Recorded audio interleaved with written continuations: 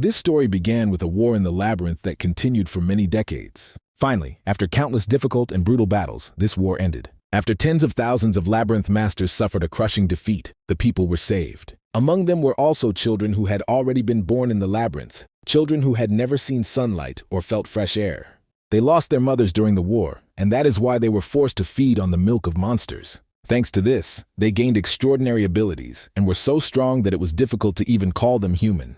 Humanity began to call these creatures the children of the labyrinth. They were feared because these children had not yet learned to control their own powers. Every year they grew and adapted more and more to ordinary human life. Our story is about one of these children of the labyrinth. This guy's name is Kim, and today he returned to the labyrinth to become a guide for other people. A girl named Mary was telling her friend about how obsessed the children of the dungeon are with mazes. She is sure that this boy, whose name is Kim, is the only child in the dungeon who is afraid of the maze. He's a guy who hasn't yet reached his potential, maybe because he's too weak, or maybe on the contrary, incredibly strong. That's why they brought a large number of guards with them, and also because the labyrinth is always dangerous. Kim asked the guards not to use weapons, even if they encountered monsters. It was better to conserve strength and avoid battles. The guards began to laugh at his words and said that he only had to accompany them, and they, in turn, would be able to protect everyone else. These fools don't understand that while they're talking all this nonsense, someone in the maze is being torn into several pieces. This place should not be underestimated, because something terrible could happen at any second. Soon they saw a monster that is most often found on the first floor of the geyser. This monster was already wounded, and upon realizing this, the guards immediately prepared to kill him, even though Kim asked them not to. Of course, stupid people aren't going to listen to a guy who was born in this place. They think they know better how to deal with monsters. Within seconds, this huge, terrifying, and hairy creature was killed with a few shots. Everyone around was pleased. There was no doubt that this monster would be sold for a lot of money. The whole team wanted to continue on their way, but only one tried to explain that they had to turn back immediately. Soon everyone heard a strange sound, as if a predator had heard the shots and now wanted to come for revenge. The guards are confident that if you take a narrow trajectory, you can easily defeat the predator and earn even more money. A few more murders and they'll all be incredibly rich, or so these people hope. Kim said he wasn't going to go with them to kill another monster. He would stay here because he wasn't interested in money. He asked the young children to follow him, if of course they wanted to survive and not become a tasty snack for the monsters. Thus, the team dispersed in different directions. The strongest and stupidest went hunting. Everyone else chose their own path in life. Mary was incredibly unhappy. She believes that all these filming will now be uninteresting because Kim led them in the wrong direction. The guy explained that they had to leave even though the goal had not been achieved. It seems that the reason the dungeon child is going around this maze is because he is a coward. Mary suggested that the other cameraman return immediately because maybe they would still have time to film the battle against the monster. If they stay here, they will spend a lot of money and get nothing, and this cannot be allowed. At that moment, everyone around heard an incredibly loud sound, a sound that made the heart beat at maximum speed. Kim said that they should all follow him. They can't show the monsters that their group has split up. The predators heard the shots, they are angry and want to taste human blood. Soon, all these young fools realized that they should have listened to the advice of the dungeon child from the very beginning. When the monster appeared, it became clear that it was too late to scream and be scared, because death was already knocking on the door. This monster didn't even say hello. It immediately grabbed the operator and tasted his flesh. This monster is called a wolf monkey. Only Kim has encountered such creatures in the past because he was born into this world. This monster did not come alone, which means that the camera crew was ambushed by the creatures of the labyrinth. If nothing is done, these monsters will soon kill everyone. Kim knows very well what the rules are in this place. He changed immediately, and all those people who previously considered him a coward should take their words back. In just a few seconds, you young guy conducted a complete analysis of your opponent's weaknesses. After the analysis was completed, he took out his sword and approached this huge wolf gorilla with lightning speed. He doesn't have time to fight each of these monsters for a long time, because Mary is in mortal danger and cannot defend herself. We will have to hurry to save the girl and avoid a horrible death. There is no better way out of this situation than an incredibly fast escape. Kim warned that Mary should hold on tighter. Now they were going to have a real fight. It's not hard to understand the despair of the monsters, who had been planning to have a delicious dinner since the morning, but as a result, were left with nothing. Finally, Kim and Mary were saved. The boy realizes that the monsters are somewhere nearby, so he must continue his journey to the outside world. Mary cried all the time. She believes that her entire team died because of Kim, because he could have killed the monsters, but didn't. I had to explain to this girl again that Kim was just a guide in the dungeon, not a personal bodyguard. There was not a single word in the contract that he had to fight monsters and risk his own life. Mary hired a few fools who had never been to the dungeon. All of them didn't listen to the guide's advice, so Kim is not to blame for anything. If all these mentally retarded team members had listened to him from the beginning, everyone would have been alive and wouldn't even have encountered the monsters. If Mary dies, he gets his money, so the guy decided to save her at the last moment. Kim is just doing her job and thinking only of herself, although this job may lead to an unexpected plot twist. That's exactly what happened in our story. During the conversation, everything around began to glow in bright colors, and Kim saw the emblem of the labyrinth in front of him. He said that they needed to get out of here immediately, but at that moment the floor beneath their feet began to crumble. After just a few seconds, the young man and woman fell into a deep abyss and nearly died from the hard landing. At first, Kim was sure that the girl could not have survived the fall because only he had extraordinary abilities. He raised his eyes and saw that he was in the center of the maze, which meant he was in serious trouble. The guy wanted to look around and understand what was here, but at that moment the labyrinth emblem seemed to come to life. This huge snake, which seemed made of stone, began to attack within a few seconds. She bit our hero on the hand and named him the 230th Snake Liberator who would inherit this terrible dungeon. Of course, Kim didn't understand anything. He said he didn't want to die in this place, but he started to lose consciousness. Soon the boy opened his eyes and saw that he was in an unknown place. He couldn't understand anything, but in any case, he was happy to be alive, even after the poisonous snake bite. His hand has completely healed, and he also feels like his body has become much stronger than before. Looking around, he began to guess what was near the entrance to the first floor, and also saw Mary. He ran to the girl to check on her physical condition. Despite her injuries, she was still breathing. There are no doctors or medicines around. No one here can help her. Now is the time to think, because Mary could die at any moment. We need to find a way out and save the girl. He asked her to wait a bit and assured her that she would soon be safe, but as it turned out, Kim kept his word. Soon they got out of the dungeon and headed home. It was already being reported on TV that at 9 in the morning a terrible incident had occurred in the dungeon with the expedition team. 7 of the 9 team members died when monsters ambushed and wiped out the entire squad's fighting force. Miss Mary was saved by a dungeon child named Kim. Not even 2 hours had passed, and it was already being talked about on TV. Kim was glad that none of this was caught on camera, because he wouldn't be surprised if he ended up being blamed for the disaster. Soon Carol entered the room. He didn't know she was home, but it seemed like the girl was crying. He left her half of the money. It seems she just found out about it and was very scared. Kim asked the girl to keep the money for herself, and not to ask where he earned all this large sum. The main thing is that he didn't do anything wrong. At this moment, a man appeared behind the girl. This was Kim's father, who wanted to understand what all this meant. He started yelling at the guy and said that he already found out how he was making this money, and now he knows that the anthem was risking his own life. The father has already told his daughter to return the money, but she still holds it in her hands. It seems Kim considers his parents so helpless that he decided to risk his own life for money. Of course, the guy tried to explain that he hadn't done anything wrong and just wanted to help his family, but no one listened to him at all. I had to apologize and then accept the money back, even though Kim was incredibly upset about the whole thing. The father was sure that he raised the boy according to all the norms of society, but it seems that he grew up a complete egoist. The father asked his son to rest and promised that nothing like this would happen again in the future. Everyone probably already guessed that Kim ended up in this family after he was found in the dungeon. When parents take on the responsibility of raising a child in a dungeon, they receive a great reward for it. There have been many cases where a child was taken into a family just for money, and then these children killed their guardians, but Kim was lucky. He really has a real family, although now, because of Carol's wedding, the situation is difficult, but these are still trifles. Kim also soon noticed that a mysterious snake tattoo appeared on his arm. This wasn't the case before, but now when he clicks on this tattoo, a system window opens with its characteristics. At the moment, the synchronization is only 16% complete. He is at rank 1 and cannot activate the labyrinth yet. He was able to find some information on the internet, meaning this green panel is similar to what you see in games. Nagi's labyrinth refers to the labyrinth team. He was bitten by a snake, so leaving the labyrinth chose him as the new master. He decided to touch this status window, and at that moment, the reality around him seemed to dissolve. The outside world, which had seemed so real, ceased to exist, and Kim found himself in the dungeon again.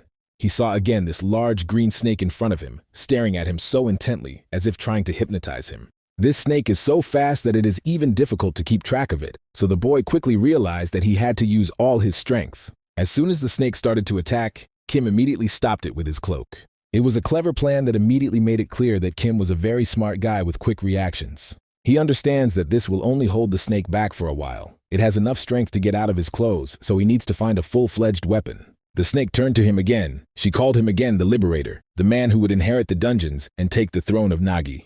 He is too young and not ready to become king, but the snake is not in a position to turn back time, so it must be considered fate. The king is dead. Now it's time for a new king, so she congratulates the boy and wishes him luck on this difficult journey. Of course, Kim doesn't understand anything at all. He thinks he's talking to one of the maze masters, but he doesn't want to play these games and go back to hell. He had tried to avoid the mazes for years, but he had to come down here for money for Carol's wedding, and that immediately led to problems. He has been haunted by troubles his whole life. He probably should have listened to his parents' advice and avoided labyrinths. At that moment, he heard that one of his family members wanted to come into his room. He said that he was changing clothes and asked to wait. This is the portal through which he got to this place. It seems that sounds from the outside world penetrate here. I had to get back immediately, or Carol would come into the room and see something she didn't want to see. She immediately began asking about the strange sounds coming from the room, his street clothes, and his strange behavior.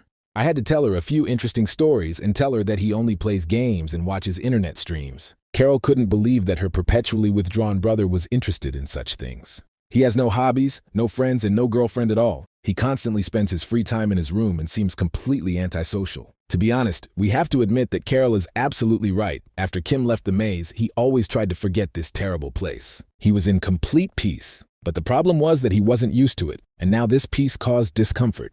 Actually, Carol came here to apologize to her brother. She didn't know that he returned to the dungeon because of her, and she was very ashamed, but Kim assured her that it was no problem and everything was fine. He completely forgot that he had left his cloak in the labyrinth, so he asked the girl to wait until he returned. Meanwhile, strange things started happening in this labyrinth. Perhaps the boy would be left without his clothes. It was a little strange to watch. Now Kim isn't sure if he really wants his cloak back that badly. I had to immediately say goodbye to my sister and tell her that now was not the best time for such conversations. She had never seen him so interested in anything in her life. She had better think he was really playing video games. Returning to the labyrinth, Kim immediately realized that his cloak was still there, but there was no more money in it.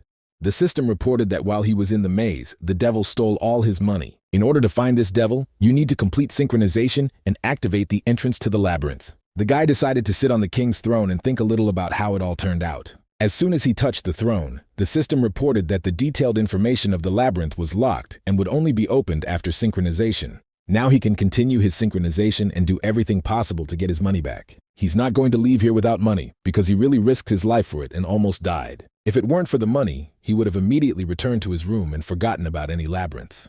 The synchronization process was started, the characteristics check began, but it seemed like it was a very long process. He began to think that he should forget about synchronization and try to find the devil on his own. And it was at this moment that something interesting happened. The verification was complete. The guy Kim was identified as the Naga King. Now the synchronization can begin. At that moment, the labyrinth around him completely changed. Everything became too white, as if the boy had entered paradise. Soon the synchronization was completed. It seemed as if the design had changed slightly. The guy's rank was immediately increased, as were all his main characteristics. Now he needs to go inside the labyrinth.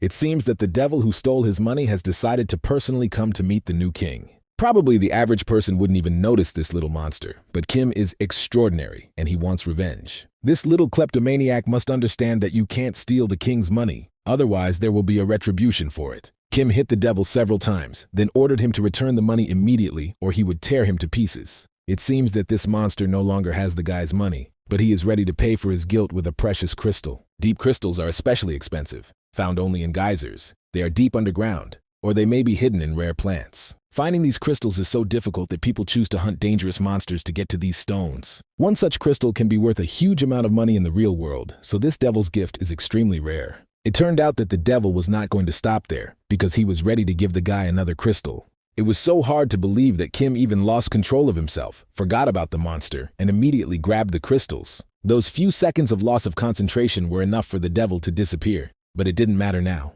It seemed like everything ended very well. But at that moment, Kim felt that something strange was happening behind him. The system reported that he had sacrificed a mid-rank profound crystal. Now the broken part of the labyrinth would be restored and improved. Of course, the guy doesn't want to part with the crystal because it's extremely expensive, but the labyrinth has already swallowed the stone. In 24 hours, the stability update will occur, and Kim has 72 hours to increase the maze rank. He had already dreamed of buying himself a new car, but now he had to forget about all those dreams, at least for a while. 4 days had passed since then, and despite the excitement surrounding Carol's wedding, everything had gone well.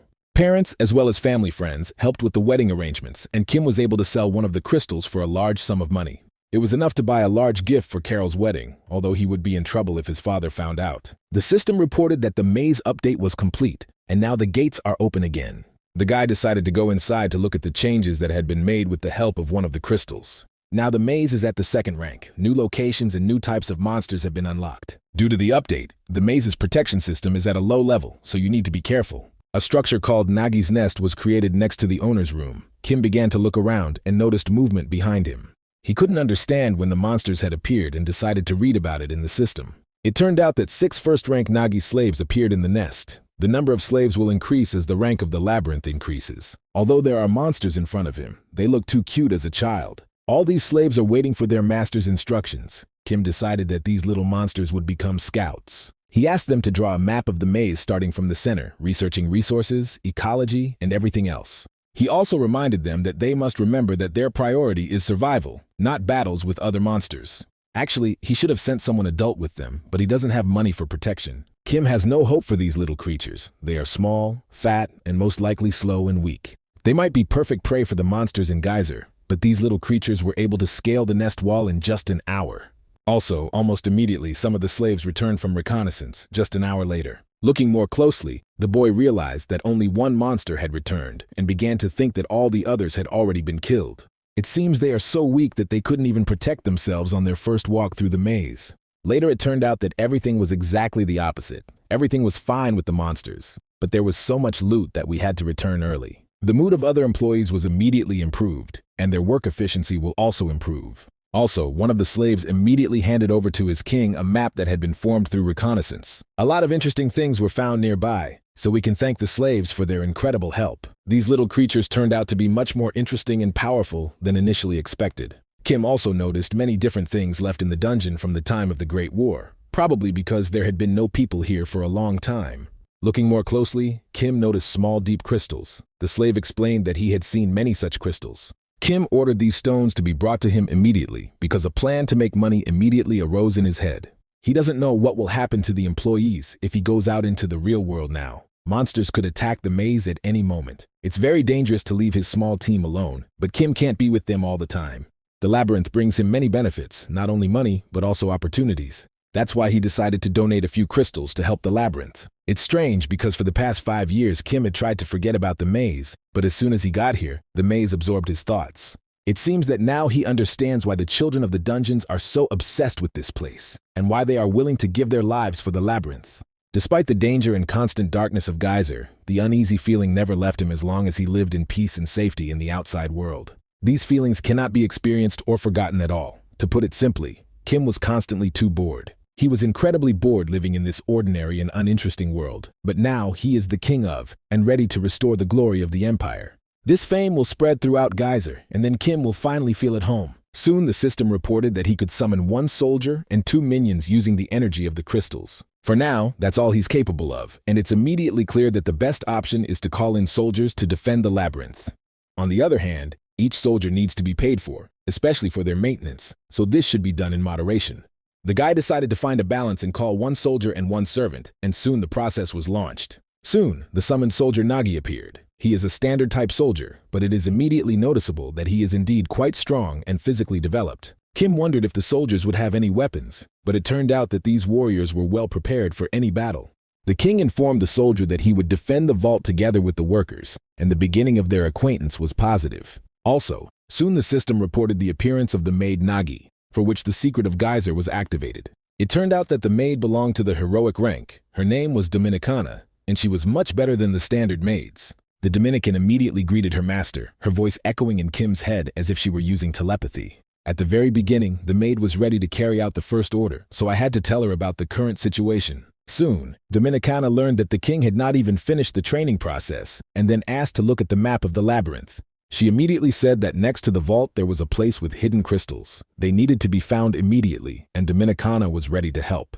It turned out that there is a stalactite cave in the labyrinth. The walls of the cave are quite thin, so they can be easily broken to get to the crystals. Sometimes crystals can be obtained during the processing of other minerals. Even if the plant with the crystal is small, you can always take the flower with you. Geyser plants are quite hardy, so they do not require special care. Dominicana also said that they must protect this area, since it is part of the labyrinth. The nearest passages are easy to defend. There is drinking water here, but don't think that everything around is too safe. Nearby is an area with wild monsters. This area is called a hunting ground. There you can earn the opportunity to summon even more soldiers and servants. Kim was pleased. He didn't even suspect that there was someone in this place, someone Kim could talk to. He explained that he came from the outside world and had no intention of leaving the labyrinth, but sometimes he would have to return home. Since the labyrinth doesn't have a core yet, monsters shouldn't come here yet, although you can expect anything from Geyser. Dominicana recommends summoning more soldiers and servants to improve the labyrinth before it's too late, and also constantly collecting crystals. Dominicana cannot help with crystals because only a master, that is, the master of the labyrinth, can release energy from these plants. Kim immediately wondered what would happen if he couldn't meet the standards of this place. The maid said that some slaves might leave or revolt, but even if the monsters harm the lord of the labyrinth, they will not be able to take over this place, because only Kim can be king.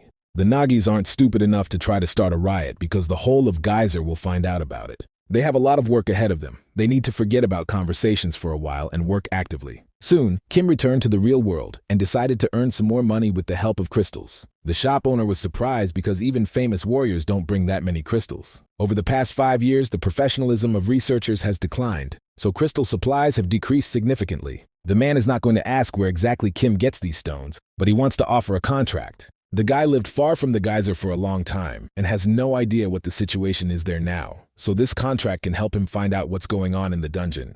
Kim is ready to sign a contract, but in return he wants to find out information about the labyrinth. These are pretty good terms. Kim decided to ask the right questions from the start and talk about hell spiders. These spiders are difficult to defeat, but each of them has a deep crystal that can be sold profitably. Kim replied that he was going to decline the offer and that he was not hunting monsters. The store owner reminded the guy that he had a family to take care of, especially considering their financial problems. It was a big mistake on his part to talk about the Kim family because it could make the guy lose his mind. It seems as if this man was trying to get information about the boy, and he could be severely punished for this. Realizing that the situation was getting out of control, the man immediately asked the boy to calm down and said that he would work with the strongest children in the dungeon. They don't have as soft a character as he does, but this can be of great help to both parties. It's hard to trust single children who have nothing to lose in this life. They've been taking care of themselves for a long time, so they don't know how to take responsibility for others. Of course, Kim is completely different. He has a family he wants to protect, and for that he is ready to do anything. If anyone even touches his family members with a finger, he is ready to demonstrate all his strength and anger. The conversation was over. Kim ordered not to forget to transfer him the money for the crystals. And sometimes our main character falls asleep and sees events from the past that make his heart bleed. In those days, when he was still an ordinary dungeon child, he had to fight for his own existence. Sometimes, huge, horrible creatures came to feast on human flesh, and it must be admitted that these were difficult times. All their lives, children worked for the labyrinth, but sometimes they still became victims. Duke Geyser could come without warning and eat a few children if he was in a bad mood. During the most terrifying moments of his sleep, Kim would wake up and finally feel safe. Lately, after talking to the owner of the crystal shop, he has been mentioning hell spiders too often. Now, dreams from the past constantly remind me of myself again, but you don't have to worry, because those days will never happen again. Now Kim has a completely different life. Now he is the king of the maze and must be responsible not only for his family, but also for all these creatures. They don't look at all like horrible huge monsters that crave human blood. They are small and cute creatures that you want to hug. Kim has long been accustomed to various strange things because he was born and raised in a labyrinth. Perhaps it is because these creatures are not like the usual maze monsters that he is not so nervous when he sees them. Hell spiders live not far from here. It's great that they are far from the vault, but other monsters can still come here. Dominicana said that there were only a few seconds left until the update. Now the maze would be upgraded to the 3rd rank. Now you can call in more workers and also have access to new buildings. Of course, the most important news is the creation of the core of the maze. If this core is destroyed, the maze will be deactivated. Each maze has a power limit. From time to time, things will appear in it that increase this level. Dominicana said that if Kim can survive after the destruction of the core, he will be able to rebuild the labyrinth again. Due to the activation of the core, the nearest creatures and monsters learned about the existence of the labyrinth, so a pack of rats is approaching this place. It is necessary to immediately increase the number of troops, because they will not be able to defend themselves with just one soldier.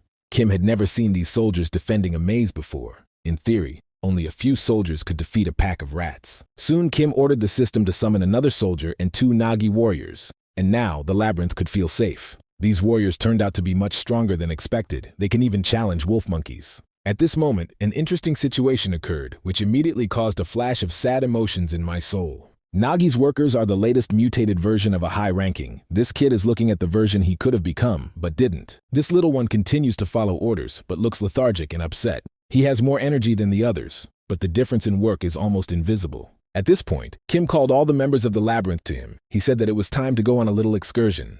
Respect is of great importance to these slaves, so you shouldn't hide them at such a dangerous moment for the labyrinth. They might get offended. Kim will personally make sure that no one is in danger. He will protect them at all costs. This decision could lead to an increase in the fighting spirit of the labyrinth. Kim chose the right strategy from the very beginning. It's time to show the rats who dared to come into this maze who's boss. Meanwhile, the rats were approaching the cave. They had been waiting for this moment for a long time. Their tasks are quite simple: to eat baby snakes and rape women. They are sure that the new owner of the labyrinth is just a fool who will not be able to stop them. Their boss has the largest horn of all the rats, which means he is the strongest and smartest of the entire army. The boss ordered the snakes to attack and destroy all members of the labyrinth. They must destroy the snake cave and eat everything alive around. The rats began to attack and immediately saw the frightened slaves of the labyrinth in front of them. It seemed that these kids could really suffer, but at that moment a new king intervened in the battle. He wants all his warriors to show what they are capable of and destroy every nasty rat. It turned out that Kim had a fairly large army, ready to carry out any order from his king. The rats realized that they were in big trouble. They were trapped, and now they were forced to pray and beg for salvation. Let's talk about what was happening among the rats before this event. These rats have to work constantly, otherwise they will be eaten, because their owners are very big and strong. Their owner decided to tell about a way by which rats can become as strong as he is. Perhaps each of these little creatures can become the new master of the labyrinth. When it came time for battle, it didn't really matter because Kim and his team worked perfectly. The boss, called Tretch, said that if he could absorb the pearl, he would become stronger and protect his army. When he speaks of the pearl, he means the core of the serpent's labyrinth, so that is precisely his goal. He is sure that if you can do it, then no one will tell his army what to do anymore. The rats must protect their boss and pave his way to the pearl. If they can do this, they will no longer be treated as prey. They are no longer going to bow their heads and pretend everything is normal. They are not going to turn a blind eye when their brothers are killed and eaten. Tretch must run forward and save the rat world, or destruction awaits them. Kim doesn't know what's going on in the minds of these rats. He only sees that these creatures have come to destroy the maze, and he wants to stop them. Tretch was already very close to the core. If he could eat this pearl, then everything would be over. Of course, the king could not let this happen, so he took out a long spear and prepared for an accurate strike. At this moment, the system reported that the altar had been attacked and its strength had been halved. Tretch was very close to destroying the pearl, but at the last moment, the enemy's weapons stopped him. He can be understood. He only wanted to save his brothers and sisters, but Kim stopped the rat at the last moment. This big rat got too close to the core. Kim didn't expect that he could sacrifice his army in order to get closer to the pearl. We'll have to be much more careful next time, but today we can smile, because after defeating the boss, the rat's fighting spirit disappeared. The defeat of the entire army is only a matter of time. If Kim knew how weak these rats were, he wouldn't even worry. They may win through sheer numbers, but they are unlikely to be stronger than ordinary Nagi workers. Rumor has it that people found rats in the labyrinths and forced them to work, which sounds terrifying and reminds us of children in dungeons during the war. Nagi soldiers performed excellently. They are very flexible and strong, and have almost no fear. Due to their long tails, their center of gravity is always in a free position, so they are very fast and strong. It turned out that there was a being who had been watching the confrontation between these two armies all this time. It was a man in a hood. This man immediately returned to his territory and said that the rats had been defeated. He also said that the owner of the snake maze was very inexperienced. It was noticeable that this was all happening to him for the first time. It seems that this man's boss was very unhappy that they lost an army of rats and did nothing. We will have to collect even more rats and also add mercenaries to them, all of whom must prepare for war. Someone managed to declare that a descendant of the dragon had appeared. Even if it was ancient blood, it was enough to protect a weak-level labyrinth. In any case, something amazing awaits them in the future, so they need to prepare in advance. Meanwhile, Kim received the title of Novice Commander, although it is not a very high title, but it is enough to start. Kim is still not very happy with this battle. The rat leader was able to enter the ruler's room, and if he was not interested in the core, then everyone else would have suffered. Of course, it's a good thing that their first rivals were rats, because they aren't too powerful and strong. If the situation in Geyser doesn't change, they could be destroyed at any moment, so we need to come up with something. The king turned to his warriors and asked them to forever keep this triumph in their hearts. We must not forget that they are in Geyser, that is, a place where the weak die and the strongest get everything. They don't have time to celebrate victory over weak enemies because at the moment, it's a maze. In any case, Kim is confident that they can do the impossible, and soon the vault will be overflowing with treasures. They must open new territories and make this place their own fortress. Then they will be able to fear no one and nothing. The guy assured that all members of his team will soon be called living legends. Many days had passed since the battle with the horned rats, the corpses had been eaten, and the weapons had been taken to storage. Kim sent slaves into the cave to install equipment to find crystals. All other workers, along with security, were ordered to go in search of crystal plants. In the future, Kim wants to create 2 squads, hunters and patrols, but right now he doesn't have enough depth crystals to summon. Kim also decided to use rat horns and sell them to a man he knew. These horns are often used among people. Of course, this seller, whose name is Sun by the way, is more interested in deep crystals, but they have been hard to find lately. After they talked about money, Kim decided to mention hell spiders. He needs the crystals too badly, so he hopes that Sun's offer is still valid. The man replied that the first team had already set out to search for the monsters, and if Kim wanted to join, he still had a chance to do so. Sun tried to find out what the boy's current level was. Kim replied that he didn't know, but he was born and raised at level 12. I couldn't even believe those words and thought the guy had completely lost his mind. Kim assured him that he was born and lived in the labyrinth of one of the Dukes of Geyser, so he was a child of a high-level dungeon. Now Kim doesn't even realize the power of the children of the dungeon because he hasn't gone down there since the war ended. He doesn't know any information about the dungeon, which is why he wanted to talk to Sun about it. The man explained that each child in the dungeon has a level after birth. This level is equal to the floor on which the child was born. The first levels are only slightly stronger than an ordinary person. The middle levels are included in armed detachments of soldiers. The higher levels are in monster territory, meaning the kids from there are also incredibly strong. If we talk about the 10th level, we couldn't reach it even during the war. It's the most dangerous territory. There is almost no information about the lowest levels, as there are too few dungeon children from those floors. If Kim is really so deeply born, then he doesn't need to explain all this information because he is definitely one of the strongest warriors of humanity. Sun tried to understand what superpowers this guy had, but our hero doesn't like such questions. He said he had no superpowers, but he could easily kill Sun with his own hands. This was enough for the man to stop asking stupid questions. Then Kim said something strange. He asked not to talk about his high level, but to say that he was not that strong. Because of these words, he will lose potential earnings from cleaning the dungeon, but the guy is ready to go for it. Then he returned to his hideout and saw a rather interesting situation.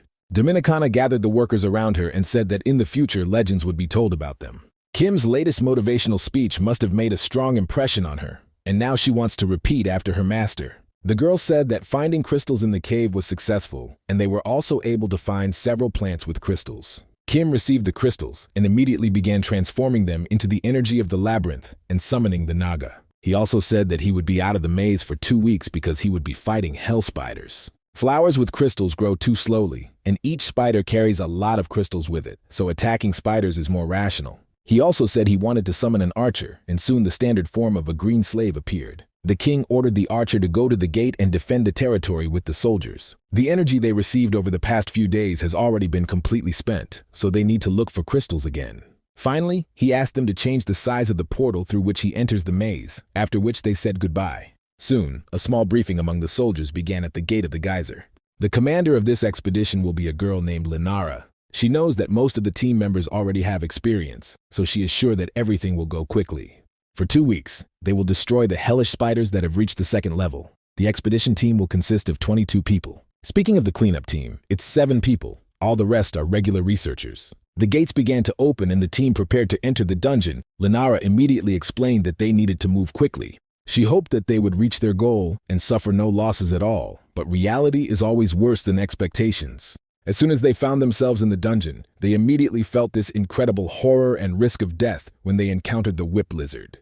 When fighting such a monster, you must always beware of its large tail and front legs. The cleanup team is not very happy because it's hard to make serious money by destroying such a monster. They hoped that the expedition team would pass the selection, but as a result, they see that all these people have no training whatsoever. More than 10 years have passed since the war. The most experienced and strong have already made a lot of money and retired. Kim wasn't going to sit around and watch ordinary people being destroyed by a monster. He came here to take action. Linara was surprised by his actions, but nevertheless continued to give orders and prompt the soldiers. They were unable to save the man who was in the monster's arms. Unfortunately, this guy died. We need to escape immediately before the smell of blood spreads around, but first we need to check the deep crystals. Linara looked at the guy with the sword and said that he had good skills and quick reactions. The skin of the worm lizard is quite strong, so Elder Song was not mistaken when he took a guy named Kim to this team. That's all well and good, but next time Kim should listen to orders, because they shouldn't lose people over nonsense. Linara believes that discipline in the team should not be violated, especially when ordinary people can protect themselves without their help. Soon they will have to fight monsters where ordinary soldiers will not be able to defend themselves, and that is when they will have to show their potential. Kim asked the team commander not to worry and assured him that there would be no problems in the future. As expected, the attitude towards ordinary people and children of the dungeon is different. Kim quickly realized this. When someone from ordinary people dies, almost no one cares. But if the problems are among the children of the dungeon, the reaction is completely different. It's unlikely that this really bothered our main character. He decided to continue his journey, and a week later found himself on the second level of Geyser. During this time, the team managed to lose 3 junior soldiers, as well as find the necessary crystals. The soldiers immediately began to calculate the potential profits. They don't even understand that in order to make money, you have to get out of the dungeon alive. Each of them is already dreaming about spending the money they receive for the crystals. This is a sign of the inexperience of the mind. One of the cleaning soldiers said he was starting to get worried because something wasn't going according to plan. At the very beginning, they planned to catch up with the first group, but now the tracks are becoming too chaotic. It seems as if the first squad encountered the spiders and a battle broke out, or something worse. Their traces can be found absolutely everywhere, and some soldiers also began to hear strange sounds. Deep crystals began to fall from above. The soldiers tried to grab them with their own hands, but their bodies were stuck in the air. Upon hearing this strange story, Lenara immediately loudly ordered all members of the expedition to prepare for battle. Through her experience, she quickly realized that all of these were signs of approaching danger. Looking more closely, you can see that above their heads are the bodies of the first squad, wrapped in cobwebs. After the soldiers saw this with their own eyes, they would not be able to sleep for a long time.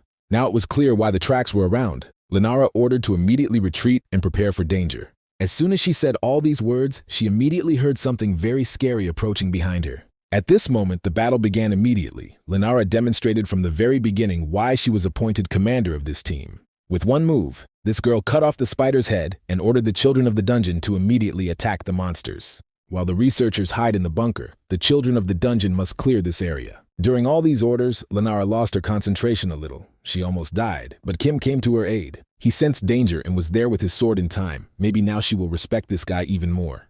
The children of the dungeon must protect the explorers, but the number of opponents is increasing with every passing second. These spiders are huge and very creepy, as we remember. They are the ones who sometimes come to Kim in her dreams. On the other hand, the children of the dungeon are also not at all fearful creatures who immediately cry and run to their mother. These children were born in a labyrinth. They nourished themselves with the milk of monsters and from childhood felt comfortable in the dark. Such rivals can hardly be scared. To be honest, the children of the dungeon themselves can scare anyone. The fierce battle was in no hurry to end. All these spiders were ready to fight to the very end. The children of the dungeon are ready for any dangers, so they are not going to give up without a fight either. If you pay attention, each warrior has his own special technique, thanks to which he tries to defeat his opponent. Each of these dungeon children is special, and that's what makes this team so fun to watch. The soldiers could not believe that during such a difficult battle, the children of the dungeon had time to joke and smile. Looking at the world through their eyes, it was difficult to understand how people could smile while looking into the eyes of their own death. That's probably why the difference between ordinary people and dungeon children is so great. They're just different levels that shouldn't be compared. Kim had long been hoping to meet these spiders, which was why he was so uncontrollable during this battle. Not only the soldiers, but also the squad commander were amazed by his technique. Probably for the first time, Lenara began to wonder if this guy really only had a 7th level. Watching him chop the spiders into pieces, it seemed as if the god of death in human form was fighting before them. Soon, the area was cleared. Lenara ordered the wounded to be checked, and also to make sure that all the spiders were dead. The children of the dungeon were pleased. They finally warmed up a little, because it seemed that because of this boring journey, they would completely freeze in this labyrinth. This all seemed strange. Judging by the records, hell spiders should live at lower levels. They had never risen so high before, especially if you analyze the records left after the war. It should also be noted that these spiders seem too weak. Perhaps the monsters of the deep levels are not as strong as everyone thinks. At this point, Kim said something interesting. He assured the entire reconnaissance team that these were not hell spiders at all. These creatures belong to the same species, but hell spiders are much larger and also have stronger skin. Even their fighting style is different, as hell spiders do not engage in close combat against a large number of opponents. Usually these spiders behave quite cautiously, but today everything was a bit too aggressive on their part. Hell spiders are like shy guys, they will never make the first move. Meanwhile, the soldiers noticed that when they first arrived here, there was much less spider web around. Kim said that real hell spiders will always wait until their prey comes into the trap itself, and maybe this is what will happen right now before our eyes. Kim was born and raised with these horrible creatures. He knows how strong their thirst for killing is. Hearing the words about explosives, Kim said that it was better to plant them at blocked exits and to do it as quickly as possible. Some of the dungeon children didn't understand what he was talking about. The battle was over, so they could relax and rest a bit. Only in comics does something like this happen, when the strongest creature hides all the time and appears only at the most difficult moment. No matter what everyone else says, Kim still doesn't betray his strategy. He's cautious because he feels that hell spiders are somewhere nearby. The other team members may laugh at him, but when the enemy appears, no one will want to smile anymore. The team captain approached the boy and tried to understand where he had so much information about these creatures. Soon, exactly what Kim had been talking about so much happened. Real hell spiders appeared. That's when everyone realized that he had been right all along and they should have listened to his advice. As happens in such situations, when danger approaches, it becomes too late to think. Kim kept saying that hell spiders were on a whole other level, and now it's becoming obvious how right he was. Terrifying creatures immediately surrounded the research team. Now they must act, and act quickly. The soldiers begged the children of the dungeon to save them, but when these boys faced death, they were not ready to die. Looking at this soldier, Kim immediately remembered what happened in his childhood. It is these moments that he has been dreaming about lately. It is these moments that make his body go cold and his heart stop. There are currently 2 hell spiders and 1 queen here. All the others are just low-level helpers. We must use all available explosives to create a path of retreat. Kim also said that there was no need to worry about the cave collapsing because spider webs were much stronger than you might imagine. Lenara quickly guessed that this guy had seen these spiders before and had a lot of experience fighting them. It was all too obvious. There's no time to think about it now. The monsters are becoming more and more numerous, and sooner or later the warriors will run out of strength. Half of the first squad is already dead, and soon this team may also go to hell. Now they must hold on and defend themselves until the explosives are activated. Some don't even understand why they have to retreat, because these monsters were the main goal of the expedition. It's strange to retreat once a target has been found, but on the other hand, that target may prove too dangerous. Some of the children of the dungeon decided to take the initiative into their own hands and become heroes. Kim tried to warn these fools that all this would only lead to serious problems, but still no one listened to him. He has been proven right several times, but that is not enough for some mentally retarded soldiers to understand the seriousness of the situation. They will soon regret not having listened to Kim's advice from the beginning, but it will be too late. Maybe all the other guys will draw conclusions and be more careful, because if you don't learn from your own mistakes, there's no chance of surviving in the dungeon.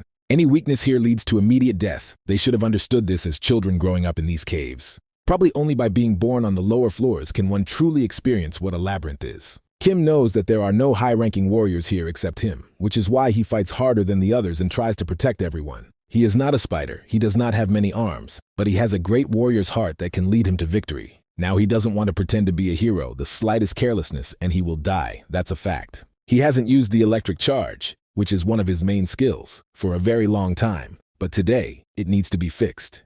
This is the only way to stop these hellish creatures, and perhaps the only way to earn the respect of the other team members. The passage has been opened, and now we must retreat immediately. Otherwise, it will be impossible to escape from the spiders. Kim jumped high up to block the passage and the team from the spiders. He deliberately took this risk in order to save a large number of people, although he understands that he himself may be left face to face with a monster.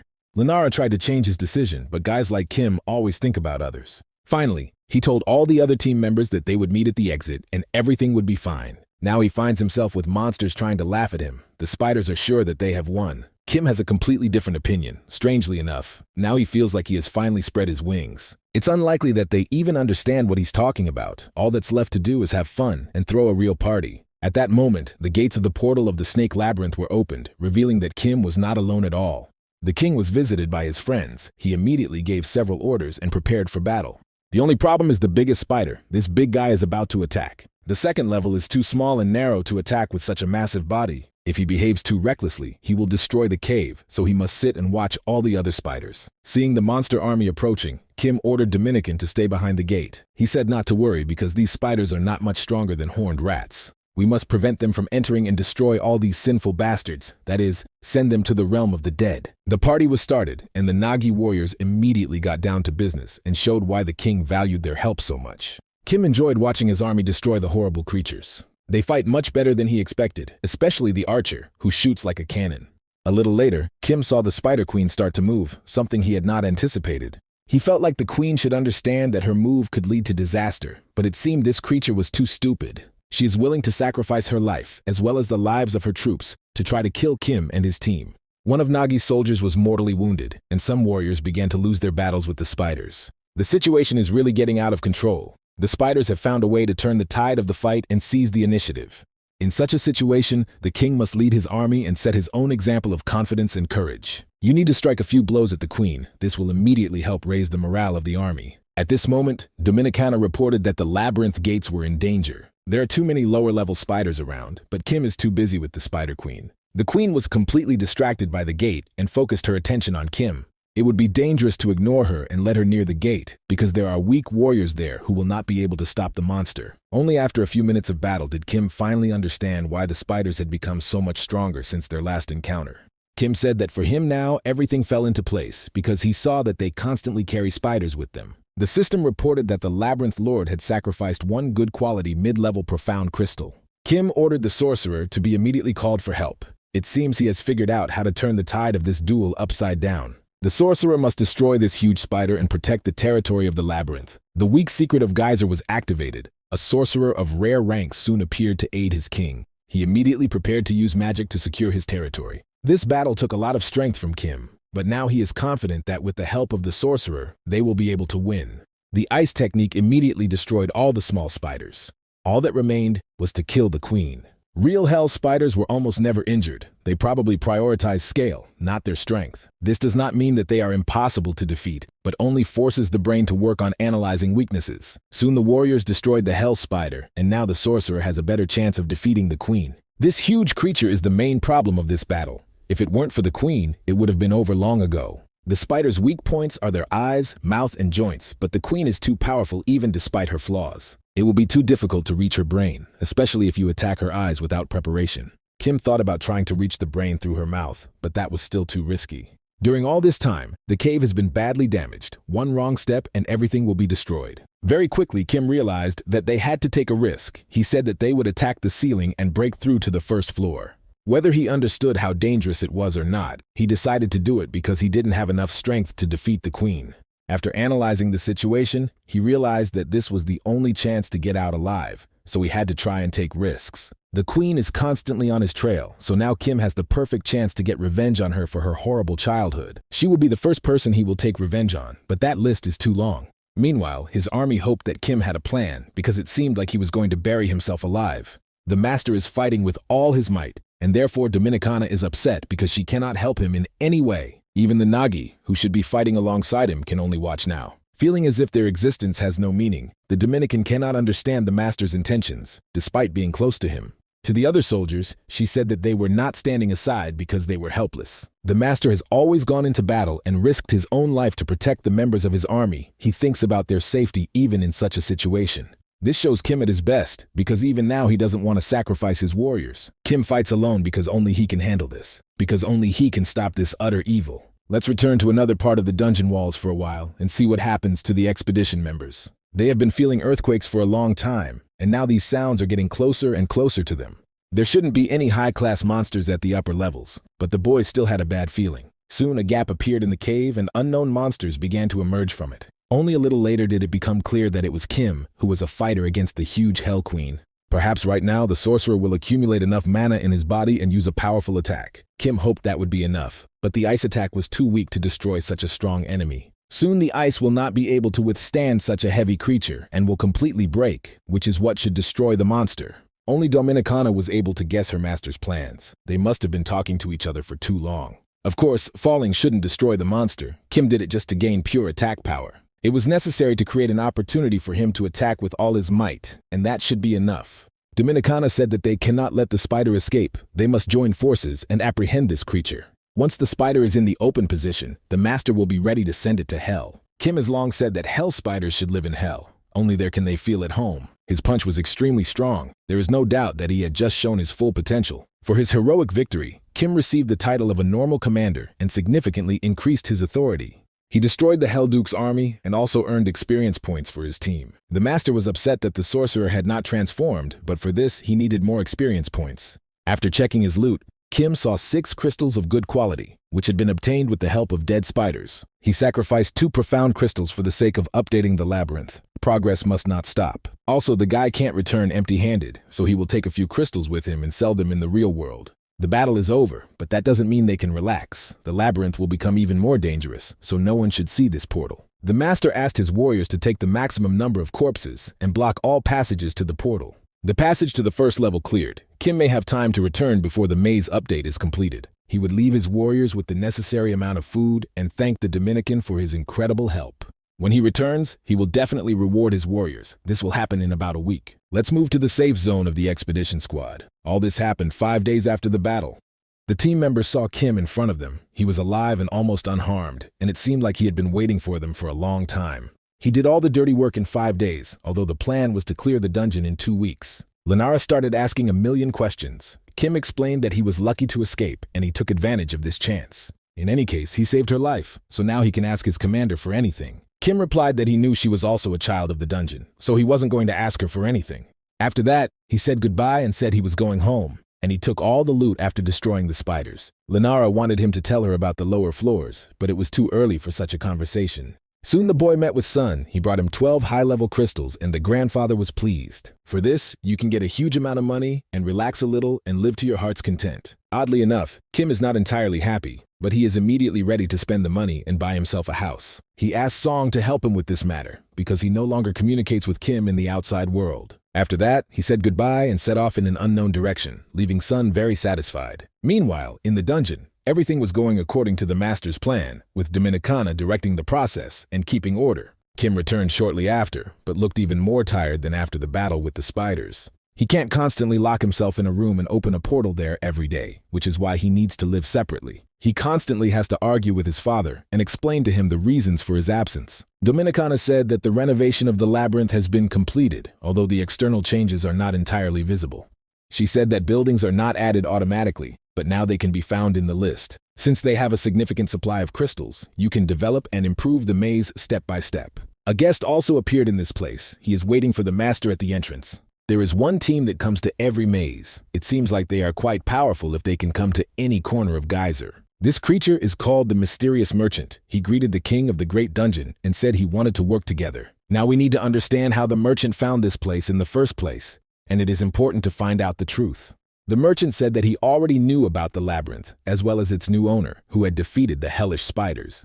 These rumors spread very quickly throughout the dungeon, but it still seems like the merchant is lying. Dark merchants from the black market watch almost everything that happens in the dungeon. Probably this territory is under the control of this creature. Even if you pretend that Kim is a rather strange person, you still can't let the merchant underestimate the new lord of the labyrinth. The merchant said that he wanted to maintain friendly relations with the new owner. To put it simply, he came here to have a sale. Black market sellers can be dangerous, but he can't just be kicked out of here. If their relationship deteriorates, this merchant will definitely create bad rumors about the master, which will have a bad effect on the entire labyrinth. If these creatures have already noticed Kim, they will have to use their acting skills skillfully. Any merchant can bring profit. He has a lot of interesting goods, so you can buy something valuable. Dominicana also made an important remark. She advises to immediately buy the item that the seller recommends. Negotiations with the shady merchant soon began, and he was immediately ready to recommend his product. The first item he offers for the new maze master is called a parasite. This item will cost 1 high-ranking profound crystal, but it's unlikely that Kim will be able to afford such an expensive purchase. Kim wasn't ready to spend crystals on this nonsense, but Dominicana was sure it could help in the future. Thus, the merchant had to pay the required fee. He was satisfied and immediately gave the parasite to the new master. It seems that this is the tradition of merchants. At the very beginning, they show the most expensive artifact that is available. The Dominican explained that this artifact would be of no use until she tried it for herself, as disgusting as it might sound. Not a single piece of advice from this girl has turned out to be bad, although even just looking at this parasite makes me sick. Kim feels like he's becoming less and less human every day, although to be honest, he was also completely different before. The system reported that synchronization between the parasite and the host had begun, but Kim wasn't worried about the outcome at all. He's more concerned with improving the maze and asks his assistant for a little help. 6 new Nagi slaves have now been added to the maze, as well as new combat forces to call upon for help. Dominicana is confident that the master possesses enormous combat power, so he can afford a rapid rank increase.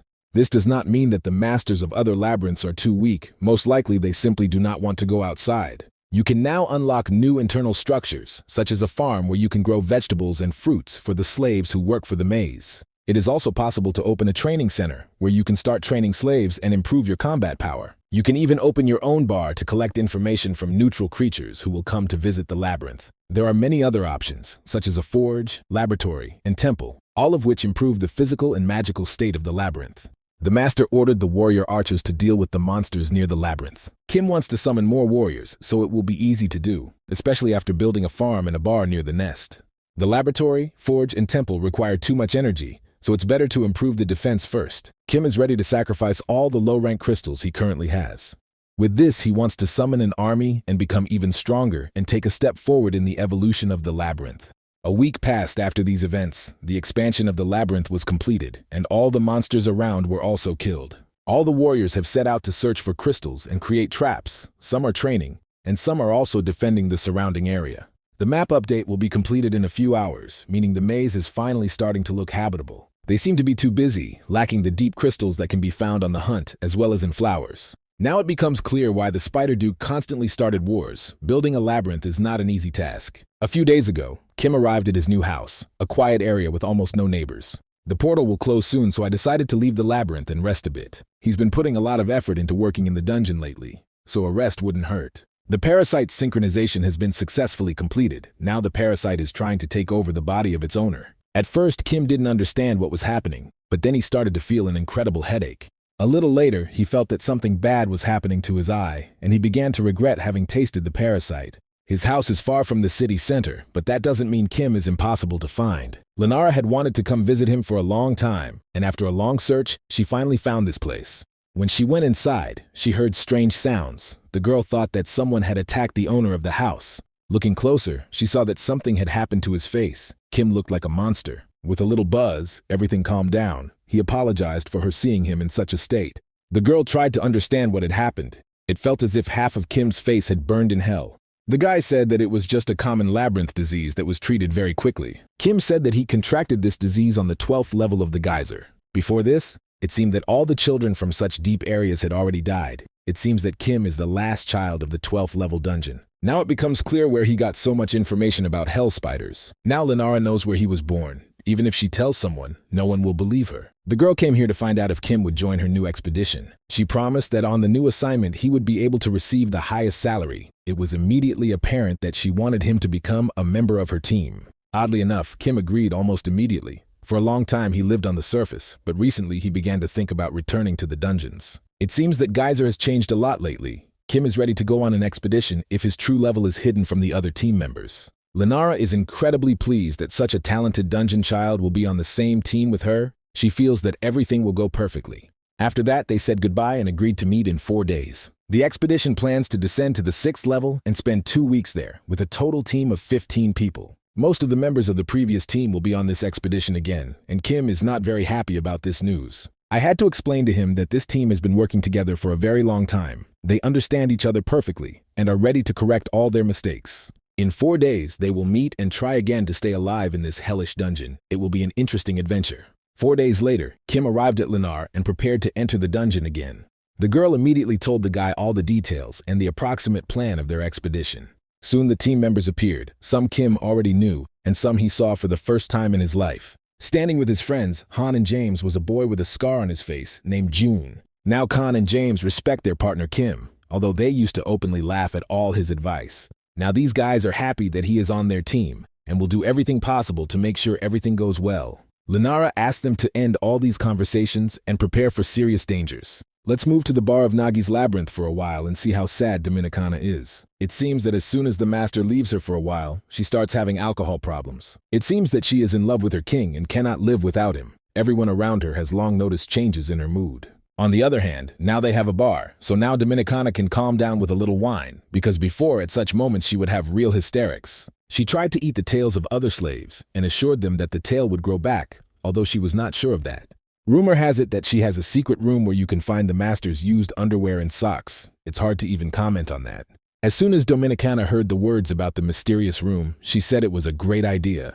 Now back to the expedition. This story is different from what happened in the past, where there were hired explorers and children of the dungeon. Since everyone here is from the same team, the children of the dungeon and the researchers behave as a single mechanism. Soon they will encounter monsters. Han will chase these demons and Jung will cover the team from behind. John takes the position of captain. Despite being lower in level than Lenara, such a strategy is best suited for teamwork. This is called the detection skill, allowing you to see all living creatures, except those with the ability to hide, which has this cheating ability and can lead the team to victory in almost any battle. Soon the team reached the entrance to an abandoned labyrinth, the other path blocked by wolf monkeys. If you go around the monsters, you will have to go through this passage, although it is dangerous. John can't see anyone with his skill, so he's sure they're taking almost no risk. After listening to all these words, Kim said that he did not mind going forward. Now they were listening to him because they felt his experience in the dungeon. Maybe through this journey, he will see new ideas for building his own maze. It could be useful. Now let's move to the evil side of the dungeon, where they talk about a dragon that has been seriously injured and needs to be restored. They can bypass the area that was marked with blood. The distance for the master, along with the dragons, is enough. Everyone knows that in the dungeon, ancient dragons do not have much speed, so this entire process will take 3 months. If only the hooded creature did this, he would have time to go around the maze in 2 weeks, so it was decided to entrust him with this task. It turned out that this is a girl. Her name is the traitor Rickshaw, and soon she will play a big role in our history. Meanwhile, the expedition team entered the labyrinth and saw the room of the lord of this place. Only a few hours had passed since they entered the labyrinth, but they had not seen a single monster, nor had they seen any ambush. This labyrinth was abandoned after the end of the war, which is why nothing of value was noticed on the map. Rumor has it that the military wants to set up a training base here, but only next year. It was decided to arrange a small rest area here, as well as install motion sensors at the entrance. The sooner the team takes care of safety, the more time they will have for their own rest. Kim didn't receive any tasks. Lenara explained that he should save all his energy for fighting monsters. He is the strongest warrior in the team, so he must get used to being treated special. Meanwhile, he has the opportunity to look at the throne of the monster that previously ruled the entire labyrinth. At this point, the parasite's skill, called detection, was enabled. His eyes immediately started to burn and hurt, but he pretended that everything was fine and there was no need to worry about it.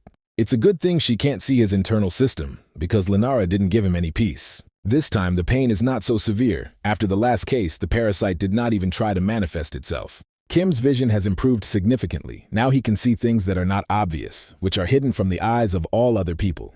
He found something interesting. It's a fragment of the labyrinth, which stores the energy of the labyrinth for a long time. This stone is very useful. Soon, the system reported that the parasite was expanding its detection capabilities, which could lead to new findings. Now Kim immediately began to see deep crystals around him. He began to love the parasite in his own body. The longer he was with the expedition team, the worse Dominicana felt. She became bored and sad. The other Nagi began to talk among themselves and discuss the maid. I had to tell my friends that Dominicana was hiding her new secret room from the master, where she kept his old underwear. She asked the other Nagi to make this room bigger. This woman has very strange desires. She is more human-like. Her status is slightly higher than that of the other members of the Nagi labyrinth. While they were discussing the girl, they didn't even feel her lightning-fast approach. The expedition team continued on their journey. So far, they have not encountered any danger on their way. Kim was already tired, having barely slept last night, and had not been able to rest properly during the last stop.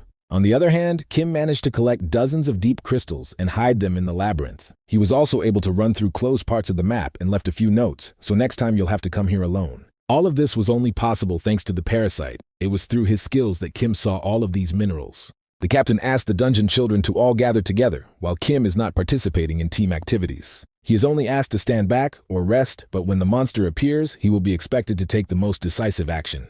The team has approached danger, and based on the sounds they can hear, either monkeys or bats are waiting for them. John can only understand the location of the monsters, their number, and whether they belong to the same species. These monsters are almost impossible to get around. There is an option to wait until they kill each other and then leave, but this is also dangerous. There are an incredible number of monsters, so other predators may come here upon hearing the sounds of battle and the smell of blood.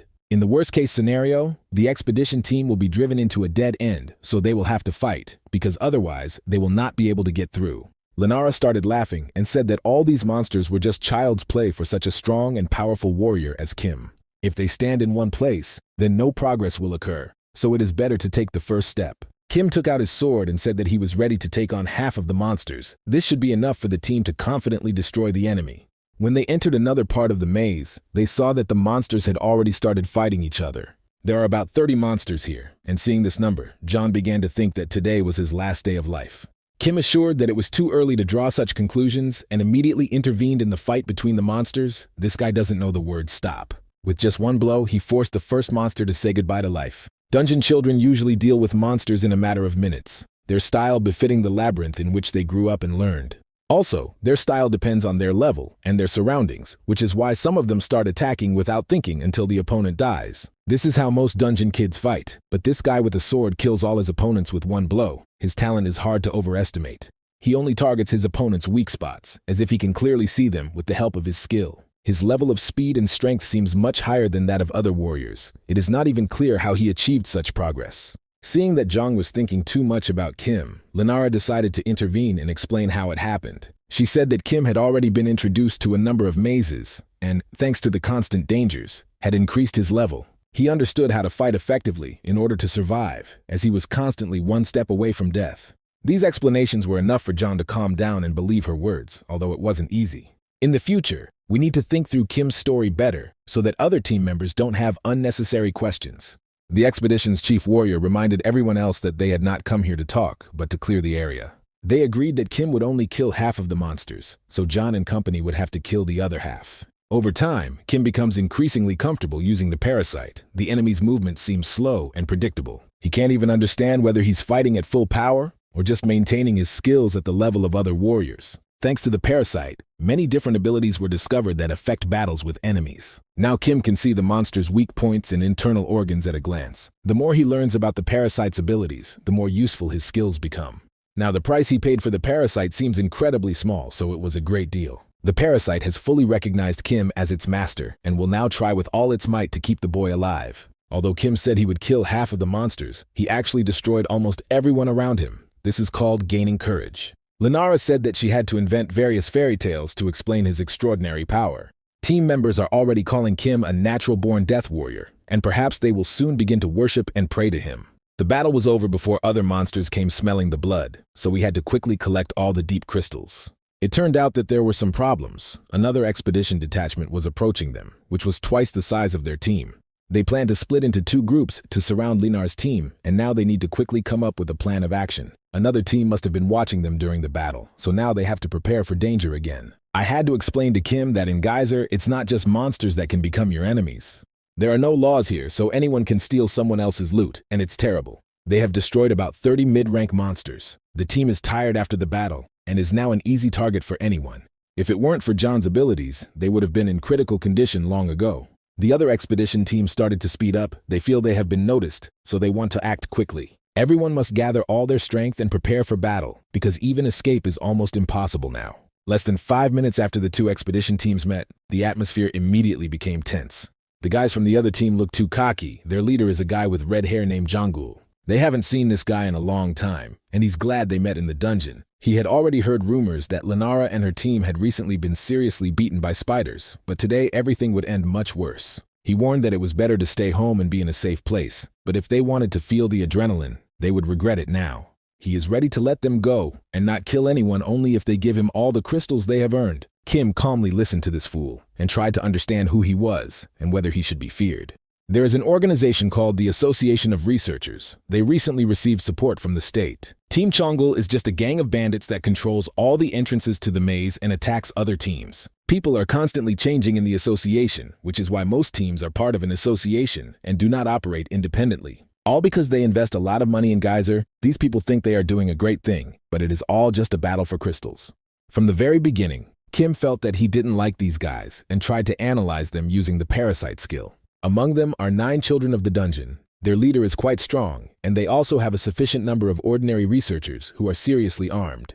If you start a fight with them, they will kill everyone except Kim because he is too strong. In any case, this gang of bandits has started to get too nervous for our main character. He can no longer control his emotions. When bandits come, you can feel the bloodlust around them, just like around the king of the labyrinth. Lenara cannot move because of fear, and her last hope is directed at the boy standing behind her. Strangely enough, after some silly jokes and threats, Chongul decided to turn around and leave Linar's team alone. He sees that they have almost no serious reward, so there is no point in arranging a battle. Finally, he turned to Kim and reminded her that Lenara was a beautiful girl, but her pathetic team couldn't even join the association. He advised us to forget about these scumbags and go to the side of serious guys who are willing to pay generously for expeditions. Of course, Kim replied that he wasn't interested, but the whole conversation left him with an unpleasant feeling. It was obvious how angry Lenara was, but June reminded them that they were lucky that a fight didn't break out.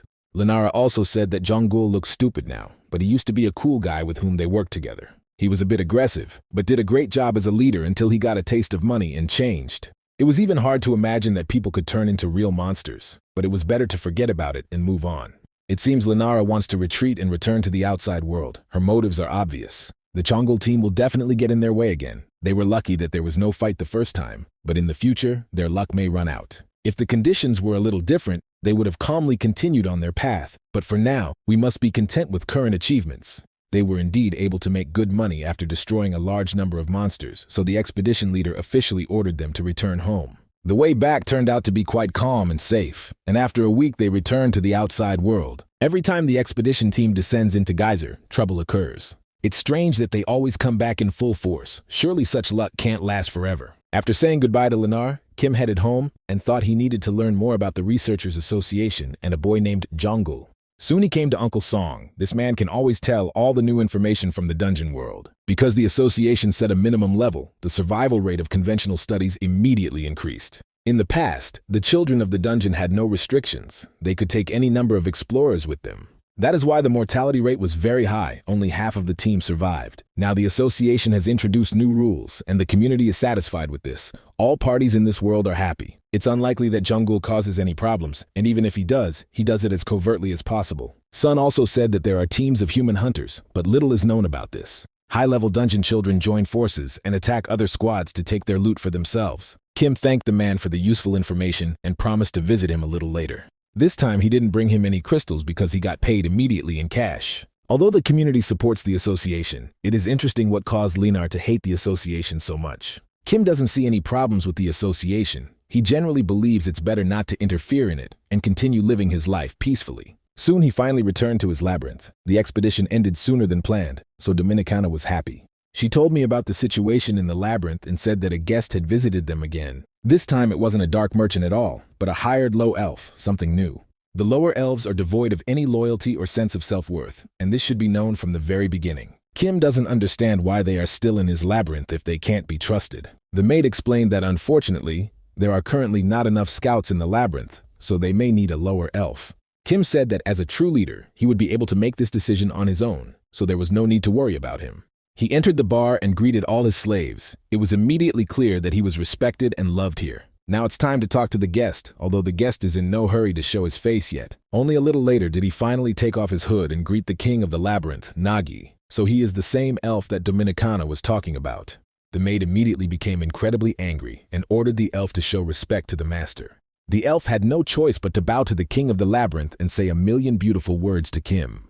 The elf said that his name was Rickshaw. He was a low elf mercenary who had come here for negotiations. The elf had never seen a person from the outside world occupy the throne of the labyrinth before. She wants to make sure Kim is competent enough to use the services of an elf. She specializes in escorting, scouting, and gathering useful information, making her a perfect fit for Nagi's labyrinth. Soon after he told them that he was hiring an elf for work, everyone immediately noticed how much the Dominican didn't like the news. Strangely, earlier she herself had said that they needed a scout, so now it was unclear why the maid was so angry. They decided to continue the conversation while exploring the maze, but we immediately noticed that Rickshaw very quickly became a personal enemy of the Dominican. The elf immediately noticed that everything around was completely out of order, nothing worth paying attention to. The core of the labyrinth is not even protected. It can be seen from the corridor. He found no ambushes at the entrance to the labyrinth, and the slaves showed no sign of taking the matter seriously. It's unclear what Kim is trying to achieve. It seems like he doesn't fully understand that he is the master of the maze. The elf immediately noticed that some slaves did not want to work and were constantly looking for opportunities for games and amusements. Kim explained that the slaves had a day off today, and because they had no tasks for today. Of course, the elf was shocked. She had never heard of weekends in labyrinths before. It had to be explained that providing slaves with sufficient days off and food was much better than forcing them to work themselves to death. The more you use your muscles, the less effective they become. Kim looks at it all from the perspective of maximum efficiency. The elf immediately realized that this labyrinth would not last long. This hopeless place was just waiting for its death. Soon this conversation ended and several days passed. Kim was not very happy because the maze was developing quite slowly. To be more precise, they have too few deep crystals, not even enough to pay their salaries. The only good news is that they have enough food and water, but it's not enough to be satisfied with the situation. From time to time, soldiers hunt monsters near the labyrinth in order to collect crystals and other useful materials. They get about 3 low-level crystals per day, meaning they have too little energy. Kim thinks more and more about how he used to spend too much on various nonsense, especially the amount of crystals he spent on soldiers. 2 soldiers died in the last battle, so now he has about a little less than 50 warriors. The larger his army becomes, the harder it is to command each soldier individually. Thanks to the scout, they learned how to fight wild animals, but because of this, soldiers are constantly dying. This cannot continue.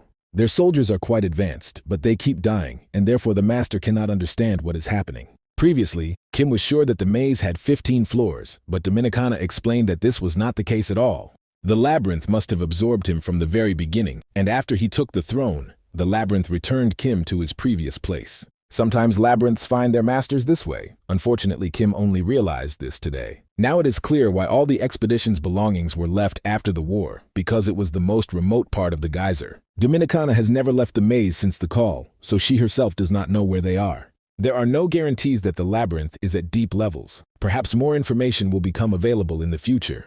Maybe Rickshaw will be able to get some answers to important questions, because otherwise, there's no point in him. It turned out that the elf had returned from reconnaissance and was enjoying a beer at the bar. As soon as Rickshaw met the Dominican, a new conflict immediately arose between the two, a classic situation. The master ordered them to calm down and began asking the scout questions. Perhaps she had learned something interesting. He wants to know what level the maze is on, but it's not as simple a question as it seems at first glance.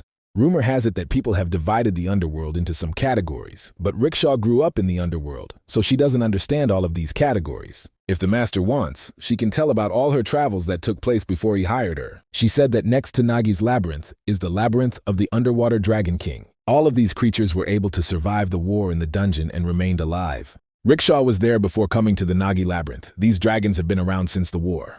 The master of the labyrinth is the king of the water dragons, Anak. He is the strongest of all dragons, and also a typical labyrinth master.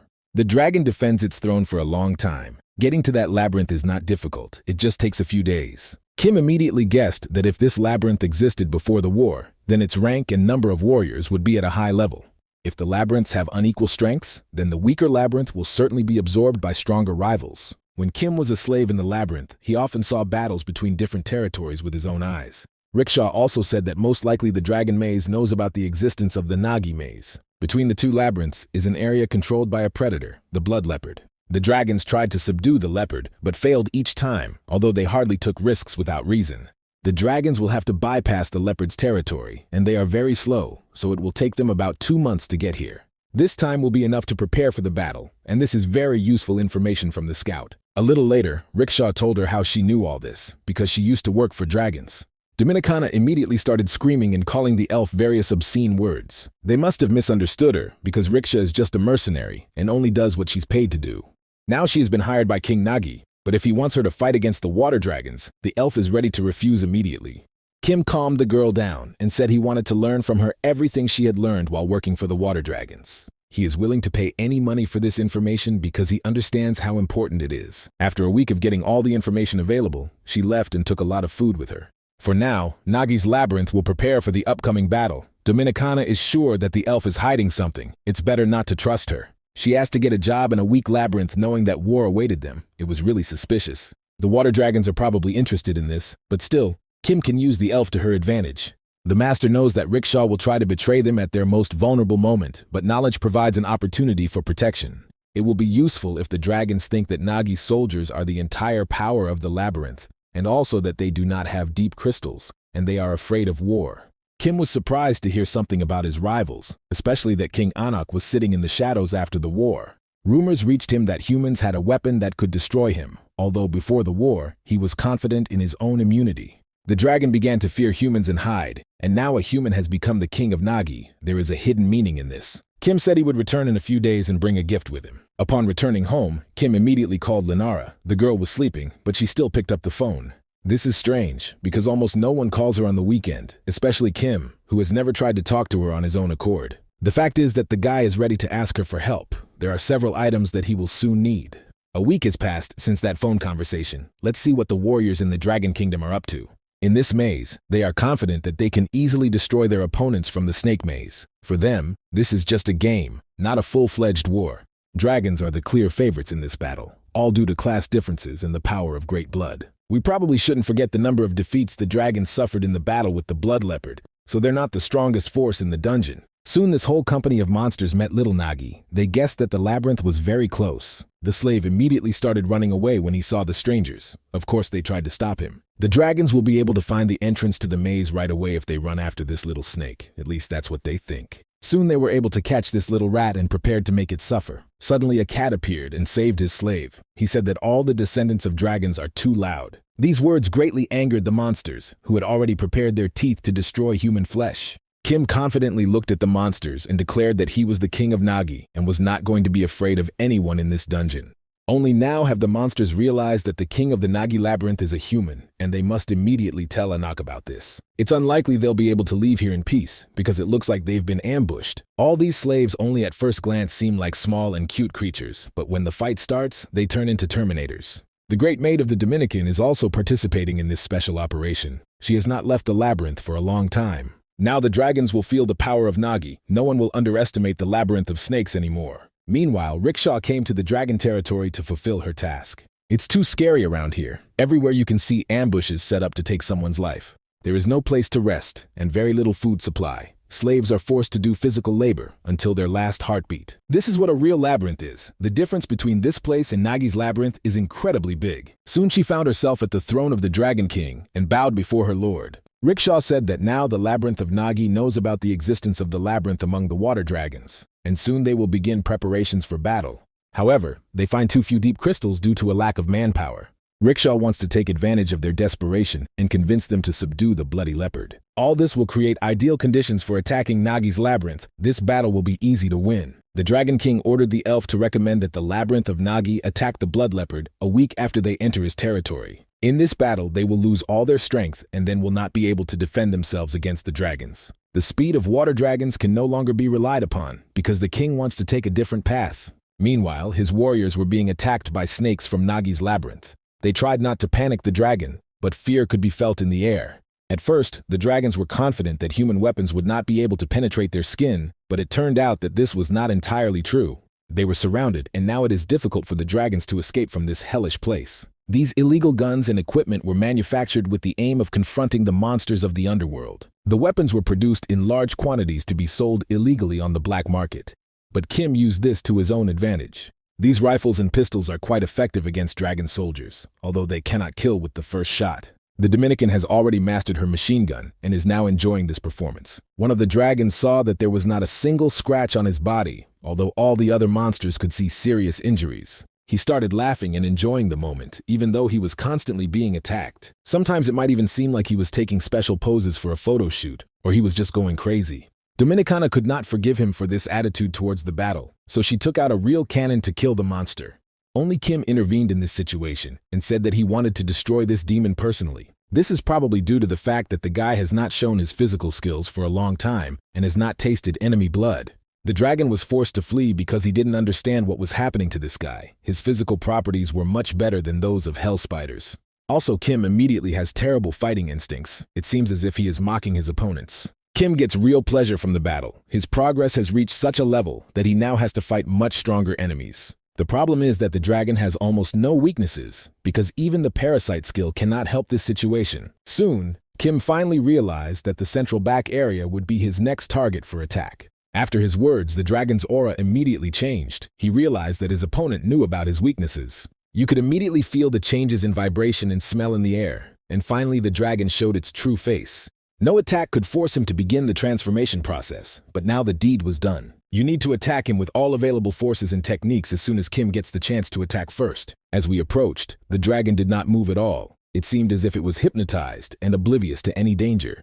The first attack was able to pierce his skin. Now his weak spot is even easier to reach, but it feels like an ambush. Kim understands that he cannot dwell on the danger. He needs to act and hope for the best. The dragon was furious that his king had not warned him about the strength of his opponent. He said that this labyrinth was owned by some scumbag, but it turned out that the master of the labyrinth was a real ninja. Kim even learned about the dragon's weaknesses. It feels like he's on a completely different level. The dragon was already planning to escape, but at that moment the enemy's sharp sword began to cut his skin. He had never seen blood from his own body before in his life. Today, everything changed. The fear of death filled his entire consciousness and forced him to stand still and be frankly afraid. I had to fall to my knees and beg Kim to stop. The dragon promised that he would never come to this earth again and would not offend anyone. He explained that he was only following his master's orders, that he was an ordinary mercenary and did not want serious problems. Kim began to think about what to do with this clown. He could be easily killed, but cutting his meat would be quite difficult. Hearing such conversations, the dragon immediately began to swear allegiance to the Nagi labyrinth and promised to serve this land forever. To do this, he even swore on the blood of a dragon that he would never betray Master Kim. Dominicana said that dragons are very noble creatures. They impose limitations on themselves and are willing to be very loyal. As soon as they break their oath, it immediately means a horrible death for them. The problem is that this dragon is completely half-blooded. It has no wings, so it cannot activate the oath. The dragon admitted that this beautiful pervert was telling the truth, but he still wanted to serve Kim. Surely this dragon will be useful in the future. Its strong body will be useful in various situations. Let's move forward a few days into the future and see what's happening near Nagi's labyrinth. Or that the king of the water dragons is much stronger than the others, and he has almost no weak points. At least that's what the dragon said. Today, Kim wants to prevent even the slightest hint of betrayal, although he has chosen a strange way to do so. He needed to test the weapon, and they did so just as the elf returned to the labyrinth. It turned out that Rickshaw is familiar with the dragon. They were previously responsible for various assignments for the king. The elf also told the dragon labyrinth that it was gathering its army and preparing for battle, with 2 months left until the clash. Rickshaw is not sure that Kim will have time to call in enough soldiers to help to even the odds. That's why the elf has an interesting idea. She suggests attacking the blood leopard. She is confident that the high-level profound crystals that the leopard possesses will greatly help in preparing for this bloody war. As mentioned, even the closest mazes to him could not defeat the leopard, so it is better to prepare well for this encounter. Dominicana said that this is a really great idea. It seems like the only adequate option, despite all the danger. Kim agreed to these terms and asked the elf to draw a map of the path to the circular leopard's maze. Now Kim decided that it was time for him to return. He would no longer bring human weapons because these weapons were not powerful enough. He needs to find all his money and come up with something that can help him emerge victorious from this situation. As soon as Kim was alone, he took out his cards and began the synchronization process. Soon, parts of the maps of different geyser levels were successfully synchronized, and now you can reach the place where the crystals were left. During the last expedition, it took 4 days to get from the first level to the abandoned labyrinth. That is, it takes exactly 4 days to complete the path through several levels, but Kim can complete it faster if she runs. Since he is a child of the dungeon, it is easy to increase his leg strength and demonstrate Sonic's speed. If everything is done correctly, then such a talented guy will be able to develop speed 100 times faster than an ordinary person. Dominicana always patiently waits for the master. Today she is happy because he is back again. While he was gone, nothing interesting happened in the maze, so everything is under control. Kim brought all his savings and spent all those crystals to improve the maze. All this was collected thanks to the parasite. It seems that this is enough, although the war could take away all the energy reserves. Now we need to understand where exactly to invest these investments. Even if we call up 100 soldiers, it may not be enough. Low-ranking soldiers can't break through the dragon's skin. Maybe you should consider improving the labyrinth. If you do this, then you can then call in mid-level soldiers, which is a serious help during war. Kim was involved in all these processes and hoped that he would be able to come out of the water unscathed, but serious trials await him, so he will need luck. Back to the elf, the king of the water dragons decided to shorten the distance to Nagi's labyrinth and pass through the blood leopard's territory. Maybe he will use slaves to dig the tunnel, and it will be possible to cover the entire distance in just 1 day. That is, the water dragon king will arrive within a week, which is exactly how much time it takes to update Nagi's labyrinth.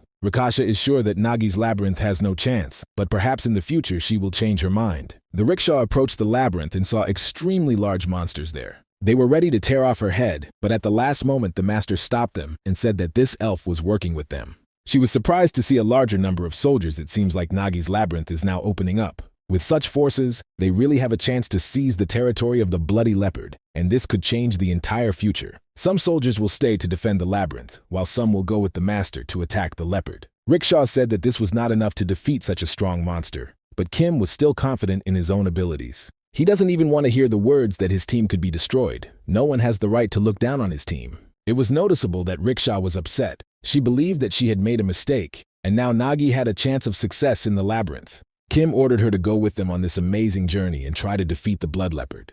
Only now did she realize that the master had asked her to make the map only so that she would be away from the labyrinth for a few days. It was a cunning plan.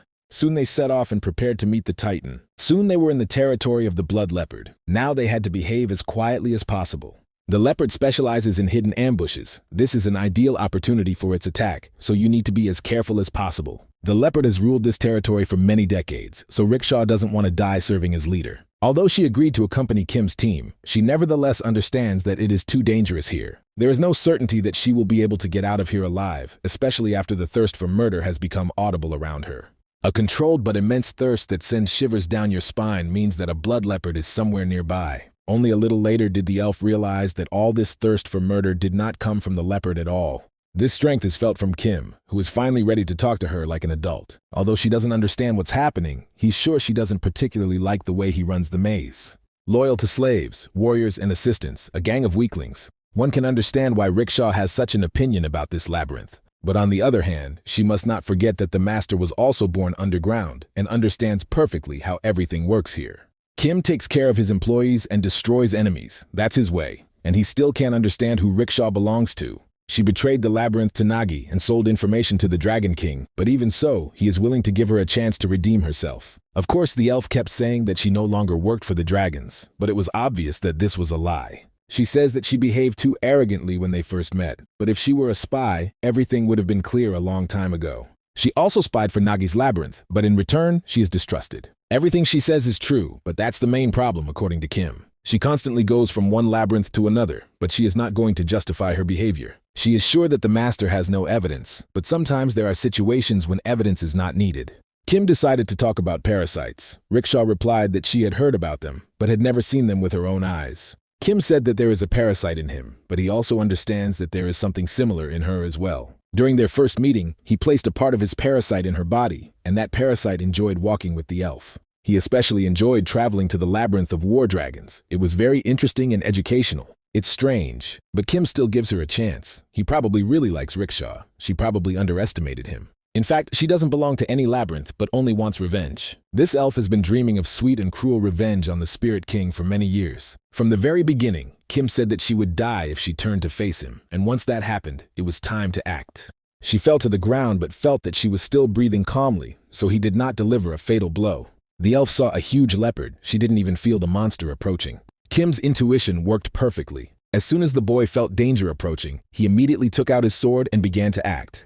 However, he knows how to disguise himself even during battle. His speed is incredible, but this is not his only strength. His fearlessness makes you respect this labyrinth master. It's very hard to watch him fight and not become his most devoted fan. Only now did the elf realize that she had underestimated this guy too much. No matter how strong a person is, some facts cannot be changed, such as the fact that Kim is a child of the dungeon.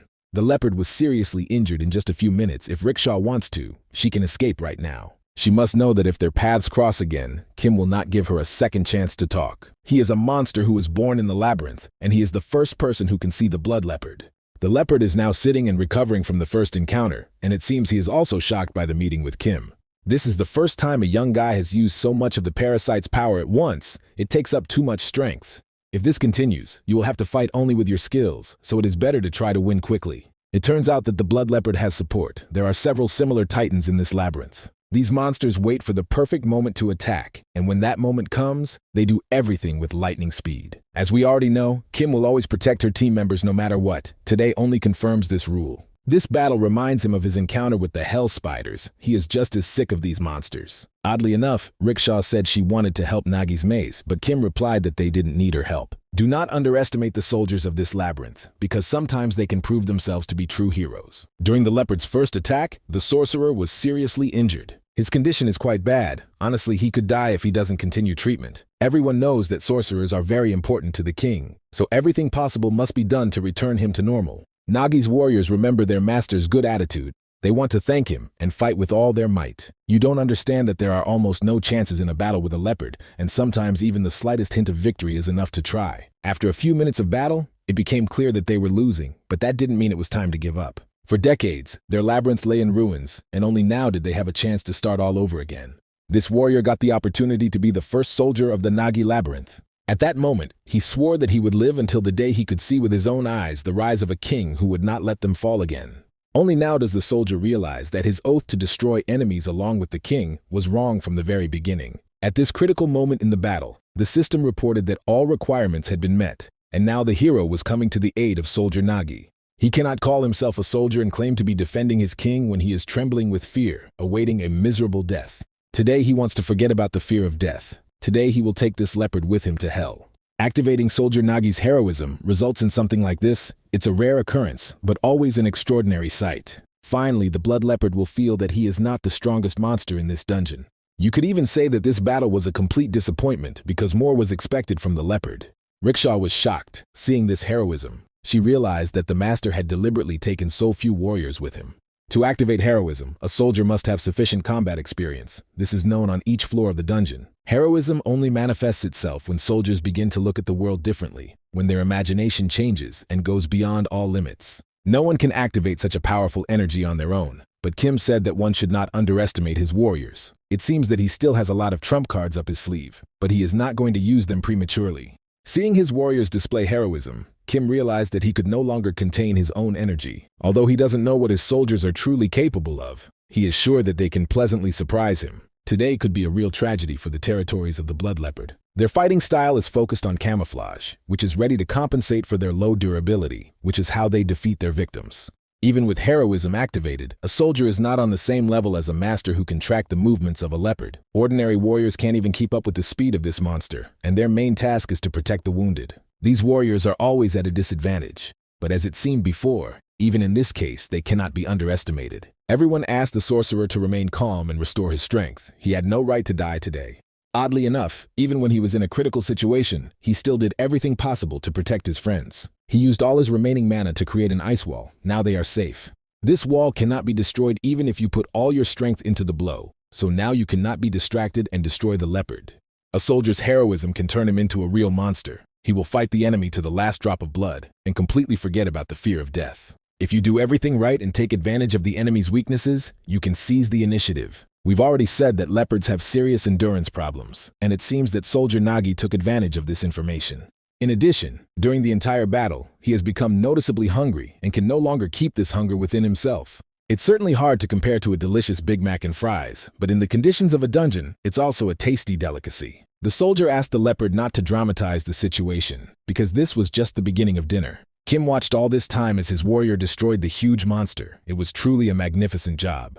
With the soldier's help, they were able to buy some time, but Kim didn't expect that without his help, it would be possible to defeat the leopard. Still, they lost one of their team's warriors, but they are all heroes to their master. The same goes for ordinary slaves who fought with weapons in their hands and still helped the team. If they died in battle, they are no different from soldiers. Everyone who belongs to the Nagi Labyrinth is a single family without any classifications. Rickshaw was surprised at how professionally Kim leads his soldiers. He is first and foremost an excellent psychologist, and only then a general.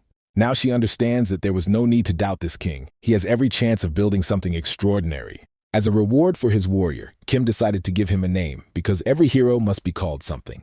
Now this warrior will call himself Quint and will become a full-fledged general of Nagi's army. The warrior was so happy that he swore to serve the king for the rest of his life. A little later, it was time to head back to the labyrinth and take the loot with us. The leopard is still alive, and therefore it is better to be careful and not relax prematurely. They decided to leave several dead monsters in this area because their skin was not suitable for making armor. We will have to be content with only the deep crystal, the heart of the blood leopard. It contains all the power of this monster, and now this power can be released and used to your advantage. It seems that this whole situation has changed the elf's attitude towards the king. It seems as if Rickshaw has finally chosen the side he wants to be on.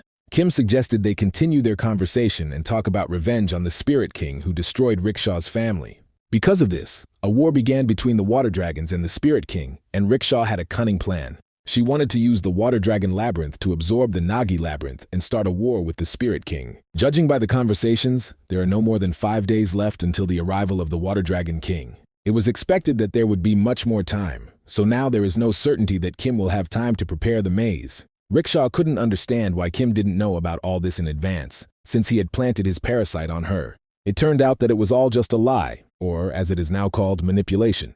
The parasite dies immediately after leaving the host's body, and Rickshaw only saw part of Kim's parasite on her own body. She didn't turn back, so she couldn't understand this whole trick. It turned out really very clever. She had to be deceived to find out the whole truth, but it was all done only for a good purpose. Kim has too little time, so he is ready to give the elf one last chance. He will not kill him, no matter what choice he makes. An elf can join water dragons who have 10 years of experience behind them, or join newcomers without experience. Kim doesn't want to force the elf to make a choice, but if he even sides with Nagi, they will help him take revenge on the Spirit King. The elf asked to give him time until the war with the water dragons was over. It seemed as if she wanted to join the victors. It seems like she doesn't take Kim seriously and thinks it's all just a joke. Rickshaw should have understood the situation she is in a long time ago. She is the first person who is still alive after betraying Kim. He advises her not to test his patience any further and reminds her that the choice must be made immediately. She can serve a king who is easily manipulated or a new king who will bring light at the end of the tunnel. Meanwhile, Nagi's warriors have been waiting for their master for a long time. They want to hear further instructions. Kim returned and saw that they had all reached the maze safely and in good spirits. Judging by the fact that he came with the elf, Rickshaw chose the right side after all. Dominicana congratulated the master on the successful conquest of the Bloody Leopard and the emergence of a new hero.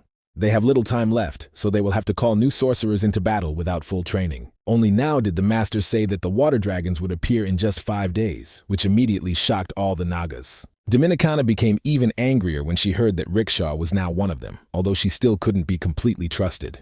Quintus received his first instruction from his master. He must help the slaves set up ambushes and prepare the army for war. Kim, meanwhile, will collect more depth crystals from the upper levels and try to find weapons for the upcoming battle. Meanwhile, Rickshaw can go on a reconnaissance mission and try to get useful information. In a few days, Kim will return and they will draw up a detailed plan based on the elf's information. Kim assured them that their future enemies were only slightly better than horned rats, but of course he was exaggerating. Meanwhile, the king of the water dragons had his best heroes, Aja and Urja.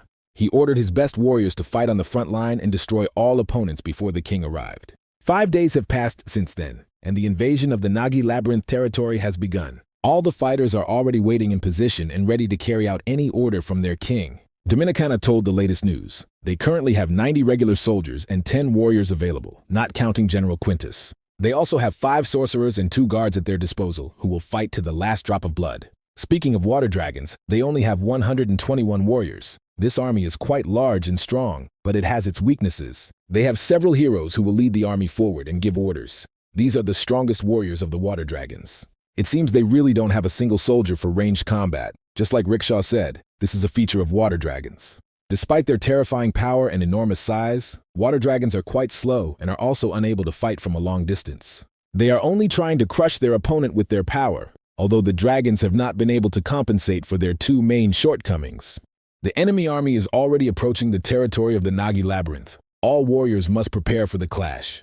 Dragons look powerful and confident. Even if you look closely, it's hard to find fear in their eyes. There were still 2 hours left until the maze update was completed, but unfortunately, the update did not have time to finish before the collision began. All the soldiers have taken their positions and organized the first line of defense. Everyone knows how to act. Everyone remembers the plan. Kim is sure that a dragon named Draken is unhappy after being insulted in the territory of Nagi's labyrinth. Of course, he doesn't want to be a target for training, so now is the time to show what the descendant of ancient dragons is capable of. Soon the enemies saw that Draken would fight for them together with Nagi's army. This was unexpected. They thought he had died long ago, but when they saw him alive, they realized he was a traitor.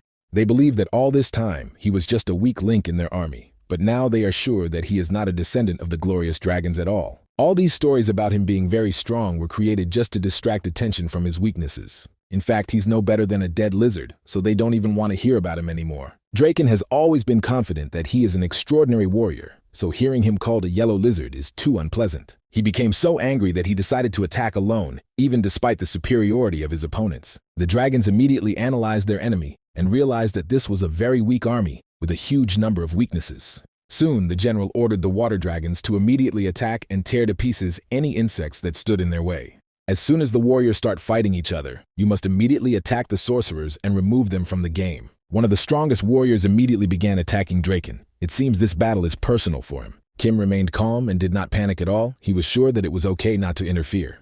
Kim knows that Draken doesn't need help. He is very afraid of death, and thanks to this, he perfectly feels the strength of his opponent. He not only becomes a trunk and takes on all the enemy's attacks, but most likely, he analyzes the opponent in order to then attack. He also exposes his back to the enemy to see if they know about his weak spot. Oddly enough, this dragon is strong against the strong and weak against the weak. The opponents have already realized that Draken is clearly bluffing. Now they admit that he is an unusual lizard, although this does not give him permission to go fight against the water dragon heroes, so now death will await him.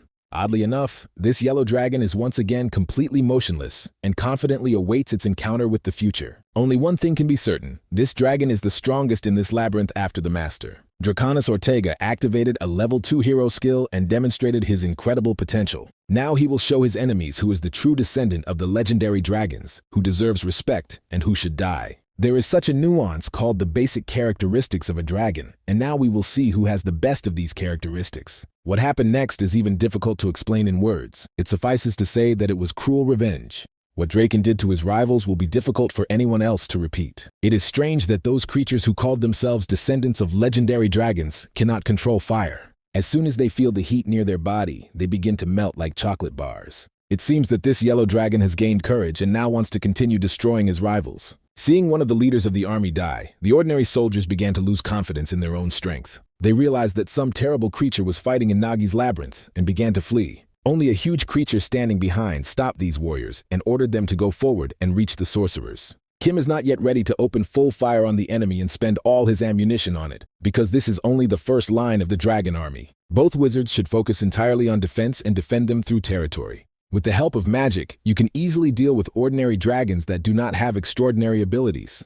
It is enough to attack them with icy energy, and it will turn out that their skin is easily pierced, like a piece of juicy steak. After that, Kim ordered his guards to target those opponents who were larger than all the others. You need to lure them closer to you, then attack their weak spots and make them suffer. Meanwhile, Draken continues to hold the center of the battle, stopping any attack towards the labyrinth. Seeing that the commander had been destroyed, the dragon army within the formation scattered in different directions. There's no point in activating the ambushes yet. You need to lure them to you. Quint can handle that. This warrior general must take over the left flank of the territory and not give up a single meter of Nagi's land to the enemy. Soon, Rickshaw returned from reconnaissance and reported that the main enemy forces were approaching them. This can only mean one thing: we will soon have to fight against the king of the water dragons. At first, the warriors heard the approach of something very large. Strange sounds made them stop. Then they began to look ahead carefully and wait for the approach of new rivals. At this moment, Kim already understood that real danger was approaching them, and soon he would have to enter battle. This refers to the king of the water dragons, Anak, a giant who is capable of defeating even the strongest monsters of the labyrinth. He is called the Invincible King. He came here with 300 warriors who will help the first line of attack. They also have 30 medium-sized dragons for catapulting, so there are really a lot of these guys. Their king ordered the army to attack, and the dragons rushed forward with renewed strength. The enemy's main army has launched a full-scale invasion, meaning that now the most interesting thing awaits us. Kim ordered the archers to hold their positions and take their time. The perfect moment to attack had not yet arrived. If the dragons reach their defense, it won't keep the pressure on us, but the enemy must be lured as close as possible. Only then will the plan work. The wizards are already starting to feel tired. They won't be able to last long at this pace and will soon use up all their mana. Only now did Kim give the order to send the sorcerers to the center of events and force them to fight alongside the other warriors. Their ice technique works great against these dragons, who due to their slowness, cannot avoid an attack. Having tasted blood, General Quintus led his soldiers forward and made them forget about fear. All of these magical attacks were made to disguise the abyss, which was a trap from Nagi's labyrinth. The water dragons didn't think about a full-fledged reconnaissance. They only sent Draken and Rickshaw here, and now they are paying for their incompetence. If they had prepared better, they wouldn't have been ambushed, but that's a whole other story. Soon, Dominicana reported to the master about the losses of personnel. Unfortunately, there were a large number of wounded and even killed soldiers. Approximately a fifth of the enemy's main forces were trapped. To be honest, this can be considered a success, but it is too early to celebrate. The defense of the Nagi labyrinth passes over a narrow bridge, so it is best to defend with the help of a built phalanx. Warriors following their leaders should disperse in different directions to minimize injuries from catapulting dragons. You can't let enemy catapults reach the back rows. You need to kill them as quickly as possible. The weak spot of water dragons is under the chin. Kim reminded his warriors of this once again. He learned this art of warfare from virtual games, as well as the great book of Sun Tzu.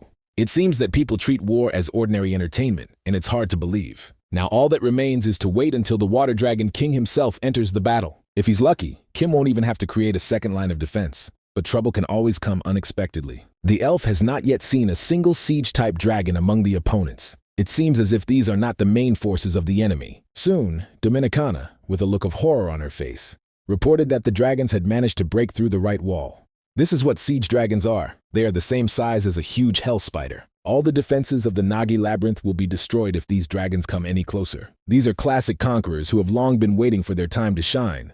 Among them, there are also heroic-class dragons. In other words, all the elite warriors of the labyrinth are water dragons, and this is no joke at all. The master immediately ordered his soldiers to retreat to the second line of defense, at which point the archers should constantly attack.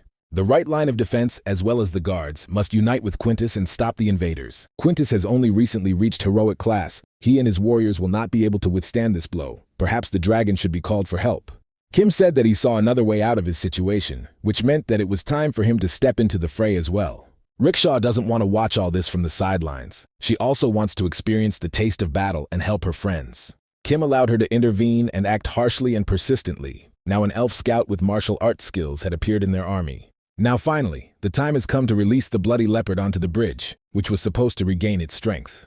He wasn't killed for this reason. Now the sorcerers will be able to release him on the enemy so that the dragons can also feel what fear is. As we know, water dragons have lost to this giant many times before. It's time for history to repeat itself. The blood leopard is incredibly angry. He wants to restore his heroic level in his own eyes, and to do this he needs to do one thing: kill. At first, Dominicana was afraid that the leopard might attack them, but Kim assured her that this monster had already figured out who was in charge.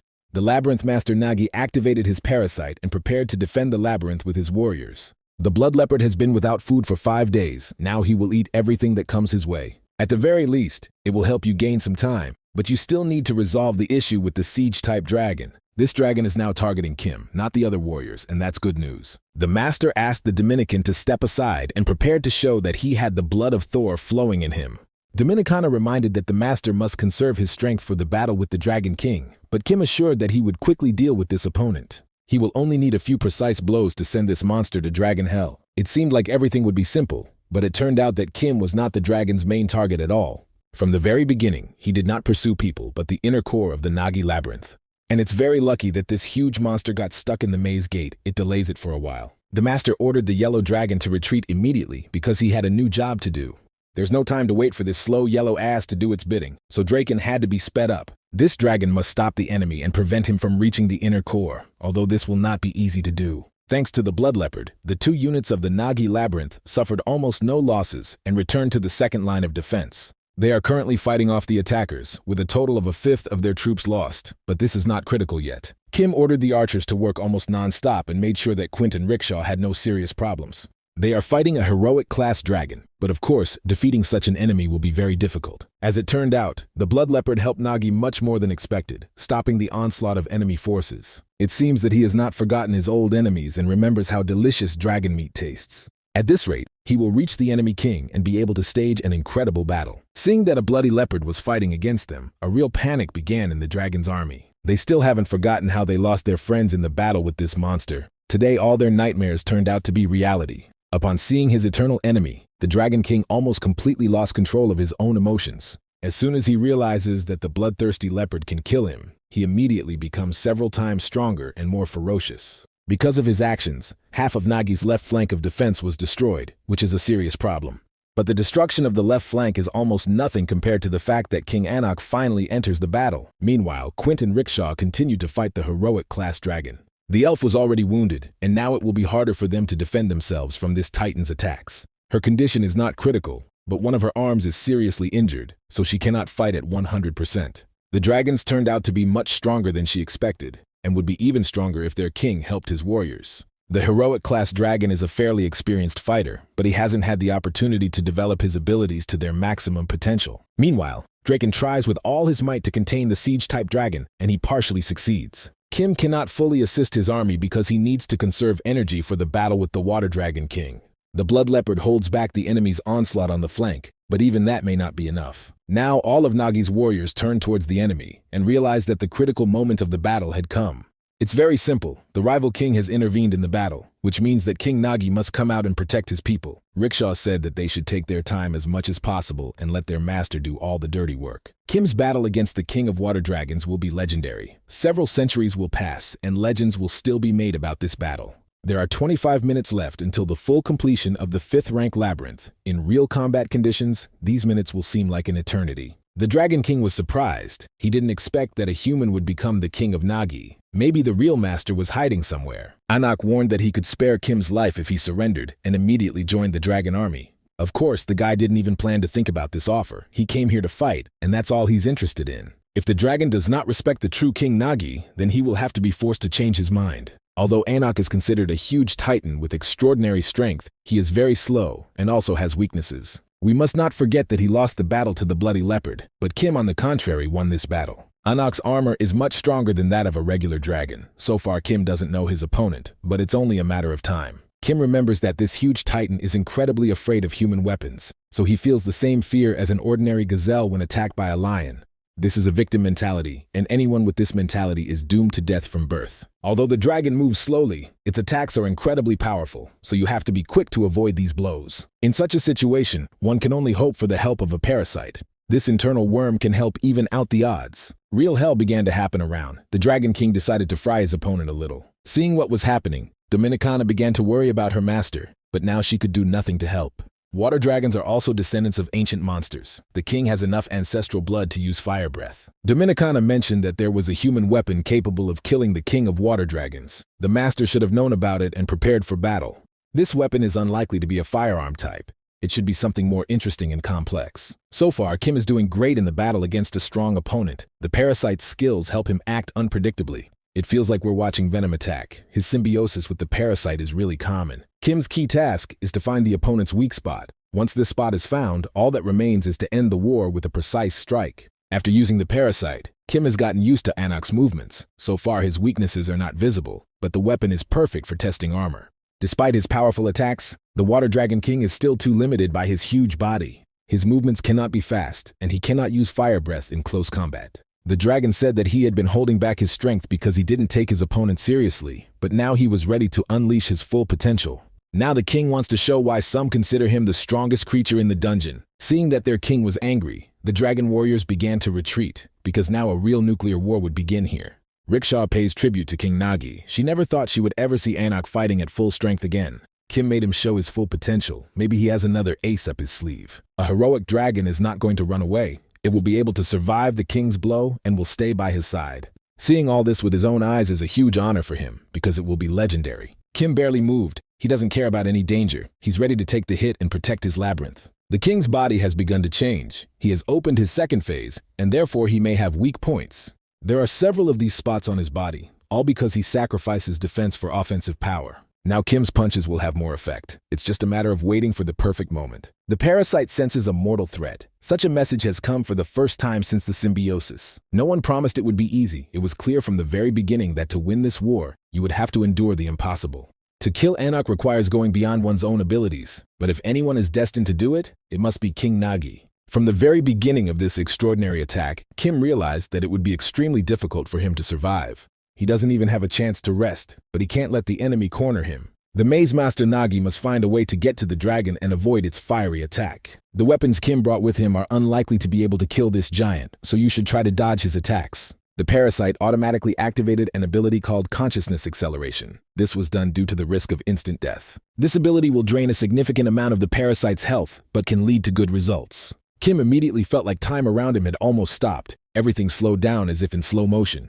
Even his body feels too heavy. Probably his mind has started to process the available information faster. This ability can really turn a fight upside down, but the parasite's strength decreases too quickly when this skill is activated. First, you need to dodge the dragon's attack, and only then think about your own attempts to counterattack. This wave of fire immediately filled the entire surrounding space. Now it becomes clear why the dragon army began to flee when they realized that their king was too angry. Kim was able to survive the attack. Now he must kill the dragon before the parasite loses all its strength and dies. Accelerating consciousness immediately increases the chances of delivering an accurate and passive strike. The dragon tries to defend itself with its tail. It attacks the guy from the blind spot. Suddenly, Kim finally landed a well-aimed blow to the knee, and everyone around froze in anticipation. Everyone who was in this area and fought the enemy was shocked by what happened. Probably for the first time in their lives, they saw the king of the water dragons kneel down. This pose suits him much better than sitting on the throne. It seems he has understood who is in charge here. The pitiful lizard couldn't stand the blow to its legs, and now public disgrace awaits it. All that remains is to feed him explosives, and then he will never be hungry again. By pressing the detonator, Kim activated a bomb that, in terms of its power, was no match for the dragon's fire breath. The master was able to find the dragon's weak points and was sure that it would kill him, but he underestimated the strength of his opponent. The exoskeleton is right in front of him, which is a problem because the parasite has gone into hibernation mode right now. The explosive was supposed to satisfy the water dragon's hunger, but instead, it became even hungrier. This creature wants to eat so much that it is ready to eat its opponent instead of defeating him in a fair battle. The dragon's mouth closed. Dominicana mentally said goodbye to her master and could not believe her own eyes. Anak smiled, if you could call it a smile, and said that King Nagi was dead, and now there was a new king. Meanwhile, the process of upgrading the 5th rank labyrinth has begun, thanks to which the labyrinth master can restore all his health. The parasite will be able to recover with it, so the sleep mode will be turned off, and then we will see the second round of this fierce confrontation. Right now, a fierce battle is taking place in the Nagi labyrinth, but after the update, all Nagi warriors receive a 30% strength boost. Also, the health of the labyrinth master Kim has been fully restored. Now he even looks scarier than he was before. The parasite helped its owner escape from the dragon's stomach and prepare to strike back. He doesn't like being thought of as a tasty snack, so you'll have to teach this rat a harsh lesson. If the dragon is really that hungry, it can taste a little more explosives for a more intense experience. They say dragons love dishes with paprika and pepper. He'll probably like it too. This creature is so strong that even after an explosion in its mouth, it is still alive, but you can finally see its weak point. All that remains is to cut the creature's throat, but that requires a sword. The best warriors of the Nagi army were shocked to see their master in such a strong state. With one swing of his sword, he was able to cut a heroic-shaped dragon in half. Seeing that Urzak had been destroyed, the other warriors of the dragon labyrinth began to panic and try to take revenge. If they can't stop the labyrinth master Nagi now, there's no doubt that death awaits them. The parasite's strength grows with every minute. After fully restoring its energy, the symbiote becomes unstoppable. King Nagi said he needed a sword to fight the dragon, so Quint immediately gave the master his weapon. At the last moment, Rickshaw tried to say something, but the acceleration of consciousness was turned on. Now everything around has slowed down, as he wants to destroy the Dragon King with the help of his warrior's sharp sword. The dragon's weak point is already known, and even if this attack takes all the master's strength, he is still ready to do it.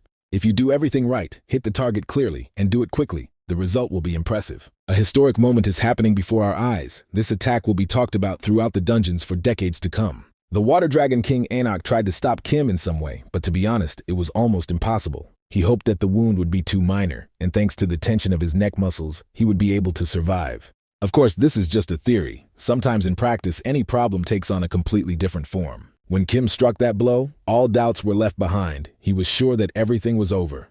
While the king tried to survive by absorbing all of his crystals, Kim struggled to make a choice. The parasite asked for permission to absorb the Water Dragon King, and Kim soon allowed it to do so. What happened next could be called a real horror movie. It was difficult to watch. The parasite increased in size to an incredible scale and began the process of absorbing the ancient titan. It was funny to watch the faces of the dragons who saw what was happening to their king. Quintus could not calm down and celebrated despite the continuation of the battle, while the elf could not believe her eyes. Watching a human devour the king of water dragons is either fiction or a miracle. After that, Kim received the king's core, and his parasite will be able to use a new ability called the strengthening skill. This technique will be able to activate the water dragon's defenses, because now Anak is dead, and the summoned water dragons can no longer sustain life. An extraordinary species is doomed to destruction. The intelligence of lower beings gradually deteriorates, leading them to the state of savages. Kim decided to summon the Conqueror Nagi. All his slaves eagerly awaited the appearance of this creature. The Conqueror Nagi is a high-ranking creature, a powerful warrior who specializes in heavy attacks. With him, you cannot be afraid of any rivals, especially if these rivals are left without their leader. Kim does not want to let the dragons leave the labyrinth peacefully. There should be no pity. Every dragon should die a horrible death. Soon, Nagi's labyrinth achieved a complete and convincing victory, the battle that would become a legend officially over. They defeated the water dragons, overcame a huge difference in strength, and now everyone around them learns about their power. The water dragons that remained alive will face a difficult fate. They will have to suffer and fight for their lives. A huge number of legendary creatures in Geyser learned of the death of the Water Dragon King. Among them are the Hammer King Malik, King Heparim, the Dream Queen Ariana, the Swamp King Corinth, and even King Uther. They are all interested in the person who was able to kill such a powerful and legendary dragon. It is also interesting to know what the King of the Dead, Balatius, thinks about this, because a lot in this world depends on his opinion. Simply put, the victory of the Nagi Labyrinth has shaken up the entire dungeon, so now a new distribution of power awaits Geyser. The clearing of the territory was completely completed. The great dragons were killed, and only a few of them were able to escape. The Nagi have lost half of their army, so they will have to bury a huge number of warriors, but it will all be worth it. It was a truly heroic battle. The Nagi won despite the odds, and now all the fallen warriors will remain true heroes. Most deaths were caused by fire breathing. Such a death during battle is considered dignified. Rickshaw's injury turned out to be minor, and the sorcerer immediately helped her restore her muscles and joints. There should be no one in the labyrinth of water dragons now. Their core is not protected by anything. The elf immediately told her that she needed to take the core for herself before the labyrinth chose a new owner. You can get to their lab in half a day if you forget about rest and hit the road right away. Soon, an old acquaintance visited the winners. A shady merchant greeted them and said he could help. He was surprised to hear that the underdog had won this battle and congratulates Nagi on his legendary and heroic victory. In fact, he was just walking around and watching the battle. Quintus saw this rat and immediately brought it to the master. The winner of the battle receives many trophies, and dark merchants are ready to offer a large reward for all these artifacts. For example, they might be interested in the body of the water dragon King Anak because it is truly a real treasure. Although this body is left without a head, the rest of the body is in excellent condition. Kim is willing to keep a minimum reward for food and construction, and he can sell everything else. In fact, the dark merchant didn't come here for that at all. His main goal is to convey something important. Taking a box out of his pocket, he said that now the Baron's seal belonged to Kim. Soon, Kim was appointed Baron of the Underworld. Now no one will be able to penetrate Nagi's labyrinth. Kim can create an order of knights and also has enough power to travel to any level of geyser. We can say that he has earned serious authority among the lower class, and now a large number of opportunities will open up for him. A little later, the dark merchant escorted Nagi to the labyrinth of water dragons. As far as he knows now, Master Kim is not yet able to control the dragon maze. Because King Anak died far from his labyrinth, his core and everything else was preserved in perfect condition. That is why dark traders can offer large rewards for this maze. In fact, Kim has no intention of selling this territory at all. He wants to take full advantage of it. To begin with, his Nagi will take everything they need from the labyrinth. Everything else will be completely destroyed. After the Great War, a small part of the labyrinth was preserved in good condition. If everything here is destroyed, then a labyrinth will never appear in this territory again. As it turns out, this is exactly what Kim is trying to achieve. He originally wanted to create a desert here. The dark merchant tried to dissuade him from this. He says that one should not underestimate the power of the Baron, because no one will dare to come here. Kim is not at all worried about all these nuances. He thinks about the core, which has a huge amount of energy in it. This guy's idea is pretty simple. He wants to deactivate and take the core with him. Soon the water dragon maze was deactivated, Kim pleased with himself. He did it because he didn't even like the idea of there being another maze next to him, but now he can forget about it. Decades of development were destroyed in a matter of seconds, but the dark merchant may not be upset. Kim is willing to sell him special water dragon equipment, but the Nagi still won't be able to use it. It turned out that horned rats also worked in the water dragon maze. They were found inside the maze. It seems that some of them are still hiding, and now it is unclear what to do with them. Looking at these small and funny monsters, Kim smiled. They look useful. A little later, the rats were explained that this man was the labyrinth master Nagi, who had cut off the head of the king of water dragons. For his achievements, he was recognized as a geyser and given the title of Baron, so if they want to live, they must bow their heads to him. The power of the crow has been activated. Now the rats will serve the new lord. Their lives will change for the better. After defeating the king of the water dragons, Kim set off into his labyrinth in search of war trophies and was satisfied with this journey. He is ready to take horned rats to his home, if they are of course useful to him, otherwise he will destroy them. The rats have worked in the mighty maze for many years, but Kim is still disappointed because they can't even hold tools in their hands.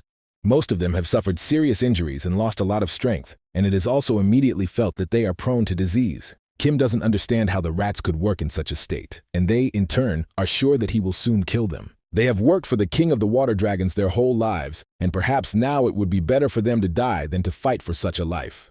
These were the thoughts that were in my head, but everything changed when Kim offered to feed these little creatures. They had never even heard of anything like this before, with almost no normal food or days off, but now everything would change. Now they will be fed 3 times a day, and each of them will get a full rest. It seems as if they are being deceived and want to eat them. Only after some time will the rats really begin to believe that Kim is a completely different master, and they can be calm and happy with him. Working in his labyrinth, they will not die, but on the contrary, they will live as they have long deserved. He understands that they all don't trust his beautiful words, so he needs to get some evidence. I had to take the little slave Nagi and show him off to all the other rats. Such a fat caterpillar can immediately be confirmation that the slaves in the Nagi labyrinth are well fed. Kim reiterated that they receive full meals, plenty of time for rest and sleep, and weekends. If they are sent outside the labyrinth, a soldier will definitely go with them for protection. After that, they finally believed these words and began to bow down to their new king. After he told all these stories, the rats that had been hiding until then came out of hiding and also prepared to serve Kim. They no longer have to live in fear that they could be eaten at any moment due to fatigue. So now Kim has almost 200 employees who will help him work even more actively. 2 days have passed since this conversation. Let's go back to the Nagi maze. There have never been 2 cores in the geyser maze at the same time. It is unknown what consequences all this may lead to, but Kim still wants to try to activate the second core. The main core of the Nagi labyrinth gets help from the core of the water dragon labyrinth. It's risky, but very interesting. The system reported that the cores differ in rank, so it is impossible to fully utilize the potential of the dragon core. In this regard, the core of the dragon labyrinth will be reduced to the 5th rank, and now these two cores will be able to work together. Now all that's left to do is wait. Synchronization will take almost a day, so you can check how the rats are feeling. Some of these slaves are not used to constant rest, so even now you can find various bad theories and fears in their heads. It is unlikely that this will last long. Over time, they will get used to the new regime and begin to enjoy life. Dominicana also said that the process of collecting military trophies is almost completely complete. They found deep crystals in the dead bodies of monsters and froze the remains of the corpses for the future. It's very lucky that sorcerers can use ice energy, otherwise everything around would stink of dead dragons. As for deep crystals, their supply is significantly reduced, but it is still not enough. They were also able to obtain one crystal of the highest rank, this item belonging to a blood leopard. He was killed by the Water Dragon King during the battle, but this trophy went to the Nagi Labyrinth. You can only experience the full value of a blood leopard's heart in a laboratory or forge, but it is already clear that it will give a large amount of energy. Finally, the clearing of the territory is completely complete. Now we can focus on expanding the labyrinth and the main hall. Now their territory has become larger, and thanks to the last battle, their authority in the dungeon has improved. We will have to build a gate at the new borders of the maze, move the barracks, farm, and training ground across the lake. Kim has also long dreamed of building a temple and a laboratory, as well as moving the bar to another location. The empty space can be filled by building houses for rats and Nagi slaves. The Dominican offered to make a restroom for the king, not far from the main hall because he deserved it. Also, as a reward for killing spiders, Quintus asks that each warrior of heroic rank be given a personal room. This is strange, because it seemed that this guy would instead ask for a new weapon.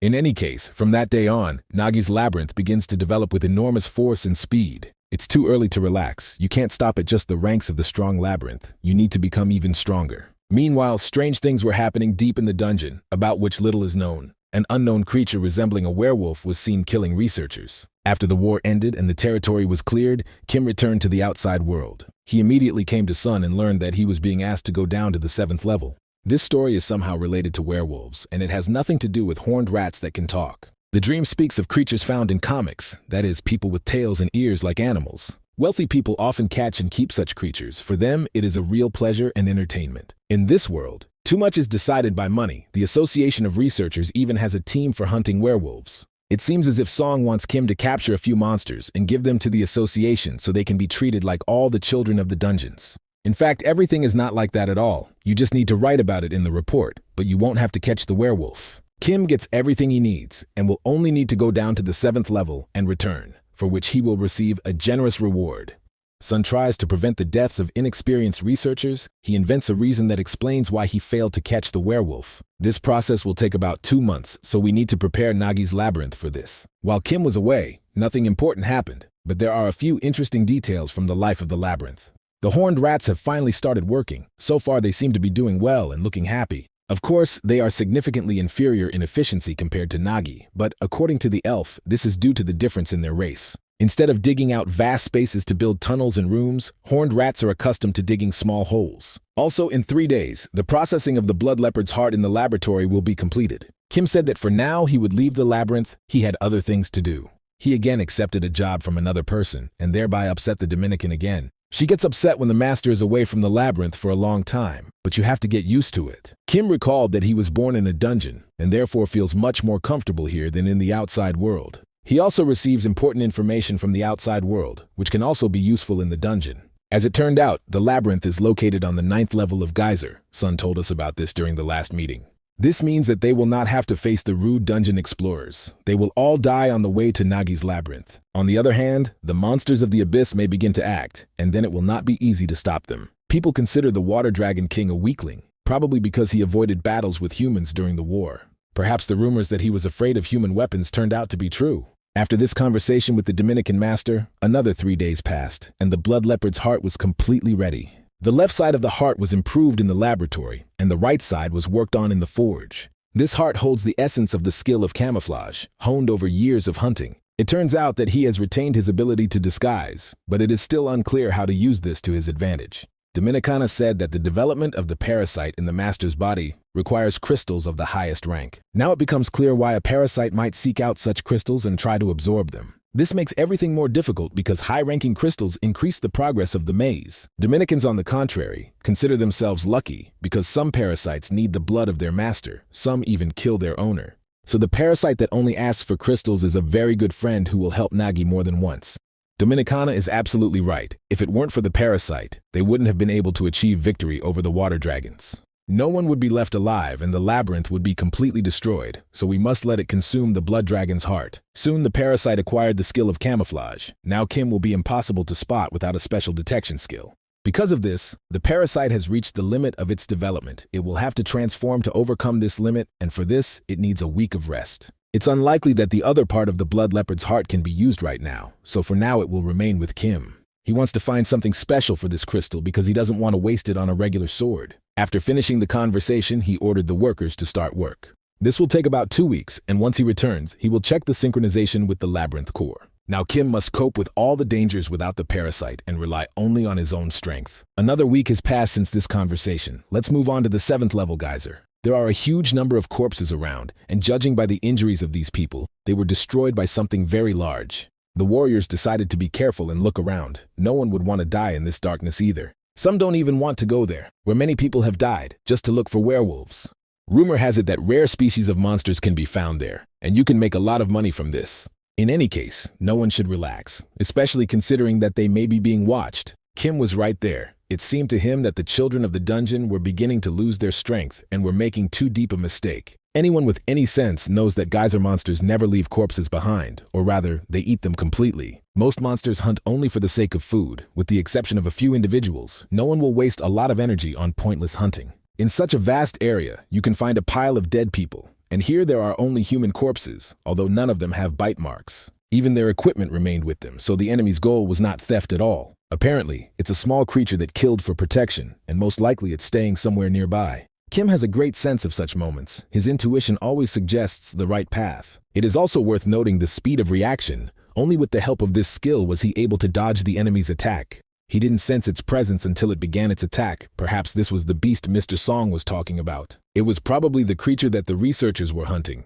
and it was this creature that destroyed all the people around it. Apparently, she doesn't really like talking, so it will be quite difficult to build a dialogue. On the other hand, there is a fairly predictable attack. No feints or ambushes, just brute force. It feels like Kim is fighting a smaller version of a blood leopard. This girl is about the level of the warrior Quint. If it weren't there, we need to finish these games and show that Kim is a completely unusual researcher. He's not a boy who can be easily killed in a few seconds. On the contrary, this hooded guy is a real predator. This monster doesn't interest him at all, so he wants her to stay away from him, otherwise he'll break more of her bones. Seeing that she couldn't hear him at all, Kim realized he had no choice but to kill her. It seemed that now he would cut off her head, and that would be the end of it. But someone else intervened in this battle. Very quickly, this terrible and cruel creature was caught. Similar children of the dungeon heard these sounds and came here. Kim tried to understand what they were planning to do, and not even gratitude for saving his life. They believed he was part of the group that this creature killed, but in reality, that is not entirely true. Judging by his equipment, the soldiers decided that he was an ordinary explorer,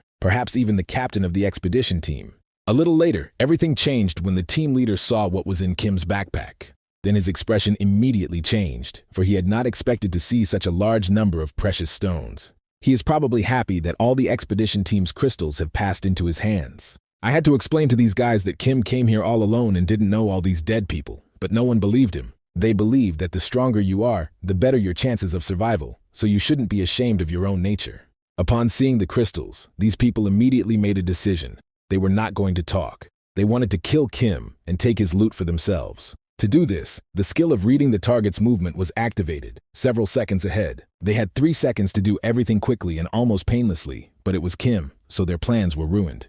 He almost instantly destroyed all the attackers and demonstrated who the truly special guy was. The children of the dungeon were shocked by what they saw. No one had ever seen such speed before.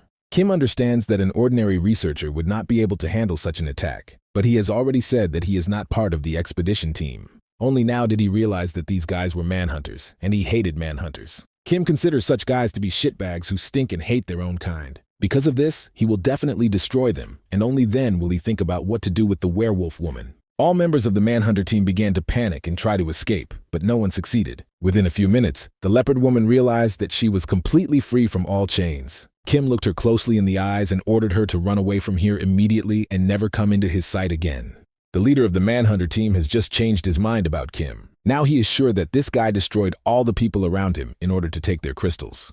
That is, he killed his own expedition group and is actually even worse than the Manhunters. Hearing such words was too unpleasant. If it were a TV, Kim would have turned off the sound, but in real life, the sound is turned off a little differently.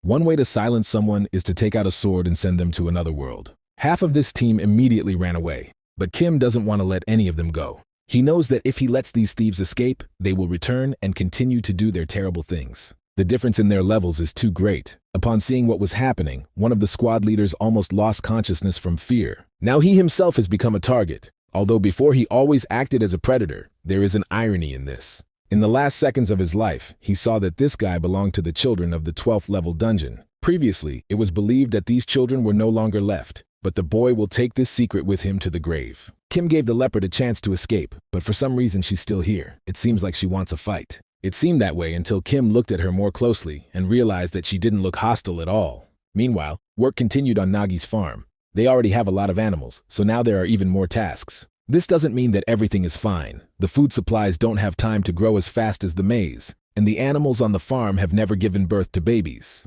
Thanks to the dragon corpses, they still have something to eat, but that can't last forever. Quintus suggested giving Nagi the power of precious stones for a while, but the downside is that the army will not be strong. On the other hand, you don't have to worry about this, because after Kim became a baron, no one wants to attack them. Soon Rickshaw came and said that she had good news and was ready to share it. She realized that many monsters had settled in the empty territory of the blood leopard and the dragon labyrinth. If we start hunting them, we can get food for a few more months, and the food problem will be solved. All that remains is to resolve all issues with the construction of the walls, and then the situation will be under control. A little later, Dominicana heard strange sounds near the entrance and realized that her master had finally returned. The girl immediately ran to meet him, at which moment the slaves heard the approach of something unknown.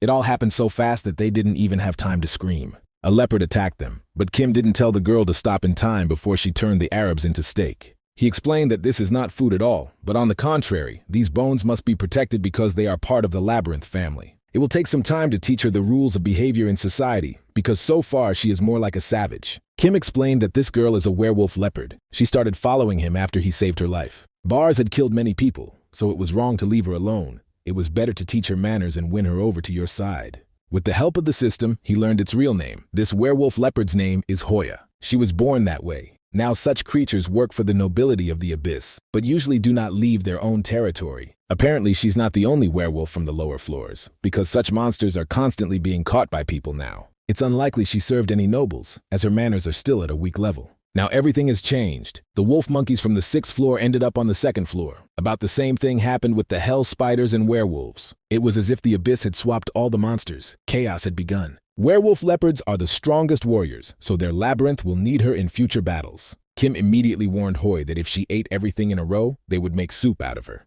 A lot happened in the next few days. Kim received payment from Mr. Song and also spent some time with his family. The maze was also fun. Everyone around, especially Dominican, tried to teach Hoy good manners. So far, there are serious problems with this. After 2 weeks, he finally returned to his native labyrinth. What he saw here surprised him, but he is glad that Hoya was able to adapt. To be honest, everyone else had to adapt to the arrival of this werewolf, but that's the new reality of Nagi's labyrinth. After that, the master went to check the internal cores, which had already completed their synchronization. The new core is fully formed. Now you can summon many new creatures, but this requires many crystals. To start, a few new warriors are enough, such as a long-range scout and a spellcaster.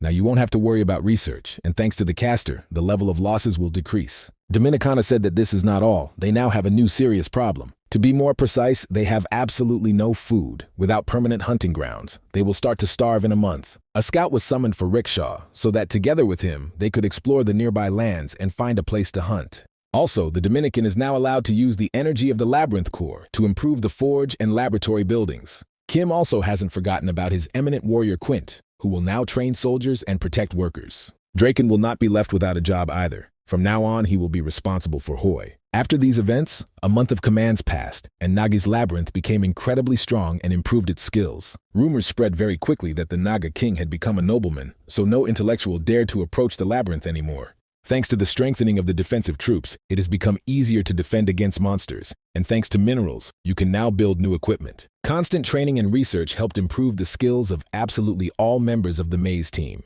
Under Rickshaw's command, a special team of horned rat scouts was formed, and a large network of tunnels was created throughout the maze. This team monitored all scout bases and safe zones. Now absolutely everything is under control. Soon, Rickshaw reported that she had received a message from the northern scout base. It turned out that a small army was located half a day's journey from Nagi's labyrinth. There are approximately 30 soldiers in this army, and there are also 2 commanders of heroic rank. Now we need to focus on defense. Instead of thinking about offense, Kim will personally go to lead the process. He soon found himself at the northern gate of his territory with a full support group. The approach of the enemy army was already visible to the naked eye. Looking closer, you could see all these mysterious creatures who consider themselves worthy to come to this earth. It turns out that they serve Malik, the Hammer King, and carry out his personal orders. Their goal is to request an audience with the Labyrinth King Nagi, and they won't let any nasty guy stand in their way. If he wants to stay alive, he must let these giants, or, as it turns out, dwarves, pass. A little later, they all fell to the ground and began to bow to Kim, although he is not their king at all, and it is unknown why they do this. It turned out that they came here to pay their respects to him. He was the first in this territory to receive a noble title. They apologized for their recent behavior and explained that they did not expect to see a normal human as the king of the maze. That is, they came here fully armed just to welcome the new king. It seems Malik wants to establish friendly relations with Kim, and they brought strong warriors with them just for protection. As a congratulations on receiving the title of Baron, they brought a gift with them. These deep crystals can be converted into a large amount of energy for the labyrinth, and it's a pretty good gift. Kim forgave them for their honesty and smiled at the sight of the large number of crystals. They are the first to come here with this purpose, and it really surprises the guests. They can understand why the labyrinth of the dead is silent, but why the labyrinth of gluttony does nothing is beyond explanation. Their labyrinth is spread as close as possible to this place, but the question is completely different. Kim wants to understand how they found his labyrinth. As a sign of friendship, the Hammer Maze is ready to share with Kim information about the nearest mazes around. The surrounding labyrinths have also already learned about the destruction of the water dragons. The labyrinth of gluttony of the north is in the Rotten Dungeon, and the labyrinth of the dead is a little further in the northeastern lands. The Hammer Labyrinth is located at the top of the Geyser mountain range, and you can also see the locations of other labyrinths on the map. The 9th level labyrinths keep each other under control and capture the small labyrinths that appear in this region. The strongest labyrinths are considered to be the water dragons, the labyrinth of the dead, and gluttony. Their trio maintained balance. So it turns out that Kim appeared and disrupted this balance by destroying the water dragons, and now the 9th level is waiting for a bloody massacre. Which is why weak mazes like the Hammer Maze will start coming here and trying to befriend Kim. The master likes their honesty. If they hadn't tried to lie to him, he would have learned the truth anyway. Nevertheless, Kim still can't believe that the 2 labyrinths are keeping everyone else at bay. The idea of creating a trio of balance was suggested by the labyrinth of water dragons and the labyrinth of the dead. Gluttony was not interested in it. All their king did was sit on his throne and grow in size, but his body became so large that he gained extraordinary strength. As long as he doesn't need to feed his warriors, he won't leave the labyrinth, but sooner or later, he must get hungry. It turned out that their base is in a favorable location. They easily receive energy without any losses. This is very valuable information, and Kim wants to thank King Malik for the gifts and help. They have come a long way, and so Kim wants to offer these warriors some rest, but they immediately refuse. These guys are afraid to meet other labyrinths, so they will have to call Quint and escort the guests home. Soon they were all on their way. Very soon Quint would be back with his support group. Rickshaw said that this information can really be trusted. Their maps show the area correctly. Soon everything happened exactly as the goblins had predicted. The guests became more and more numerous. Over the next few days, they were visited by labyrinths of dreams, swamps, and travelers, and creatures resembling witches and fairies were obtained from the labyrinth of snow. The swamp maze sent slave-like swamp creatures to this land, and aggressive centaurs were obtained from travelers. All these kings are worried about their future, and therefore want to establish a connection with Kim, and this is understandable. But only goblins know how to behave, because centaurs are not at all well-mannered, although they should be noble. There was no news from the labyrinth of the dead, but the parasite soon noticed a foreign presence. Kim understood what was going on. He used his skills to grab something. Directly above his room was a glutton, the most ill-mannered guest of all. They sent in this creature and didn't even come to say hello. This is blatant espionage. These gluttons have a collective mind. Everything they see and hear is transmitted directly to their king. Kim just hinted that he's ready to start a war for this kind of espionage, which seems like it could lead to serious consequences. In fact, Dominicana is sure that they have a serious advantage in the battle against the Labyrinth of Gluttony, but she didn't say that while the goblins were here. In fact, few people know it, but ice is the weak point of the Labyrinth of Gluttony. Kim heard these words, smiled, and said that he officially challenged these slugs. He already knows the location of their labyrinth, and now he also knows their weak point, so the job is half done. Now all that's left is to go visit them in a week and freeze every slug's ass. The king of gluttony couldn't believe he was hearing this from the new King Nagi, but it was true. If they want to apologize, they'd better hurry up and come here and kneel down. Another week has passed since this conversation. Time flies too quickly in the dungeon. Dominicana came to her master and said that the king's snail had finally visited them. These guys came here to apologize, but they came in without permission. Kim immediately tensed up and got angry. Surely this king came here to die, not to apologize. Within seconds, the king slug finally showed his terrifying form and appeared before Kim. He probably planned to quickly enter the master's room and destroy the core of the labyrinth, but he didn't think Kim would be ready for that. The sorcerers immediately appeared behind their master and prepared ice energy. Now this snail will feel the cold breath of death and will regret ever being born. Strangely, Kim expected fear in the slug's eyes, but this king didn't even move. On the contrary, he became even more confident and seemed to be preparing for his attack right now, giving the impression that Kim had underestimated the slug. Dominicana said they could easily defeat him, but she could also be wrong. The parasite has activated its abilities, and together with the power of the sorcerers, it is ready to perform an incredible combo. The slugs were supposed to bow their heads to King Nagi, and because they didn't, they will now experience what Antarctica is like. Kim ordered all his warriors to attack immediately and prevent the slug from doing anything, but at that moment, it had already begun to act. An unknown creature appeared from his pasture, immediately fell to its knees and began to apologize. Kim, like all members of the Nagi family, was shocked and surprised. It turned out that a rather comical situation occurred before our eyes. The snail was talking all the time, but Kim could not understand its language. His name is Uther. He came to apologize and wanted to peacefully resolve the conflict. He said he was being too rude and didn't want to offend anyone, but Kim was getting more and more irritated with every passing minute. Uther tried to escape, but the exit was already blocked and he was surrounded by Nagi's warriors. He tried with all his might to calm Kim, but the master had already activated the parasite's skill and prepared to kill. Only when he remembered that he had no vocal muscles did he turn into some small creature. Uther hasn't spoken to Kim in too long, and now he's apologizing because he's completely forgotten how to do it. When Kim was told about the Slug King, he considered him a fearsome and cruel opponent, which is why he was so surprised. It seems that in front of him is a completely tiny creature who is afraid to even think about conflict. It was all a total misunderstanding. Now he has officially introduced himself. His name is Uther, King of the Labyrinth of Gluttony, Conductor of Food, and Lord of the Vanquished Valley. He congratulated Kim on receiving the title of Baron and explained that it was his first time seeing a nobleman, so he didn't know what to give. I had to follow the goblins to understand what to give the Baron because Uther had never come into contact with Kim in his life. He wanted to find out what Kim liked, but he didn't know what would get him to the host's room, and even more so, he didn't know if he would be seen. He apologizes for his behavior and speaks as if he is too modest for the King of Gluttony. After leaving his labyrinth, he maintained his form only with the help of energy. Because of this, tens of thousands of clots of gluttony die every minute. He looks quite calm despite the fact that his body is slowly dying, probably because clots of gluttony have no consciousness. He took about 1,000,000 clots with him to last him a month. In any case, he would die last. If Kim tries to freeze all of his food, the king snail will surely die. Of course, Kim is bluffing. It would be impossible to freeze his entire body at once because the concrete immediately broke just from his fall. He has incredible mass and strength, so freezing him to the point of complete paralysis would be impossible. He is much more afraid of ice than he needs to be, and this can be used to his advantage in the future. Kim said that he had a hard time accepting the slug's apology, and this surprised Uther. Kim asked to come and apologize, but never promised that he would accept the apology, although it is possible. After Kim becomes a baron, he has the right to ask anyone to become his servant and first knight. You were surprised because he didn't think guys like him could hold such a high position, especially when they first met. Kim explained that he had no doubt about the Labyrinth King's fighting abilities. They would be bound by a contract, so trust was irrelevant.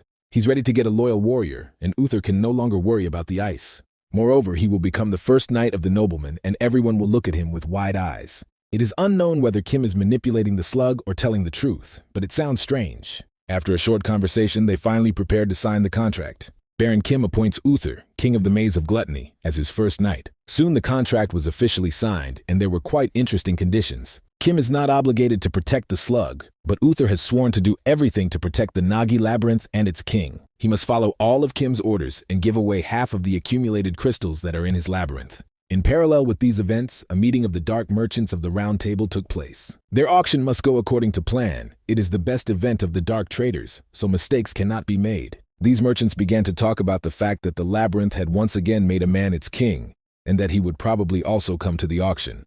Everyone wonders how long a person can last in a dungeon, because these creatures are usually too weak to navigate the labyrinths. Then they started discussing Kim. It was quite calm on his floor, although there was real chaos on the 8th floor. One of the merchants said that Kim was able to become a baron. He not only survived the battle with the dragon, but also received this serious title.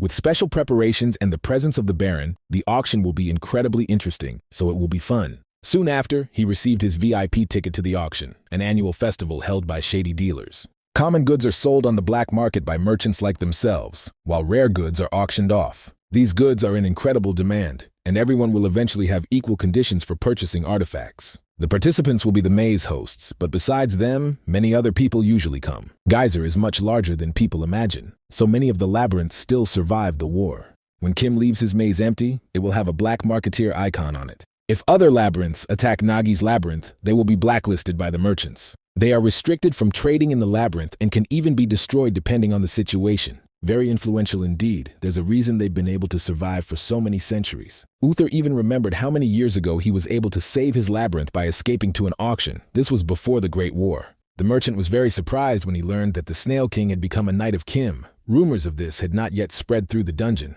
The song of the signing of the contract, Uther recognized himself as a knight of Kim, and the master was given the opportunity to open the gates between the two labyrinths. The maze of gluttony is now practically nearby, and this gives them many new opportunities. Alliances between labyrinths can lead to the emergence of a new force on this floor. Now other labyrinths will respect Kim and his army even more. Kim constantly thinks that even the contract does not give him complete control. He can control the snail, but not its maze. He can only see the maze rank, but cannot access the summoning and building function. Kim tries to understand how Uther was able to bring his labyrinth to the 5th level, even though he never even went outside.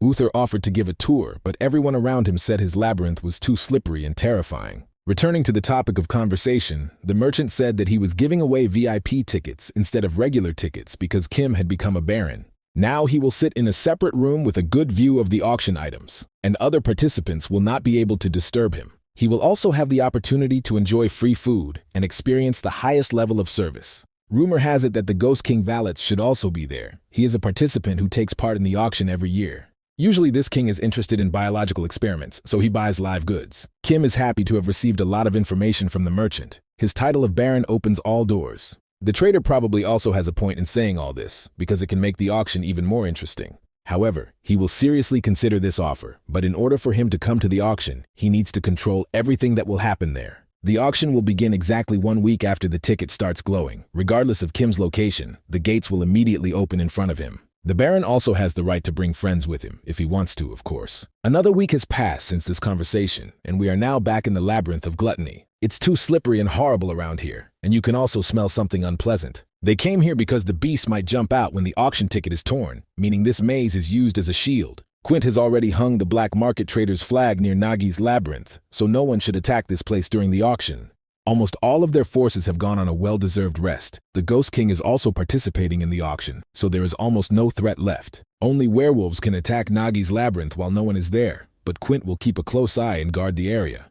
Uther and Rickshaw know the appearance of all the maze masters on this floor. They will go with Kim. The master said that Dominicana must stay here so that the labyrinth can continue to function normally. He apologized to her for this decision, but she assured him that it was her job. Soon the time came. The VIP ticket for the auction began to glow with a bright flame, meaning the gates would soon be open. Various horrible creatures have already begun to gather at the auction and discuss their problems and potential wars. A huge number of conflicts can break out at any moment, but fights are prohibited at the auction. Kim doesn't like these loud conversations, but he understands that it's part of the environment. He was explained that most buyers are at war with each other, and he will have to accept this. They have other circumstances besides the auction. Half of them came here to save themselves, like Uther in the past. Now he is calm, because people no longer attack his territory, and of course now he has powerful defenses. Soon he pointed his finger at the king of the ghost maze, also called the king of the dead, named Valets. So far, only his back is visible, but it's immediately noticeable that no one is sitting around him. The snail is not sure, but rumor has it that this king smells so bad that it is difficult to be near him. The auctions behind the bar will begin. All guests are asked to calm down and pay attention to the stage. All these conflicts will be postponed for the future, but there is no doubt that all these guests will soon be trying to kill each other in the dungeon. Soon the host of this auction appeared and greeted everyone around with another meeting. He thanked them for their presence and said that he had no time for empty words, so the auction would begin immediately. He also promised that everyone around would be craving a special finished product that would be presented at the end. Everyone should remain in their seats and calmly and politely examine the first item. At first, Kim remained calm and was confident that this product would not surprise him. The host said that they hadn't seen anything like this in 10 years because it was something that was biting the hands that fed them. Such goods are difficult to find, as they are only found in the most remote parts of Geyser. They are a true rarity. He said that this product is called Geyserian, and if you look closely, you can see that it is just a small and scared girl. The children of the dungeon became rare in Geyser because they began to make contracts with the people of the surface. This is a true child of the dungeon who has never been to the outside world. After signing the contract, the child was on the verge of death, but the aristocrat took her in and raised her. The monsters were surprised. They didn't understand why people were being sold at auction. This had never happened before. The host explained that their higher-level clients exist alongside people, so it is difficult to assess the value of this product. The child of the dungeon is aimed at clients from deep levels because the appearance of a human there is a great rarity. This product has only one drawback. The child is considered defective because he cannot speak or even scream. Due to this defect, the original price will be reduced, and it can be purchased for 100 profound crystals. The monsters around immediately started a war over this girl, and within seconds, someone was even offering 160 crystals. Kim was angry because he didn't understand why the child was being put up as a commodity. He wanted to hear an explanation immediately. He was told that items for auction are selected based on their popularity. They study subjects that are highly valued at Geyser, but these explanations are not enough to reassure Kim. The assistants explained that even wealthy aristocrats are afraid to conflict with shady traders. There can be no massacre here. Kim reminded Rickshaw that she wanted revenge on the King of the Dead for experimenting on her family. After that, he pointed his finger at the first item and said that people like him were displayed here as toys for kings like that. He is not ready to tolerate this, and is sure that Rickshaw would not have stopped him if there had been an elf in this girl's place. It was noticeable that his words had touched the finest strings of her soul, and I must admit he was absolutely right. But this does not mean that going against dark traders is the right decision, because it is quite the opposite. The maid standing nearby said she completely understood Kim's desire to save this child. She said that the best way to save the child would be to start a bidding process, because it wouldn't cause any problems. It seems that the King of the Dead is not going to back down. He is also targeting this child and is ready to pay a sum for her. Valets kept raising the stakes. It seemed like he had completely lost his mind. A little later, it turned out that he had a competitor. Someone from the VIP room offered a higher bid. A real fight begins for this child, even though this is only the first item at the auction. Soon the goods were sold to an aristocrat from the VIP box. It seems that the King of the Dead is not very pleased. I had to go too far to redeem the child, but the main thing is that this girl will be safe. Once the auction is complete, the items will be shipped to buyers at the end of the week. The problem is that Kim won't be able to pick up the girl today, because during the auction you can only look at the goods. The King of the Dead is silent, but perhaps he is too angry because he has competitors. There were no longer people as goods. From time to time, living goods appeared, but they were animals. You could also see deep crystals with unusual abilities. Such artifacts were very expensive. In the second half of the auction, items appeared with incredibly inflated prices. Kim is not interested in that. One product he couldn't even fully understand, but at least it was interesting to look at because it was a vampire girl. Vampires are very rare in Geyser. The bulk of their population belongs to high-level aristocrats. This vampire has almost no pure blood left, but even so, there's no doubting the rarity of this lot. The monsters immediately started a real war over the vampire. It seems that such creatures are valued here. The product has one interesting condition. Even if you win the bid, the transaction will be cancelled if the vampire does not recognize its owner.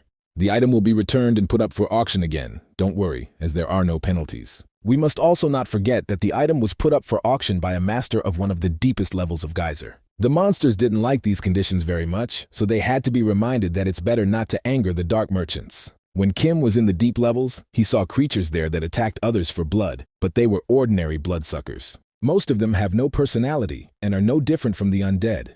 A real vampire, on the contrary, is able to grant its owner the power of immortality. This vampire has almost no pure blood left, so she's unlikely to be that powerful, although she would fit perfectly into Kim's team. The auction quickly heated up to the highest levels. The final price for the vampire was incredible, 23,000 crystals. The most interesting thing began when the vampire refused to look at her new master. This made the 6th level ruler very angry, so he had to explain that he had no right to touch the goods. Dark merchants are much more influential and powerful than previously thought. They will not allow anyone to desecrate the sacred auction they hold once a year. Many hours passed and finally I got the opportunity to see my product. He was asked not to touch the girl until all necessary procedures were completed.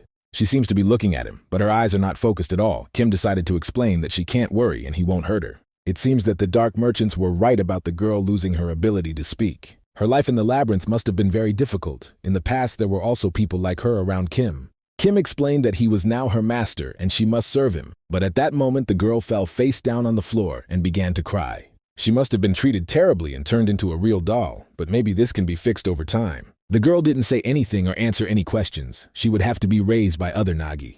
If Kim gives her up to find the right parents, there is a high probability that she will be abandoned or experience violence from other people. Kim understands perfectly well that something like this could happen, so he will have to take care of her for a while. The guy promised to come get the girl in a week and asked her to rest during that time. He also said that he was very dissatisfied with the storage conditions of the goods, that the shady traders could have arranged everything much better. Now this child is part of the Baron's family, so he orders to watch over her and treat the girl as a Baroness. We need to find her a separate room, constantly starve her, and heal her of all her injuries. He is not going to buy damaged goods, so they are obliged to immediately fulfill all his requests. The maid said she agreed, but she thought slaves should be treated completely differently. These words made a serious impression on Kim. In the first few seconds, he even planned to kill the woman by cutting off her head. She probably doesn't understand that she's also facing a child of the dungeon, so she'd better filter her words. I had to immediately apologize and promise that everything would be fine with the child. Only after that Kim left. 7 days have passed since the moment I arrived at the auction house of the dark merchants. He spent most of his time in the noblemen's quarters, where they were given excellent food and good living conditions. It was pretty good. If you don't take into account the lack of entertainment, overall Kim was satisfied. They had enough free time, so he was able to hear Rickshaw's story about her terrible past. After the elven attack, she gathered all the remaining family members to create a mercenary squad. They survived by helping various labyrinths, and their mercenary guild was quite famous for its fighting skills. The problem was that the entire guild was made up of elves, and because of this, the king of the dead Valitsa ambushed them. Rickshaw was the only one who wasn't sacrificed, if that wasn't hard to hear. But that's common practice in the dungeon. This place doesn't recognize weakness. Rickshaw understood that strength alone was not enough for revenge, so she always tried to use her mind. Kim understands her situation and promised to help. He was the one who forced her to become part of the labyrinth, so now he is obliged to support the elf. He had long noticed that the King of Death was behaving rather suspiciously, and the labyrinth was nearby, so sooner or later a conflict would become inevitable. A small child in the dungeon constantly looks into the far corner of the room and is given food, but she eats almost nothing. The girl must be forced to eat, otherwise she will die of hunger. This child looks like a doll that only moves around the room. It is still unclear whether she will be able to return to normal life. Today is the last day of the auction, and right now you can hear a new statement from the dark traders. The last auction for today begins. All nobles and guests must gather in the main hall. Everything will end today. Apart from the little girl, Kim didn't buy anything else. Most of the goods were luxury items, which is not at all interesting to Master Nagi.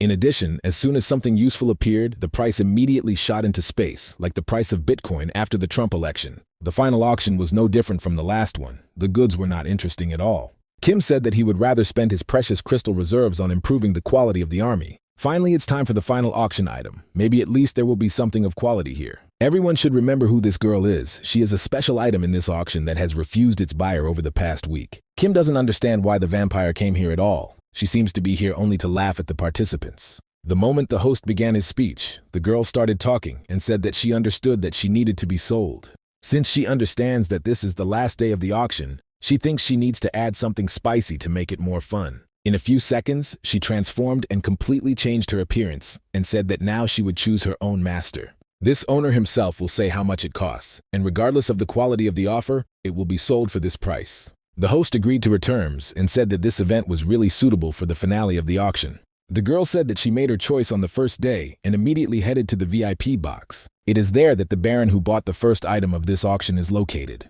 When she smelled this guy, she immediately fell in love and could no longer hold herself back. Kim was trying to figure out if all vampires behave so strangely, so he had to ask Rickshaw.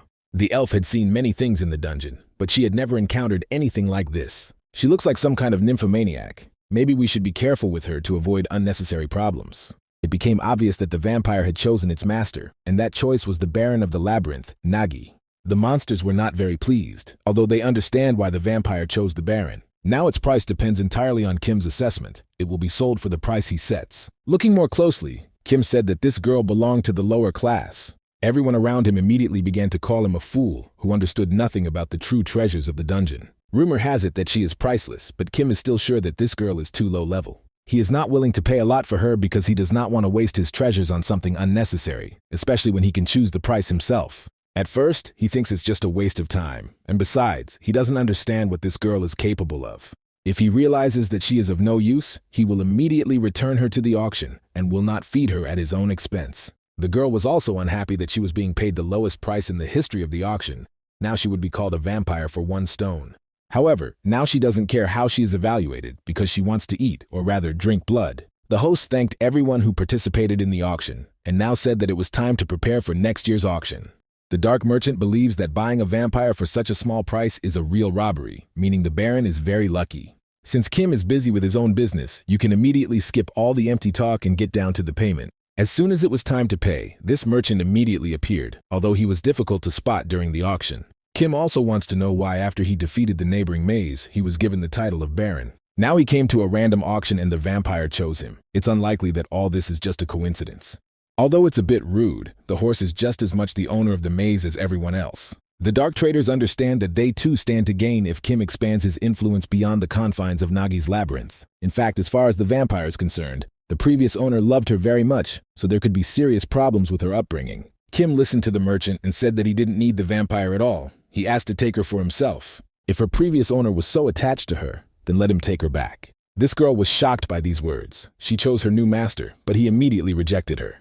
I had to explain that just by her presence, Kim would become much stronger than he actually is. The guy replied that he didn't think she was special because she was just a mosquito who was given too much importance. Kim doesn't know how all the other creatures in the dungeon treated vampires, but he doesn't think of them as special. To him, this vampire is no better than a small child, that slug from the dungeon of gluttony. The girl understood that Kim has a rather difficult character, but she assures that being a vampire also has its advantages. Only now did she give her real name, and her name was Angela. Her past owner was Count Anatolio, the Iron Giant from the 11th floor.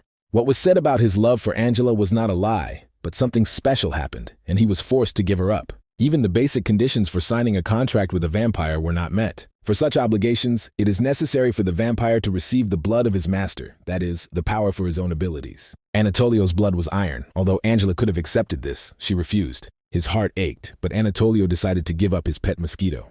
Because of this, she had to go without food for several months, and the sweet aroma of her new owner forced her to make a choice. To be honest, she planned to use her abilities as a high-class vampire to seduce her master and enjoy life. She said she was starving and wanted to taste Kim's blood immediately, even if he was against it. It should be noted right away that Angela doesn't want to do anything wrong. She's just hungry. The dark merchant explained that if Angela refused, it might anger her previous owner. Even despite all these threats, Kim still isn't going to give her precious blood to various insects. Only after several minutes of negotiations was it possible to agree on an adequate agreement. Kim is willing to feed Angela a little, but that doesn't mean he's taking her completely under his control. As soon as Angela heard that she could drink some sweet blood, her face immediately changed. Soon, all this merry company returned to Nagi's labyrinth. Dominicana was shocked. She saw that now there was an addition to their large family, and this did not make her very happy. The child looks like the owner and belongs to the human race, and the girl on the left looks strange in general. Only a little later did Dominicana finally realize that this girl was a vampire, so she had to explain that she had been bought at an auction by dark traders. If you consider the budget of the labyrinth and the costs of maintaining it, not to mention the number of crystals, you can see Nagi panicking over his budget. Kim immediately reassured his assistant and explained that he got Angela almost for free. The only free room in the maze will go to Angela. That's the master's order. He said that he would live with the little girl because he couldn't leave her completely alone for now. To start, you need to feed her, bathe her, and ask the sorceress to heal all her wounds. This girl will be called Yunhee, and Kim immediately ordered her to obey all of the Dominican's orders. Angela is sure that the maid talks too much. In general, slaves do not increase their status due to their low origin. Sometimes the labyrinth grows with the host, so theoretically the Dominicana could become stronger over time. Kim considers the handmaiden to be the true core of the labyrinth, and he considers creatures like Uther to be superfluous. After giving some orders, the master asked the day trader to wait until the precious crystals were brought to him. From this moment on, he forbids the merchant from doing anything stupid behind his back, and the rules of the game change. Now Angela belongs to Kim and his maze, so he offered to give her a little tour and answer all her questions.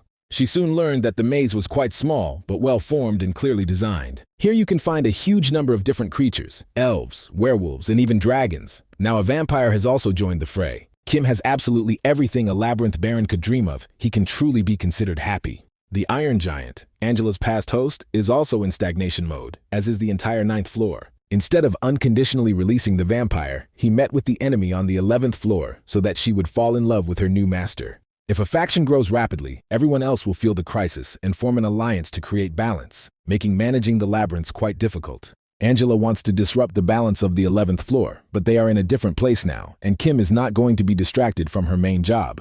Most nobles live on the lower floors, so the previous owner hardly expected it to end up with the Baron on the 9th floor. Soon she was shown the room where Angela would live. The girl called it a prison. She believes that a high-class vampire cannot live in such a place. Only the blood of the host can improve her mood. Kim refused. He didn't know much about vampires yet, but in the future he would see if Angela would be useful. He already gave her blood when he signed the contract, so for now, let her go hungry. Kim had been in the maze for too long, so the next day he immediately went out into the outside world and met with Mr. Song. It turned out that Sun has a lot of interesting news about the dungeon, and he is ready to tell it. About a month ago, the dungeon took in a boy from the dungeon, as well as its owner. They say that the guy became the owner of the maze, but no one can show any real evidence.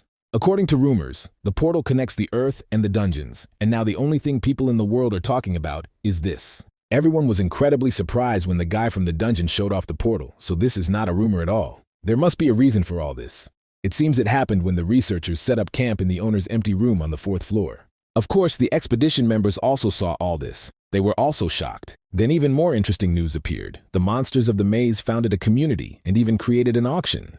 There were weapons for sale, as well as a child from the dungeon. It seems this guy also participated in the auction, but Kim didn't notice him at all. Then Sun told me that the guy who became the master of the labyrinth died yesterday, or rather he was killed. According to rumors, his labyrinth is a real treasure. He was probably betrayed by a friend who decided to take everything for himself. For now, the labyrinth is still without an owner, but there is nothing left inside. Since it's only a maze on the 4th floor, it's hard to find precious crystals there. There probably isn't even a core there. After hearing this whole story, Sun thought that Kim would also want to get the labyrinth, and he was ready to share all available information with the guy.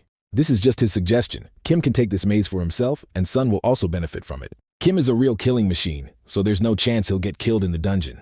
In addition, he constantly does everything on his own, so you don't have to worry about rumors or someone betraying him. Sun also received information about empty labyrinths, one of which was found on the 7th floor, which is where Hoi was found. According to rumors, the association has already sent its people there, and even one of its best warriors. Uncle Song is probably talking about a warrior named Jong-gul. Kim has met him before. So the association asked this fool to help. Now it's clear that this association is run by the same mentally retarded people as Jong-gul. Kim promised that he would go to the 7th floor of the dungeon and see what was going on there. He's ready to do it right now, but he'll need some kind of weapon to do it. After some time, Angela and Dominicana finally waited for the master to return. Looking at his equipment, they realized that he had received another task from the humans. Kim said that we need to explore the empty labyrinth on the 7th floor, but we can hardly expect a friendly meeting there.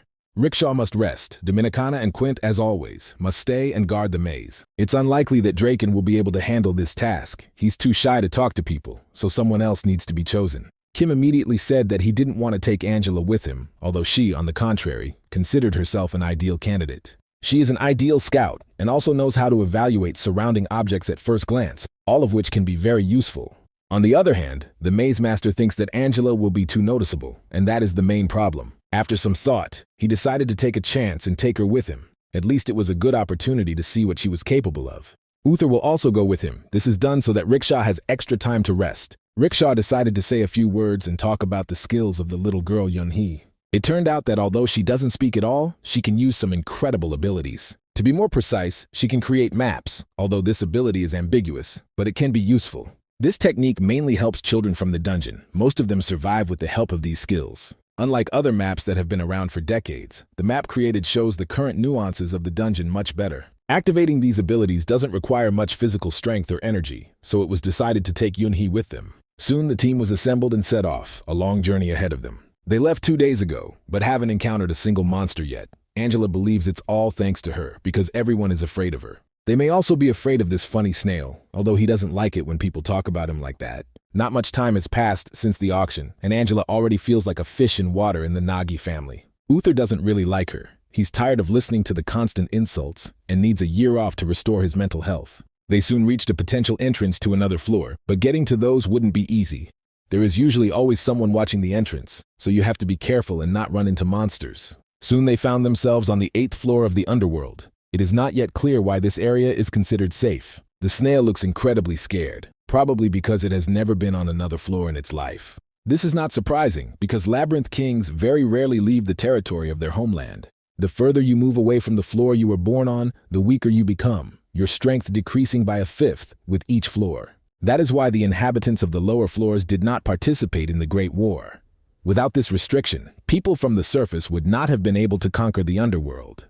There is some truth in these words, as most battles between humans and the inhabitants of the underworld involved only mid- and entry-level beasts. In rare cases, when really strong monsters appeared, they helped very seriously in battles against people. Angela is sure that for a creature like her, it doesn't matter how far she strays from her territory. She says that only a weak king, such as Uther, could fear such an effect. Soon the Snail King felt that they were surrounded. There were about 50 wizards around. Kim once said to be careful, but that still wasn't enough. He ordered the snail to take Yunhee and protect her in case of danger. Surprisingly, the King of Slugs has his own personal safety techniques, although it's hard to even look at them. He will create all the comfortable conditions for the girl, and even give her the opportunity to breathe easy. Meanwhile, Angela activated the camouflage skill and helped Kim hide and become less noticeable. Invisibility is an enhanced form of camouflage, in which auras and even heartbeats completely disappear. After a while, you could see wild boars approaching. It was a real pack of these monsters. They immediately smelled the scent of alien creatures and guessed that someone had climbed up from the 9th floor.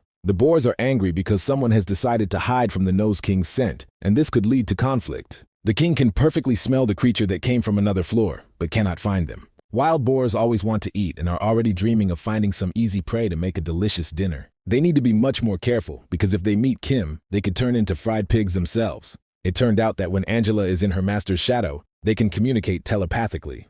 They looked at the pigs together and laughed at their silly faces. These boars could not even notice Uther, who pretended to be an ordinary stone. Judging by their low intelligence, you can't be afraid of these strange creatures. They are unlikely to create serious problems. Recall that Kim is looking for an entrance to the 7th floor, so he doesn't want to waste any extra time in this area. He appeared before one of the boar leaders and said he wanted them to show him the way. At first, the boars were scared, and then seeing human flesh, they said they would eat him alive. They probably haven't heard the rumors yet that there's a very powerful person downstairs. They consider Kim a weak creature who was born to become a tasty snack. Without thinking twice, the boars began to attack using their ground control skills. Honestly, it was impressive because you don't expect anything interesting from such creatures. But of course, it wasn't enough to destroy Kim. On the contrary, he became even angrier and prepared to put these pigs in their place. The Boar King did not want to give up and prepared to attack again with the help of the earth, but immediately felt a blow to the face. Within seconds, he was lying on the ground in a deafening knockout. Everyone else watched in surprise and did nothing. During a battle, you need to act quickly and confidently. Kim has long mastered all these rules of martial arts. He activated the Baron skill and said that I could easily eat all these boars, but now he needs a guide. If they refuse to help, he will make them into a delicious barbecue, because no one has the right to refuse the Baron's request. The pigs immediately fell to their knees and recognized their leader. No one wanted to anger such a strong guy. They explained that they had come here for the smell, and soon agreed to escort Kim and his friends to the entrance to the 7th floor. On the way, they met other boars on this floor, and explained that it was better not to joke with the Baron. Some even began to make up legends about Kim and call him the Grunt King. Angela doesn't like it when those horrible pigs look at her. She said she would tear their ears off if they didn't stop doing it. Realizing that they were dealing with a real vampire, they immediately said they didn't want any problems. Boar blood tastes quite pleasant and is easy to obtain, and it is also useful for vampires. Several decades ago, the ancestors of vampires began to massively exterminate wild boars, so now all pigs are afraid of vampires like fire. Now their numbers are incredibly large. Over time, the pigs have become meaty and strong, but they still remember the past. After walking some distance, they saw that something large-scale was happening and immediately tensed up.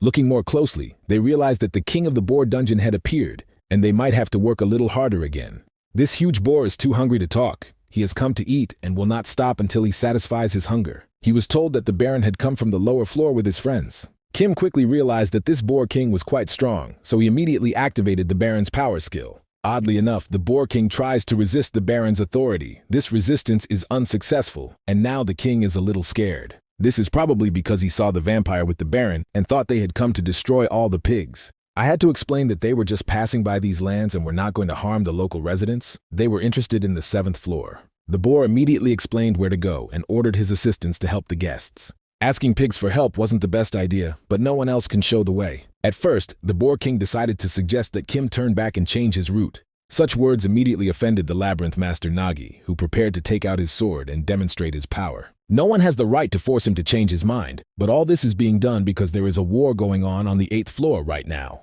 It's better not to go here without significant military support because they could be surrounded, and then Kim and his friends will start having serious problems. There is only one way out. If the password distracts, it will briefly open the way for Kim. It's not often that dungeon lords appear in conflict zones, so this would look strange, so the chances are 50-50. The king has a condition. When Kim finishes all his business on the 7th floor, he must help the boars with their problems. It's like a deal. A war of attrition has been going on for 2 days now, with bloody lions and striped wasps from the 7th floor fighting for territory. The boar king ordered his warriors to head to the labyrinth and strengthen their defenses, unsure of what to expect in the future.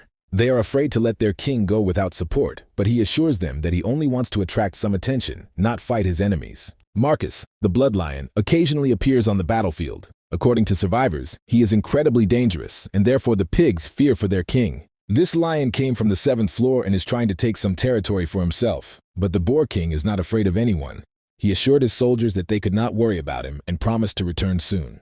Honestly, this giant hasn't been on the battlefield for a long time, and I would have loved to watch him fight a lion. If he's really going to warm up and show his full potential, it'll be interesting to watch. Pigs consider their king invincible. If he is in good shape, no one can stop him. During attacks, he turns into a real titan, ready to destroy everything in his path. It seems that this titan has already begun the process of distraction. All that remains is to wait for the perfect moment and quickly make his way to the 7th floor. Soon it seemed that the boar king had done his part of the deal. Now all the enemies were closing in on him. Judging by the sounds, even monsters 2 days away have become involved in this situation. A bloody massacre will soon begin here. Kim has a few days to reach the entrance to the 7th floor. She has to hurry because anything can happen. Let's fast forward 3 days and look at the 7th floor, because that's where our main characters ended up. From the very beginning, they encountered dangers, but each of them understood where they were going and what they were risking. After climbing 2 floors, Uther began to feel like he was wasting too much energy, but he still had to protect Yun-hee. The master ordered to keep the girl safe and make sure nothing happens to her, which is exactly what she should do herself. At one point, he lost his vigilance and saw an enemy approaching her, but it turned out that Yun-hee could defend herself. All this time, she only pretended to be a small and fragile girl, but in times of danger, she turned into a real monster. After that, it's unlikely anyone will want to compete with her in strength. After all, she's a child of the dungeon from the 11th floor, which means she's almost a devil. She can't use her powers to their full potential yet. It takes a little training and perseverance. Kim approached the girl and placed a sword in her hands. Perhaps with it, she would be able to reveal her full potential. If she continues to destroy her enemies with the same hatred in her eyes, she will be called an avenger in the future. Her body movements show that she has been used to fighting since childhood. She probably likes being a warrior, not a caveman. Maybe it's just talent, but in any case, Uther can rest assured because now Yun-hee will protect him. He also suffers from constant enemy attacks. But Kim is not going to help the Slug King. Angela looks pretty confident. She uses all these vampire tricks to stop any enemy attacks. She doesn't want to drink this dirty blood and thinks it's better to get a little hungry and taste something tastier, like Master Kim's blood. A drop of enemy blood fell on her hand, and out of curiosity, she decided to taste it. It turned out that she had never tasted anything more disgusting in her life, unless of course you take into account sugar-free Coca-Cola. The situation is still tense. There are too many monsters, but Kim and company have already wiped out half of the enemy army. If we continue at the same pace, we can finish soon, especially if Yun-hee helps. Everyone knew about the war on the 8th floor, but no one expected to see such a mess on the 7th. It's starting to get annoying. If Angela uses all the power of her master, she can destroy all the monsters together, but to do this, she needs to drink some of his blood.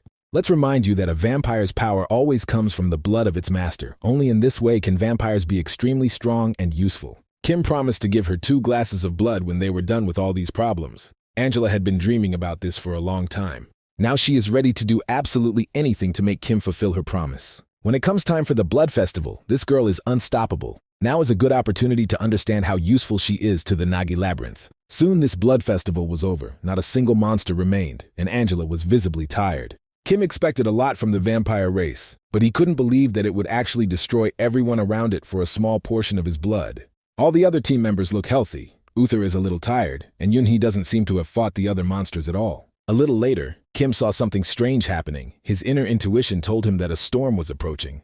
It is unknown where the attack on Kim and his team originated. They could not have predicted it. The team leader immediately ordered everyone to take cover and prepare for danger. Angela said she killed everyone around her, but Yun-hee was attacked by an unknown sorcerer. Angela assured me that there was not a single living creature around, but this was absurd. Yun-hee has disappeared somewhere. Uther can't find her anywhere, but he must not stop. He must continue his search. He also noticed that there were no traces of the girl on the ground. She seemed to have completely sunk into the ground. At first, these words seemed like nonsense, but then Kim remembered that something similar had already happened in his life. He calmed down and said that they had entered the labyrinth. Now it was time for the most interesting part. The map was immediately updated. It seems that the dungeon has summoned Yunhee. Immediately, some parts of the map opened up, and in a short time, Yunhee covered a large distance that would have taken several days. When Kim was called into the maze, he immediately ended up on the 9th floor, although he had previously been on the 1st. Soon he found the girl. She was indeed summoned by the dungeon, and now he had to hurry to catch up with her. He immediately activated his special invisibility skill, took his friends with him, and ran forward. There are a lot of monsters around, so you have to remain unnoticed, otherwise they will be detained. Yunhee is quite far away, but thanks to her skills, you can see the girl on the map and try to catch up. She's just a baby who can't even eat on her own, so she can't be left without support for a long time. Angela saw that they were about to encounter a large number of life forms. The most interesting thing about this situation is that these are not monsters at all, but ordinary people, although there shouldn't be a large number of people on this floor. It seems, as Mr. Song said, these people are trying to find a new dungeon. There are hundreds of living creatures in the direction they are moving. Probably the monsters gathered around because of the people. Kim decided to make sure what was happening and set out to follow all these people. Apparently, they gathered near the dungeon to try to make money from it, but desire alone is not enough to become king. People probably don't yet know the full system of dungeons, but associations and free explorers are already fighting for these territories. Kim marked this place on the map and said that they would return later. Now the priority was saving Yunhee. A little later, Angela noticed that there was a living creature next to them that she knew, probably their girl. The dungeon is in a remote location. People haven't found it yet. They decided to go inside. The dungeon doesn't have an owner yet, but it's functional, so you have to be careful. Everyone except Yunhee will be considered uninvited guests, so anything can happen. They went quite deep but saw nothing interesting around them. It seemed the monsters weren't guarding anything. It seems like they are not inside a dungeon at all, but rather wandering in an empty cave. Kim also feels like he's been here before. Maybe it's just an illusion, but his intuition rarely lies. First, he asked Angela to analyze the situation around her. The girl did not respond, and he realized that she had disappeared with Uther. It's probably because of the dungeon, but he doesn't feel any signs of attack. Maybe he's gone beyond that area. He wanted to look at the map again, but it was gone too. And not just the map, but his equipment, skills, and even the parasite. Now he is completely naked in terms of combat training, and it is unknown how the 7th floor dungeon could not be so capable. Soon he saw that there was a guy next to him who thought he was crazy. This guy looks pretty calm and says that there are a lot of monsters around, so you have to be careful. After that, Kim disappeared somewhere, and a little girl appeared next to this guy. She went with this guy and told him that she had become the master of this dungeon and had learned the parasite skill. The boy assured him that it was all just a dream. He didn't want to believe the little child and didn't take her words seriously. He promised that he would protect the girl from monsters, but the main thing was that she not attract too much attention. They soon joined the other members of the expedition team and now feel safer. The guy told the other team members that he found a girl who was telling all sorts of nonsense, and in his opinion, she should write scripts for cartoons. While they are digging a path to the next floor, you can listen to it to keep yourself awake. Maybe they can teach her to dig, and then they'll have another employee on their team. At first, everything was fine. No one was stressed and calmly thought about future plans. Everything changed so quickly that no one even understood anything. One by one, people began to die a terrible death, as if some unknown creature were attacking them from the darkness. With each passing minute, the impression grew that the same child from the dungeon had something to do with it. She was left alone with her savior, but it was unlikely that he would survive either. Everything that was happening was quite difficult to explain, but the entire research team was dead. This dungeon forces a person to wander in a happy dream, all of it an illusion that will never allow one to get out. Kim remembered that this was how all his close friends had been killed, right before a moment of true despair. They all died a terrible death, and it also happened in the 7th floor dungeon. They were soon able to break out of this illusion. They just had to wake Uther, although he didn't want to wake up at all. Kim and company saw unknown creatures approaching them from the dungeon. Apparently, after the illusion didn't work, the dungeon decided to call on the minions of evil for help. Kim immediately prepared his parasite skill for active action and decided to show who was king here. There are very few warriors around. They are all the same and do not look like strong opponents. After waking up looking very angry, don't be surprised if he completely destroys this dungeon in a few minutes. We managed to calm him down very quickly. He is not a tyrant who destroys everything around him just because he is in a bad mood. After the problem with the dungeon servants was resolved, the search for Yunhee continued. Apart from the illusions, there's nothing scary here. Even the traps are quite childish. This does not mean that you can lose concentration, especially when you start to feel the aura of a child nearby. There is no entrance here, although Angela clearly feels that Yunhee is behind this wall. This is called the defense mechanism of a dungeon without a master. Probably the king's room is hidden here and Kim knows how to get there. A few powerful blows with the parasite skill can open any door. Less than 2 minutes passed before Kim saw a little girl in front of him.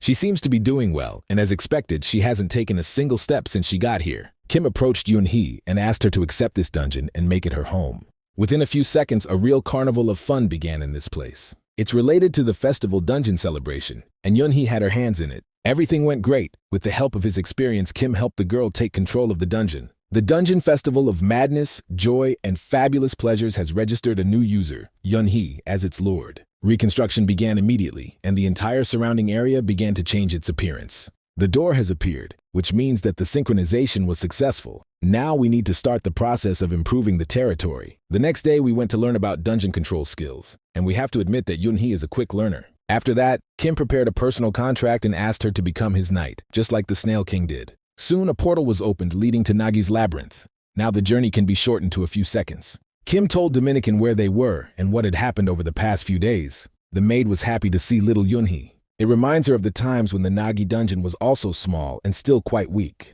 The master asked Hoy and Draken to stay here and protect this place. Uther and Uni must return to their native dungeon. Kim said that he had some business with Angela and would be back a little later. He also didn't forget that she needed to be given some blood. Their goal is quite simple. They want to go back and see what people are doing. The researchers and warriors of the association came here for the sake of the dungeon. The outside world already knows about what is happening inside Geyser. Kim decided to use the invisibility skill and eavesdrop on the researchers' conversations. Maybe he would hear something interesting.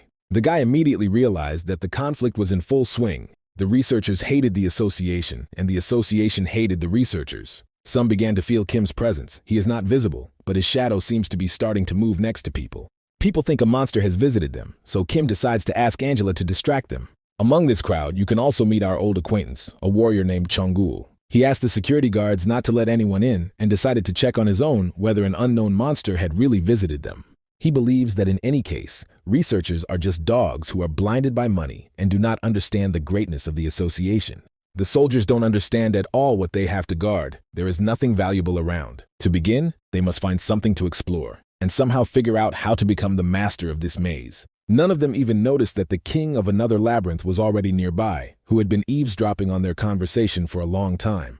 Within seconds, he had killed both of these guards without any hesitation so that they would not interfere with his business. Other association warriors may return at any moment, so you need to hurry. At the end of the corridor is the dungeon master's room. You may need to go there. This dungeon looks quite strange. There are no labyrinths, ambushes, or even a containment core. Probably everything was destroyed at the very beginning. The core was formed and didn't even reach the 3rd level, so it's a dead dungeon. Surely this dungeon is ready to accept a new host. Kim decided to activate the parasite's skills. He immediately found the core of the dungeon without a master. Currently, this place is in an inactive state. It won't be activated until it finds its leader, but Kim has an idea. He tried to do something. This technique is called engraving, but the system refused to let an outsider in. If the dungeon core is left in the same state, it will activate on its own. You can't be sure that the new owner of this dungeon won't be someone from the research team or the association. Kim doesn't like people exploring labyrinths at all. It could lead to chaos underground.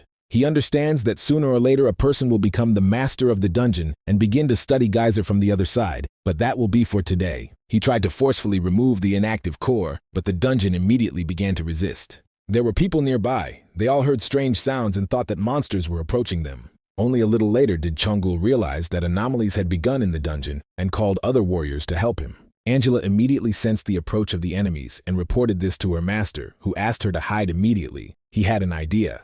He wants the dungeon to cast its pride aside. No more rising and falling. Death is inevitable. Kim believes that the dungeon is simply unlucky today. In any case, it would have become a toy for people. Now he will use it for his own purposes, as the extraction of the inner core of the dungeon has been successfully completed. It was at this moment, when the deed was done, that the association warriors appeared on the horizon. Jongul carefully looked around the room and saw something very creepy, something that looked like a monster.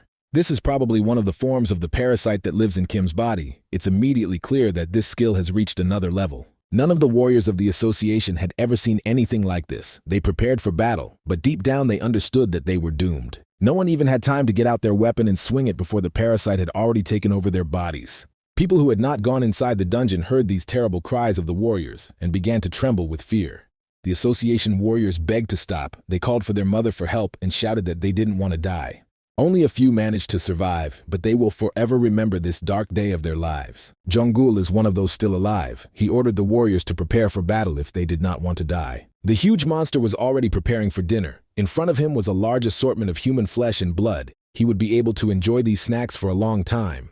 It seemed that the people were doomed, but at the last moment, the monster began to flee in a completely different direction. At first they wanted to chase him, but then they thanked God that they were alive and decided to stay put. It seemed like it was the local floor guard protecting the dungeon, and that was enough to make everyone leave the place. Nobody needs massive losses. Kim was able to achieve his goal and can now be satisfied. Now the parasite has gone into a dormant state. Kim had no idea that he would be able to create such a large monster from this snail. It takes a lot of strength. After he took the dungeon core, there's nothing more to do here. You need to transfer this artifact to the laboratory and rest a bit. Only a little later did Kim remember that he could not return to Nagi's labyrinth. Particularly attentive viewers remember that he has an obligation to the monster on the 8th floor. I had to return to the Boar King. They were happy that Kim really knows how to keep his word. Very quickly, the Maze Master Nagi was taken to the Boar King, who had been waiting for him for a long time. It turned out that distraction was costly for this monster. He paid the price so that Kim and his team would not be harmed. Surely the King of Boars met the same lion named Marcus, who came from the 7th floor. The Boar King decided to retreat after a fierce battle, although his warriors still consider the king a hero. The blood lions are very fast. They absorbed a huge amount of the dungeon's energy and moved to the 8th floor, changing their residence. That is why there is constant fighting on this floor. Now everything around resembles a catastrophe, war, and chaos. It is unclear why the lions did this, probably because of the people who came to the 7th floor. The Boar King was upset that he had to speak to the Baron in this manner, but these were the harsh conditions of life in the dungeon. He explained to them that he had returned to complete their deal, that he understood that because of him, the king had found himself in such a difficult situation. Kim has long wanted to leave this floor and return to his home, but he doesn't understand what the king wants. After a short conversation, it turned out that their desires coincided. The king also wanted to leave Mary. This is a terrible place. He is ready to go with Kim and become his knight, probably all because of the bloody lion. There is hardly anything wrong with this. The Boar King is tired of fighting a strong enemy and wants to find himself a safe haven to rest. Now it's hard to understand what this boar is worth. The same goes for his people. They haven't yet been tested in real battles. On the other hand, the pigs have already heard many good words about Kim. They know that after only 6 months of his reign, he was able to defeat the king of the water dragons. It is unlikely that he was able to do this through luck alone, so receiving the title of Baron was well deserved. It seems that the Boar King knows Kim's story very well, but now he must tell his own story, his own path and destiny. If you look at his warriors, you can understand that this labyrinth is held together only by the king's strength. To be honest, he was also like them before, fighting to protect the labyrinth and trying to survive. This helped him become the same king, a strong and powerful warrior who protects his territory from enemies. Some people treated this maze like a grocery store and took all the pigs for their barbecue. The king always took the initiative to destroy enemies who attacked his army. He was the only one who could protect the pigs. After decades of constant battles, he thought he could finally afford a little rest. But this time, bloody lions descended upon them. To be honest, he had had enough of all these battles and was frankly tired. He asked the Baron to believe his story and give him the opportunity to find peace in another territory. Although the boar tries to show his weakness, Kim must not forget that he is facing one of the strongest warriors on the 8th floor. He is an experienced monster who can help a lot in the future. He is tired and deserves a chance at a more peaceful life. Without thinking twice, Kim said that he was ready to accept him and make him his third knight, because it would make Nagi's labyrinth even stronger.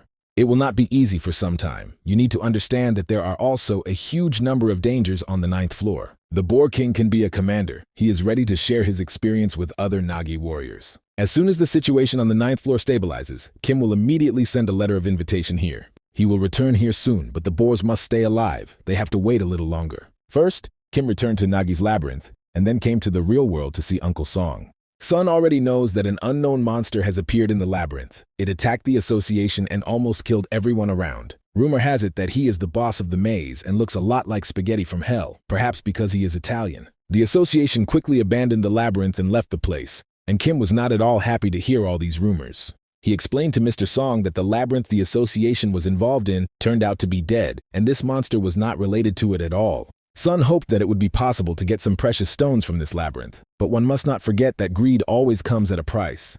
Kim brought some stones from the dungeon and tried to cheer Mr. Song up. Maybe it would at least improve his mood.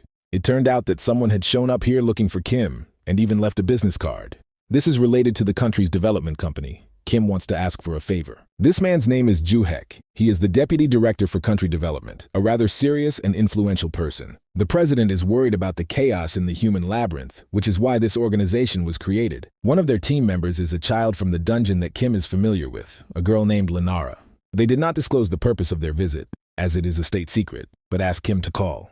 There is probably complete chaos in this association as well. Kim cannot trust human information because people have no trust. Mr. Song did not expect such a reaction, but decided to remain silent and not anger the warrior. After that, they said goodbye to each other, and Kim returned home. The synchronization of the party hall, the venue for the second night Yunhee festival, has been completed. Now Yunhee has become the organizer of the party hall and can open a portal to the dungeon in which she is the master. Recall that all this time Draken was there together with Hoya. They protected the labyrinth from other monsters. During this time, no one even came, but for some reason there are many traces of vandalism around. Probably Hoya is playing again. It was at this moment that unknown animals appeared. They did not look like monsters and were hardly dangerous. Kim has seen something like this before. Probably these are the workers who will help rebuild the maze. He explained that he would order them what to do because he was the master of this territory. Kim ordered to immediately draw up a map and build a warehouse next to the labyrinth, but so far no one is listening to him. Angela suggested to her master that he begin a regency of the aristocracy, a skill often used by the Lord Anatolio. In this case, Kim will literally be able to control Yunhee's maze, which is almost the same as taking the maze for himself. For a rational labyrinth master, this would be worse than death, but Yunhee is a little girl. It might work for her. Kim asked the girl for permission, but she, as usual, didn't answer. Soon, she finally agreed to the regency, and Kim completely took control of the labyrinth and officially became its leader, or rather, its deputy. Now the forces of the two labyrinths obey him. He has become a true aristocrat and has acquired the skills of this title. The large number of knights and regents enhances his abilities for aristocracy. Now it is clear why Anatolio was engaged in such things. He can't constantly be busy protecting the labyrinth, so we need to improve this place immediately. He began the process of improving himself with crystals and ordered all slaves to work immediately. You should also consider calling in several soldiers to defend the territories. The structure of the troops of each maze is different from each other. Here the soldiers will be clowns, and there are quite a large number of them. Each maze has its own unique abilities and features. There is something special here called festival fever. The more opponents are neutralized, the stronger the festival fever will be. At first glance, it looks pretty good. In the ideal scenario, the battle ends on the second level, and to do this, you need to summon warriors. Kim ordered the immediate summoning of a minstrel, a juggler, an acrobat, and even a clown. They are all defenseless, but you can give them a unique ability called sweet dreams. This technique is also known as sweet sleep, something like an illusion, but this technique gathers a lot of the power of the labyrinth. This is quite similar to the hypnosis used in the 7th floor maze, and can be used against a strong enemy. You have to admit that this maze is the complete opposite of Nagi's dungeon, and that's a problem. Kim is used to managing his own dungeon, so here he has to start all over again. If you create a guerrilla unit and start a secret struggle, this skill will not help at all, especially in conditions of total war. There are also skills in Nagi's labyrinth. You can summon all warrior classes, but there's nothing special about it. If Kim had started his descent into the dungeon from this very labyrinth, the king of the water dragons would have destroyed him in a matter of seconds. Kim asked Yunhee to activate this skill and test it on other monsters. Test subjects like Draken and Hoya are ideal for this, even though they don't suspect anything. Kim assured me that nothing bad would happen. The main thing was to relax my body and not tense up. The sweet sleep habit started working immediately, and it was quite interesting to watch the reaction of both patients. Draken immediately imagined himself as a descendant of ancient legendary dragons. He felt the strength in his muscles and an indomitable character. Watching him sleep is quite an interesting pastime. Now it's clear how it works. The minstrel is an assistant in this maze. You can also try this skill on him. The target is completely defenseless, so the sweet sleep technique works easily. Meanwhile, the dragon was starting to feel completely insane. Maybe we should calm this guy down before he did anything wrong. Now you have an idea of how to use the festival maze. The main thing is to create a map of the area and hide the path to the maze. Kim also ordered employees to be responsible for all important work and forget about rest for a while. We need to improve this maze as quickly as possible and make it safe, so Kim can maximize the scale of the strategy. 2 more weeks have passed since that day, and both mazes have been improved and made significant progress. Now it was time to call upon Uther. He had been able to regain all his strength in these few weeks. Now the snail must prepare for war. They will fight the king of the dead valets. The battle will begin in a week. Kim is not joking at all and orders Uther to immediately send a message to the king of the dead calling for war. Hearing the word war, the snail immediately began to scream and crave blood. He had never behaved like this before. After that, he calmed down a bit and suggested that valets be ambushed and not given time to prepare for war. Of course, this is considered a rather cruel strategy, not telling your opponent about your intentions, but it gives you a better chance of winning. At this moment, their conversation stopped because Rickshaw entered the room. It was obvious that her leg was injured and she looked exhausted. She said they have a problem because Count Anatolio is approaching their territory right now. As soon as Angela heard this, her face instantly changed, probably the first time you could see fear in a vampire's eyes. It seemed to her that the nobleman from the 11th floor could not go up to the 9th floor. Perhaps there was some mistake. Rickshaw reported that they had been captured. The entire reconnaissance detachment had been captured by Count Anatolio. They were unable to fool the eyes of this monster with their concealment abilities, but they avoided serious losses. The Count decided to let them go. He was not alone. Next to him was a dark merchant, as well as the demon she had already seen. It's unlikely they'll pass by because their destination is Nagi's labyrinth. Rickshaw is sure of that. The dark merchant learned that they belonged to the Nagi labyrinth, so he immediately released them. Hearing this, Kim immediately ordered preparations for the meeting. Just in case, all troops should be gathered and brought to full combat readiness. Kim needs to return to the maze immediately, given Anatolio's size. He won't even be able to get through the gate. Angela continued to panic. She always remained calm, but now she had completely lost control of her emotions. She said that Kim has no chance at all. Compared to Anatolio, the Dragon King and the King of the Dead are just small rats, so we need to run away. Kim doesn't know why the Count has come such a long way, but it's unlikely he's going to fight. It's possible to get scared too early, and besides, it's a great opportunity to assess the level of the Count, because he is rarely found in Geyser. The master does not know how to hide from trouble. He is ready to meet a strong opponent with his head held high. Angela is ready to accompany her master, but whatever happens, Kim must not show the Count his strength. A few hours later, Kim met Quintus at the northern gate. They had already managed to gather the warriors. Yunhee, Hoya, Uther, and Draken went to the festival dungeons. All that was left was to close the portal just in case. Dominicana should return to the main room. Everyone else will accompany King Nagi. The maid really wanted to go with Kim, but it's too dangerous, and he doesn't want to risk his right arm. If something goes wrong, he will die. There must be someone left who knows the labyrinth and can keep Nagi alive. Kim said he wasn't expecting war, but anything could happen, so we shouldn't underestimate unknown monsters. Angela said that the entire territory of the Nagi labyrinth is already under Anatolio's control, so there's no point in hiding. After all these conversations, it was decided to take Dominican with them, and the maid was happy. At this point, the parasite reported that it felt incredible fear and advised its host to flee immediately. This has never happened before, and this speaks volumes about the importance of every little thing that happens in the next few minutes. The parasite immediately strengthened Kim's body as much as possible in order to survive, but still advises its host to flee. Of course, Kim wasn't going to run away from a regular meeting. He stayed and waited for Anatolio to arrive. This giant is truly an extremely large figure, several times larger than an adult hell spider, and even larger than the walls of a fortress. Kim hopes that this terrible tyrant doesn't see the warriors inside the labyrinth, because it might anger him. Kim began to behave quite impudently. He wanted to know why this unsurpassed Count had come to him without warning. Angela tried to calm her master and explain that she couldn't talk to the Count like that, but he didn't listen to her at all. Soon the Count finally revealed his face and said that Kim was really too self-confident and he had better get on his knees. He activated a skill called Count's Greatness, and Kim immediately felt incredible pressure.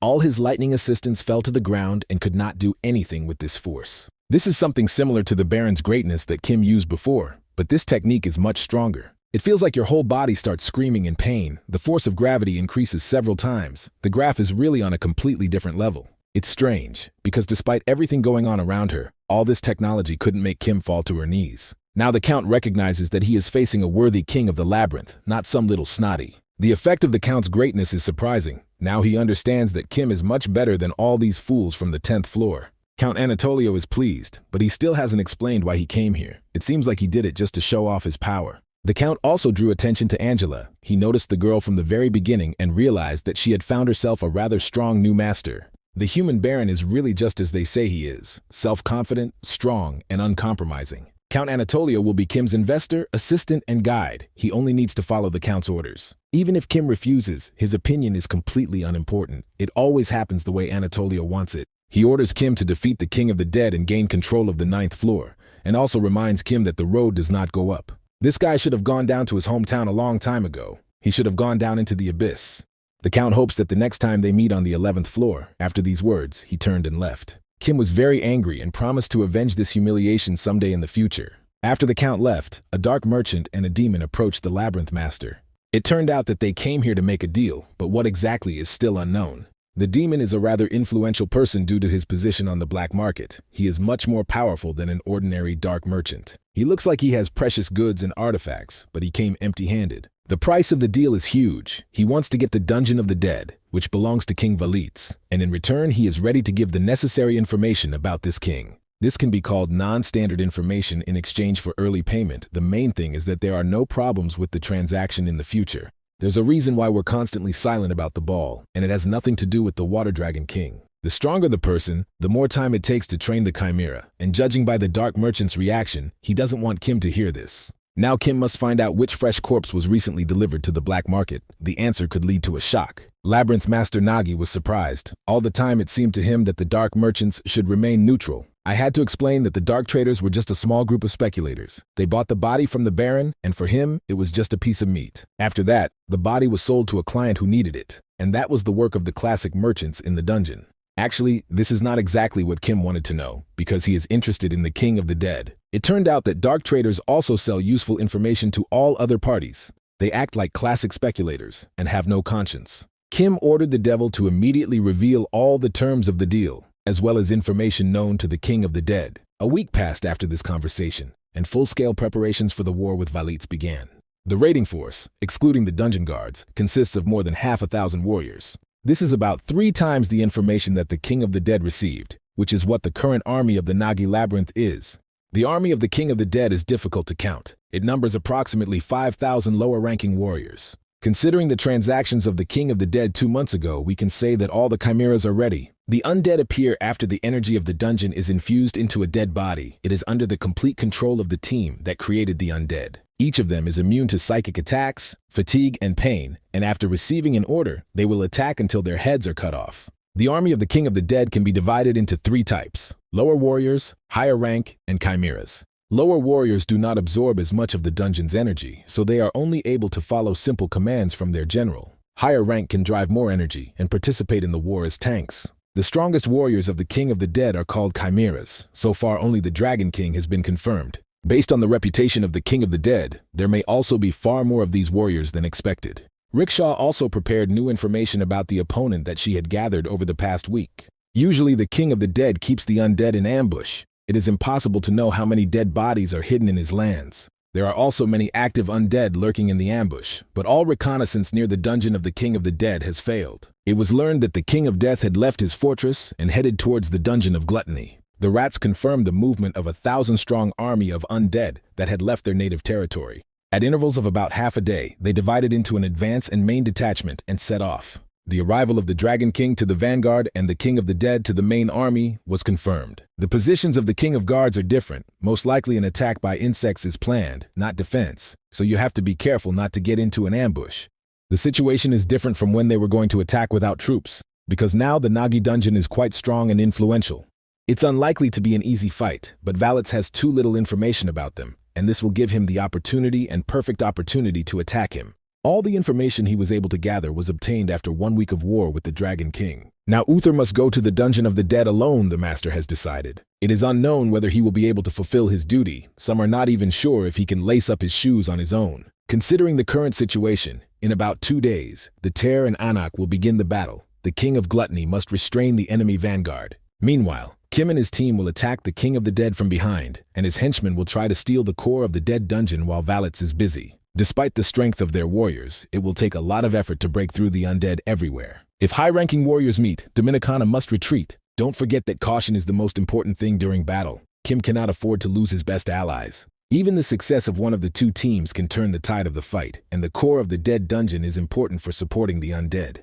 Whichever unit wins, they must all meet in front of Valitz's army. If it becomes too difficult, they must retreat immediately. No team member had any more questions. They understood the overall strategy and plan and were now ready to act. Quintus immediately set out for the army to convey the king's instructions to them and decide to set off. After that, Kim approached Rickshaw and in a calm voice told her that the long-awaited time for revenge had passed. She will have the opportunity to take revenge on the King of the Dead for all the suffering he brought into her life. Elf must cast aside all doubts and act as coolly as possible, otherwise Kim will be the first to cut off Valitz's head. 2 more days passed after these events, each team member carrying out their part of the plan. The king of gluttony knows that according to the plan he has to fight some corpses, but right now he is so tired that he also feels dead. Soon, a huge creature appeared before him. This monster slightly different from what Uther had imagined. They hadn't seen each other for a long time, and the king of gluttony decided to compliment the monster and note his new hairstyle. It's unlikely that such a vicious and terrifying monster would like such compliments. Uther is confident that most physical attacks will not affect his body, so he feels confident. He can be defeated by shooting heat rays, as the dragon could do in a past life. In his current state, he is incapable of this technique. At least Uther had hoped so, and he was very seriously mistaken. His opponent decided to use his special skill from the start and demonstrate his strength, and he succeeded. But in any case, this does not mean that the king of gluttony will surrender without a fight. Although he is very small and very funny, we must not forget that he is the king of the dungeon and has a special ability. The Dragon King Anak, who rose from the dead and became undead, immediately felt the power of this boy. Now Uther wants to show off another of his special skills and order his copies to have a little breakfast. They must eat all these dead monsters around and satisfy all their secret desires. Although this particular skill seems absurd, the king of gluttony should not be underestimated. This battle will be legendary. The outcome is difficult to predict, but it will not be sweet for the Dragon King. Soon Kim learned that the battle with the dead Dragon King had begun, and everything was going faster than expected. In order not to frame Uther, Kim and his team must attack Valets as soon as they see him. Their army was tired after 2 days of active movement, and this could affect them during the battle. Angela suggested moving in small groups and then moving the remaining troops through the portal. It might work, but Kim was against it. It's like opening the door to the dungeon master's room. This door won't be closed for 24 hours, and it could lead to disaster. You can't sacrifice combat power to protect the portal, so you have to hope that Uther can defeat the dead man. He promised to attack and do everything to eat the dead bodies of the enemy. It might work. The lower undead have no nutritional value, so it won't be easy, and the Dragon King is very strong. Devouring him will be a difficult task. Uther is not going to wait until he is melted, because his special skill, rapid healing, is temporarily unavailable. According to available information, it is known that Dominicana and her group have fallen into the dungeons of the dead. They are already very close to the core. Everything is going according to plan. You could even say they are ahead of their time, but it's too early to rejoice. Soon, Rickshaw appeared and said that the reconnaissance squad had found an enemy camp where the undead were located. There was also confirmation of the presence of the King of the Dead at the very center of this army. It is dangerous to interact with a non-living thing that almost knows no fatigue, so you need to act wisely. It will be difficult if Valets notices anomalies in the Dungeon of the Dead, so you will have to attack quickly and do everything almost without stopping. Kim promised to give the King of the Dead Rickshaw for revenge, but now the situation has changed and he must cut off his head himself. As soon as they approached the enemy army, Rickshaw immediately ordered the first detachment of archers to attack. A truly epic confrontation awaits us. The scale of this battle will be much greater than during the war with the dragons. The undead came to destroy and kill everything in their path, but that doesn't mean they are invincible. The basis of this army is made up of lower-ranking warriors. They are not too powerful, so they can be easily defeated. The Nagi are perfectly prepared for the battle. They are acting according to plan and maintaining order. Lower-ranked undead have low penetration ability, so they can't function as a true tank. Now Nagi's army can fight even without its king, because so far the main forces of the opponent have not entered the battle. Rickshaw interacts wonderfully with the archers and gives correct and timely orders. By taking the ideal attack position, archers can attack the enemy without risk and remain at a safe distance. It was noticeable that the beginning of the battle did not go according to the King of the Dead's plan, and he immediately tried to intervene. Looking closer, he saw that he would have to meet the same legendary guy who was talked about so much in the dungeon. This drives the King of the Dead crazy and adds spice to the potential confrontation. Recall that not all of the forces of the Nagi Labyrinth were gathered near the army of the Dungeon of the Dead. Some had other goals. So far, they are heading in the right direction, and on their way they encounter reconnaissance signs left by Rickshaw. They are very close to the Dungeon of the Dead. There are a huge number of dead bodies and burials. The problem arose when they got even closer, because it seemed as if there was no nucleus here. Even on the new map, there is a Dungeon of the Dead. Maybe if you go a little further, you can find everything you need. On the other hand, such an experienced warrior as Quintus immediately realized that all this could only be a trap. They cannot stand still, so they must decide how to proceed in order not to let their king down. They can't waste time, so they need to act very quickly and forget about doubts. Kim struck with a lightning strike with his sword and ended the fight in a matter of seconds. He looked at the severed head of the King of the Dead and could not believe that this legendary warrior had really lost so easily. This is strange because the undead army is still moving. Probably the guy who was just defeated is just a pile of bones. Within a few seconds, Kim heard some kind of terrible laughter coming from within the enemy army. It was the voice of a warrior, confirming that Kim had just defeated the King of the Dead, and Valets was right when he said that Kim was a dangerous enemy. It seems as if the general of the army now becomes the new lord of the dungeon. He is the reincarnation of Valets. There are always a lot of questions and confusing storylines with these dead people, and in order to figure out the situation, you have to cut off his head again. Various monsters attacked Kim from different directions. All of them had a part of Valets' soul. It seems as if his spirit is not in this world, so Kim cannot understand what is happening. In fact, even before the battle began, it felt like something was wrong, but now that the king had risen from the dead, everything fell into place. There is a faint internal and external reaction of the undead on the battlefield, but all of this reaction feels like something unified, not separate mechanisms. This mad king broke his soul into 1,000,000 pieces and gave it to each of his warriors on this battlefield. Valet survives death and repeats his life in another body, following the fragments of his soul. In other words, all the undead around and is the king of the dead. He has broken his soul, just like Voldemort. For such tricks, all you need to do is deal with a dead soul, and then doing something like this becomes very easy. So it turns out that Kim must destroy the entire enemy army in order to completely defeat the king of the dead. You'll have to do all the hard work, but there's no other way. Kim ordered all his assistants to act immediately and destroy the enemies. The sorcerers must also join the battle. Angela has long been waiting for the opportunity to show all her best abilities. Her vampire potential is ready for battle. The wizards also began preparing to use their improved skills, which they had managed to hone over the past months of training.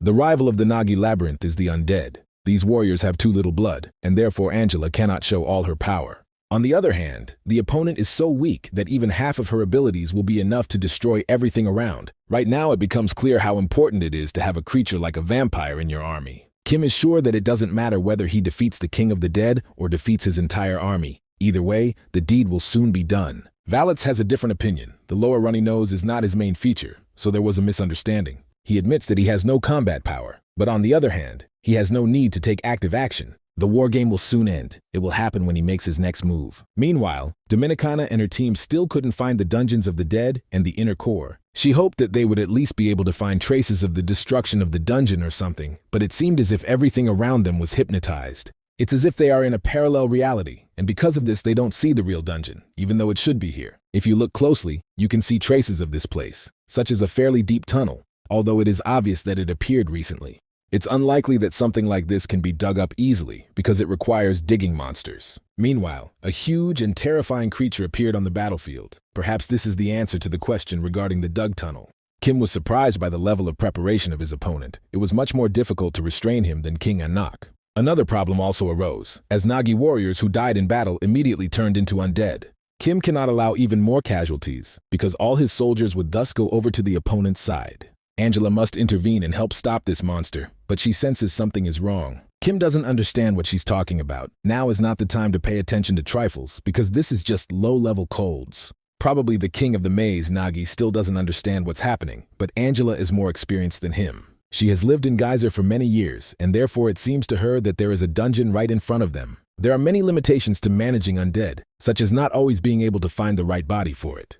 There are also many limitations on the number of bodies that can be awakened on command. Even if the body is lifted, it will only be a skeleton that will move with the help of magic, nothing more, nothing less. Even if a healthy body is found, it is still already dead and will soon decompose into parts and turn into a corpse, that is, a pile of bones. Over time, the armies of the dead decay, weather, and weaken, and the only thing that awaits this world after the war is its downfall. Maybe this means that we can look at this whole situation differently and find a way out. Evil showed its true face and ordered the immediate gathering of the dead and their bodies to be piled up. He is even interested in bones. Without pieces of meat, you have to collect everything down to the last bone. Maybe death is just the end for some, but for this monster, death is just the beginning. He asks us not to seek peace and eternal life and endless glory, but rather to get up and move forward.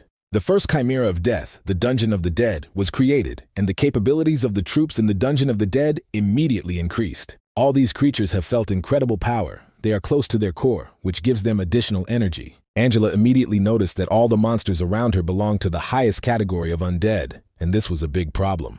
The impact on the dungeon contributed to the appearance of higher undead, although the first earthquake could destroy everything around. Kim really didn't want to use Yunhee in this battle, but it seems he has no choice. The situation on the battlefield must be changed immediately, and for this we will have to use hidden weapons. Yunhee must attack through the right flank with the army. Her prime time has finally come. The sorcerers will also focus all their firepower on the right flank. The carnival dungeon will finally enter the battle.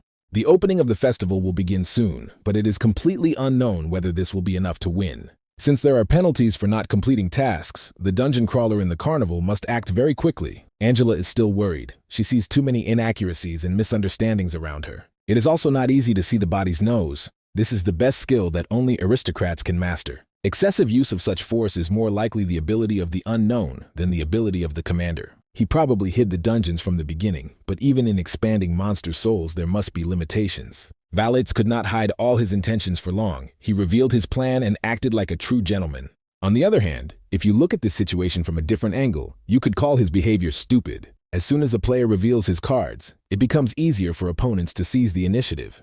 This is exactly what Kim plans to do. His parasite skill is ready to help its owner win another victory on the battlefield. It is obvious that he is interested in the core of the dungeon. Possession of this artifact is equivalent to possession of an army of the dead. This doesn't mean it will be easy to get the core, as there are a large number of high-ranking undead in Kim's path. The Chimera will also try to stop him, but the parasite's skill perceives any opponent equally. During all these months of war and dungeon battles, Kim has made significant progress. He is no longer the same boy who became the king of Nagi's labyrinth. Now this warrior is much more experienced and confident in his own abilities, but even now he still has room to develop. The core of the Dungeon of the Dead is very well guarded. To get it, you will have to go through hell. These guards are here to stop Kim. There are 2 of them, so they have a numerical advantage. But if you look more closely, you can see that some unknown wizard is standing behind them. Our main character doesn't really like all this. Maybe he's afraid of magic. Meanwhile, Angela came to support. As soon as Kim received a minor injury, she immediately smelled his blood. He told the girl that there were 3 human chimeras inside, and they were all quite strong. Soon these monsters came outside. They decided to take a walk and have some fun. Looking more closely at these monsters, you can see that they look very similar to a familiar character, and this is unlikely to be a coincidence. Yes, it seems that this is the Rickshaw family. If after what happened to them, they can still be called a family. Seeing what happened, Rickshaw completely lost self-control. She took out her weapon and ran to attack Valets. Now she sees nothing in her path, and such carelessness can lead to terrible consequences. If Angela hadn't intervened at the last moment, Rickshaw would have been cut in 2 by now. The huge red monster was already preparing to cut her in half, but the vampire was saved by the elf. Valets is surprised. He thought that Rickshaw would die anyway, which is why he let her go during the last meeting. Even 3 elves were enough for him, and besides, this girl wasn't worth much attention. Valets is also confident that his opponents will not be able to defend for long and will soon begin to retreat. The same creature with a human face also appeared on the battlefield. This monster began to give orders and said that the elf must be killed, along with the vampire. He also allowed the use of spirit magic for this purpose, and upon hearing these words, Angela began to visibly become nervous. Meanwhile, Rickshaw found herself all alone. She was rescued, but she is still too angry. As soon as she raised her head, she immediately saw an elf chimera in front of her, perhaps one of her brothers or family members. As soon as she saw him, tears immediately appeared in her eyes. It was clear that this creature meant a lot to her. Maybe it was like that before, but now it has changed, and this elf no longer belongs to the world of good. He has become undead, and will do absolutely anything his master tells him to do. Seeing that Rick was in serious trouble, Kim tried to help her, and because of this, he completely forgot about his own safety. These powerful chimeras are true martial artists as well as high-ranking warriors. Much has been said about Kim's progress, but even now he is still an ordinary person. Seeing the blood on his body, he became even more angry and tried to do everything possible to destroy the enemy. He was sure that he had repelled the attack, but the chimera turned out to be much stronger than he had thought. This elf belongs to the legendary level, which means that defeating him will not be easy at all. Now Kim is surrounded by enemies, but the elf began to perform some incomprehensible tricks and destroy the undead around him. He probably wants no one to stop him from defeating the Labyrinth King Nagi, and that also means he knows how to use magic. In such a difficult situation, you will have to rely on the parasite's skill, because without this feature, Kim has no chance of winning. The undead can control a spirit, although a spirit is only a denial in imagination. Now you will have to fight another chimera elf, who is also at the legendary level and has magical abilities. It is noticeable that this monster is being purified, and now, after the purification process is complete, it will be much more dangerous than its brothers. Angela should retreat and call for help. It is better to fight with a numerical advantage over the enemy. The king who gives the orders is still in a safe place, and he should have been hunted down long ago. This is not possible at the moment because all the warriors of Nagi's labyrinth are fully engaged in other battles, and Angela cannot do everything alone. She has too much responsibility on her shoulders, although on the other hand, that's exactly why she was taken to Nagi's labyrinth. Opponents have a perfect balance of attack and recovery magic, and it can also be noted that they are not actually dead at all. To be more precise, their bodies are dead, but most likely their souls are still alive. A king who gives orders to the entire army cannot control all the chimeras at the same time. You could say they've all been brainwashed, so all is not lost with these elves. We need to find a way to bring them back to consciousness, perhaps only with the help of Rickshaw. Kim immediately called Yun-hee for help and ordered the girl to protect Rickshaw because she was the key to victory in the battle with the chimeras. After that, he ordered the girl to open the dungeon and entered the festival labyrinth. Yun-hee started attacking the chimera with the sweet sleep skill. We already remember this effect from the past. If we're already talking about the past, we can look at what happened to the elves before they became monsters. The general came to the princess of the estate and asked her to never run away from him again, but Rickshaw replied that she could protect herself. The problem is not only this, the prince is also worried about her, but the girl still thinks she is in control of the situation. The Knight General always protected Rickshaw. He risked his own life and did everything possible to make her feel safe. This is what he lives for. This is what he has vowed to do for the rest of his life. The Knight General is supposed to be a human shield for the princess, but now he is trying to kill her. Oddly enough, at this last moment, when only the last step remained to be taken, the general remembered who was in front of him. He was ready to send the princess to hell, but stopped at the last moment. He threw away the stones he had tried to kill her with and immediately tried to help Rickshaw. Only now did he realize that Valets had made him his puppet, carrying out any orders. The king of the army was surprised by what was happening. It seemed to him that the elves were completely under his control. Yun-hee intervened in the situation. She still didn't trust the general, and therefore decided to calm him down on her own. He thought she was one of Valets' warriors, and so he said he would kill her and tear her body to pieces. After that, they explained to him that they were actually friends of Rickshaw and were fighting on the same side. The general also learned that he had become an undead being, created with the help of the king of the dead. If he loses all his energy supply, he will not be able to exist, and he will also forget everything that happened again and turn into a monster. The general may receive a new order to kill Rickshaw, so he must remain calm and not show that he has fully awakened from this dream. Kim was pleased to learn that one of the chimeras had awakened and broken free from the king's control. However, there is other news that is not so rosy. For example, the energy of the festival dungeon is almost completely at 0 level. Yun-hee must prepare to open the 5th level. It is dangerous, but there is no other choice. The only thing that can help in this battle is Valets' loss of power, but the general must not be caught in his eyes. If he gets brainwashed again, it will only get worse, so it's better for him not to interfere now. He is willing to avoid the king's attention, but that doesn't mean he will no longer protect his princess. Rickshaw is still weak and cannot defend itself from enemies on its own, which is why it needs a general. Wherever he is, in any condition, even with broken bones, he will still forever remain her night guard. During the battle, a portal was opened in the middle of the action. This was done in order to get the effect of a dungeon. Kim and his team do everything they can to throw the king off guard, but for now, he remains focused. The king ordered his dungeon to immediately destroy the portal because he realized that this could lead to problems. Kim is ready to defend the portal to the last drop of blood because he understands that this is his last chance to win. The festival maze level is currently being increased. We need to wait and give Yun-hee a chance to help. He is constantly bothered by chimeras. These terrible monsters are still not awakened, so they create too many problems. Meanwhile, the general of the knights could no longer restrain his inner convictions and the call of nature. He is the shield that must protect all elves in this war. Lunar, the commander of the knights. Valets needs to understand that Lunar is not going to be his puppet. He would rather die a horrible death than watch evil triumph over good. Angela was furious at the behavior of this fool. She asked him several times in a row not to come into the king's sight. This heroism could lead to even bigger problems. Someone should have been left to watch over him. Meanwhile, the king of the dead was surprised that the hypnosis no longer worked on the elven general. He doesn't understand how it works, because all the other chimeras are still completely under his control. Valets tried to convince the general that he was fighting on the wrong side, because now he had a chance to avoid all the problems of his past life. There's no point in clinging to the past. Now he has a chance to get a new story, and he should take advantage of this opportunity. The King of the Dead immediately activated a skill that begins to manipulate consciousness. Resisting this technique is too difficult. The elf must immediately let go of all his beliefs and accept any order from his new king. Valets probably never realized that his main mistake was leaving the souls in the bodies of these elves because the soul, unlike the body, is immortal. Now the elf general will demonstrate what the spirit magic technique is capable of. The king immediately realized that his target was not receptive to mind manipulation, and his attack failed. He couldn't believe that this body, that is, the vessel he had created and enclosed his soul in, had gained so much freedom.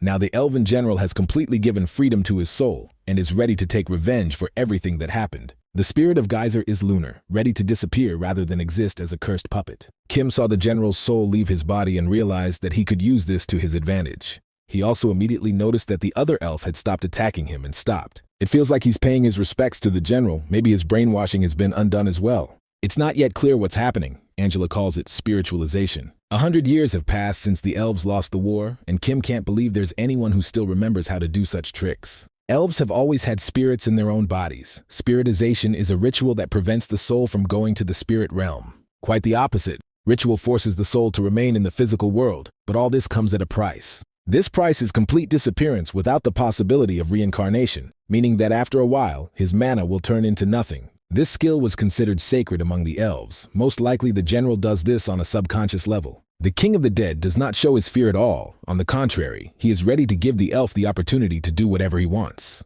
He probably doesn't understand what the elf spirit is capable of, and right now we'll see what this will lead to. Right now, Lunar has no physical body at all, and as soon as he touches the king, he immediately feels his terrible soul. In the last seconds of this conversation, Valets tried to stop his opponent, but Lunar was no longer listening to him. Very strange things started happening. Some might call it magic, but it's just an ancient elven technique. After a huge explosion of kinetic energy, the king of the dead fell to the ground and made no sound. Kim, along with Angela, silently watched all this and did not understand what to do next. After a while, they heard Rickshaw's incredible screams. The girl could not believe that this really happened. Lunar had always promised her to protect her no matter what, and after saying those words, he died twice in front of her eyes. It seems as if Lunar has completely disappeared, taking Valet's soul with him, but this has yet to be confirmed. All the undead around them began to fall, and they were left without energy and could not continue the battle. It remains to be seen whether the brainwashing technique will be cancelled, because the elves do not look very friendly. Angela said that this is not the end. We need to hurry up and destroy the maze immediately. Only a third of the Rain King died. It is normal that the soul of his main body was split. It feels like he has become all-powerful, but the king cannot bear the pain of having the soul of the main body disappear without a trace. It's like the current king of the dead is different from his past form, and it's unpleasant. Now he is ready to take full control of the battlefield, which means the battle is just beginning. Kim was constantly wondering what his opponent would do, but it seemed like he was relying solely on the scale of the attack all this time. It feels like he's fighting the king of water dragons. Maybe the opponent is big and strong, but he again isn't very smart. Except for the fact that the Dragon King was much stronger and faster, he no longer had any serious advantages. Another problem has arisen. The brainwashing is still working, and the elves continue to attack Kim. They don't remember at all that their general sacrificed himself to save Rickshaw. They are still in the mourning.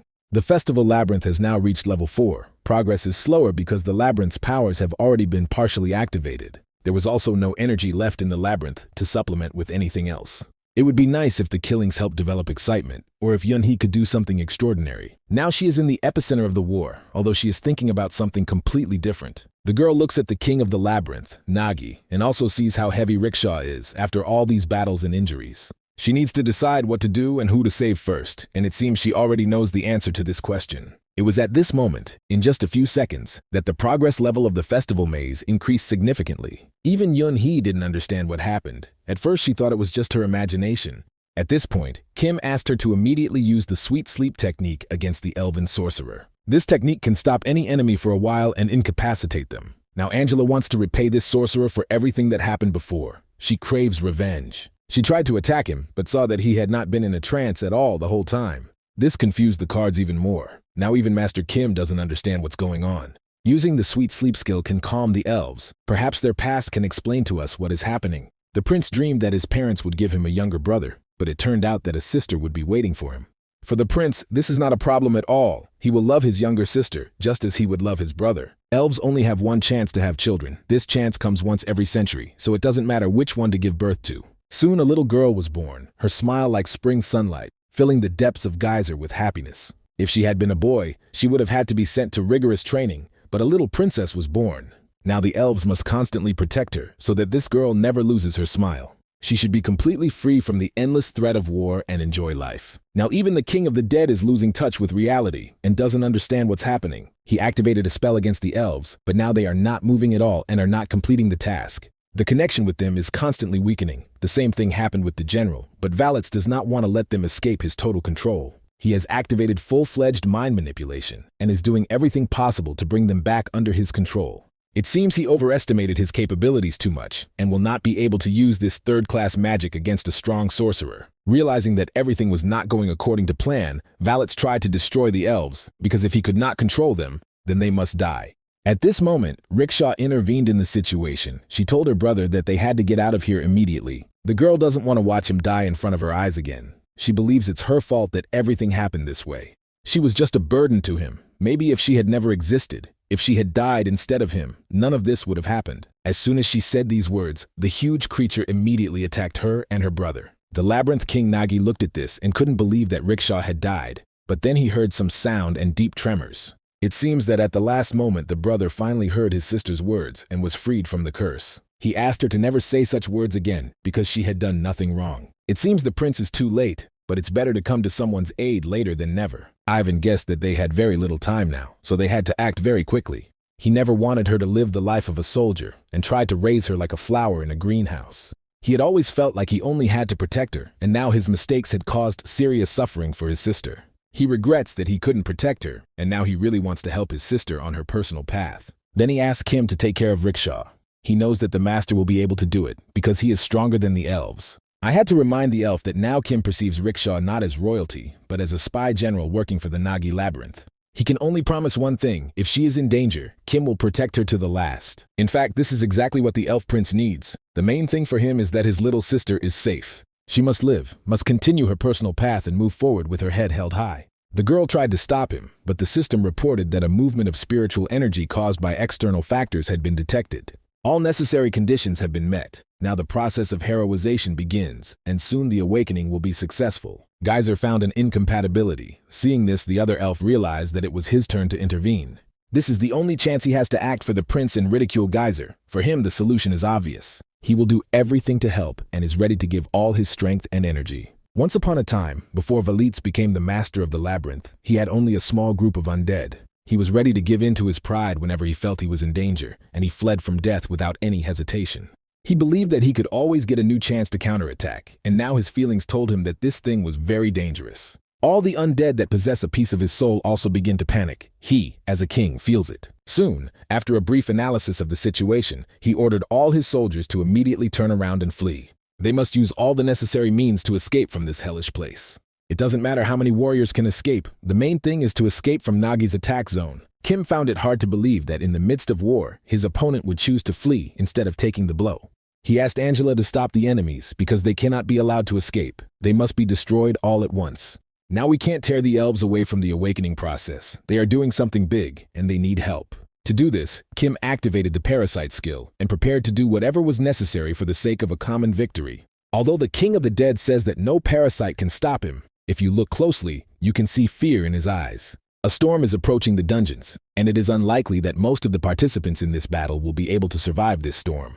Little Yunhee is now at the limit of her capabilities. She lost too much energy during the battle. The warriors on the flanks are currently unable to stop the 1,000-strong army of the undead, so it is difficult to even understand exactly how to stop the enemy. They all try to escape, but at the last moment something very scary appears before their eyes. What could be worse than a large number of clones of the King of Gluttony? It seems he got hungry and came to try something tasty. All the warriors of the undead army who had climbed the huge mountain disappeared from the king's sight almost simultaneously. Looking more closely, he realized what was happening to his warriors and could not believe that he had really forgotten about the treacherous Uther.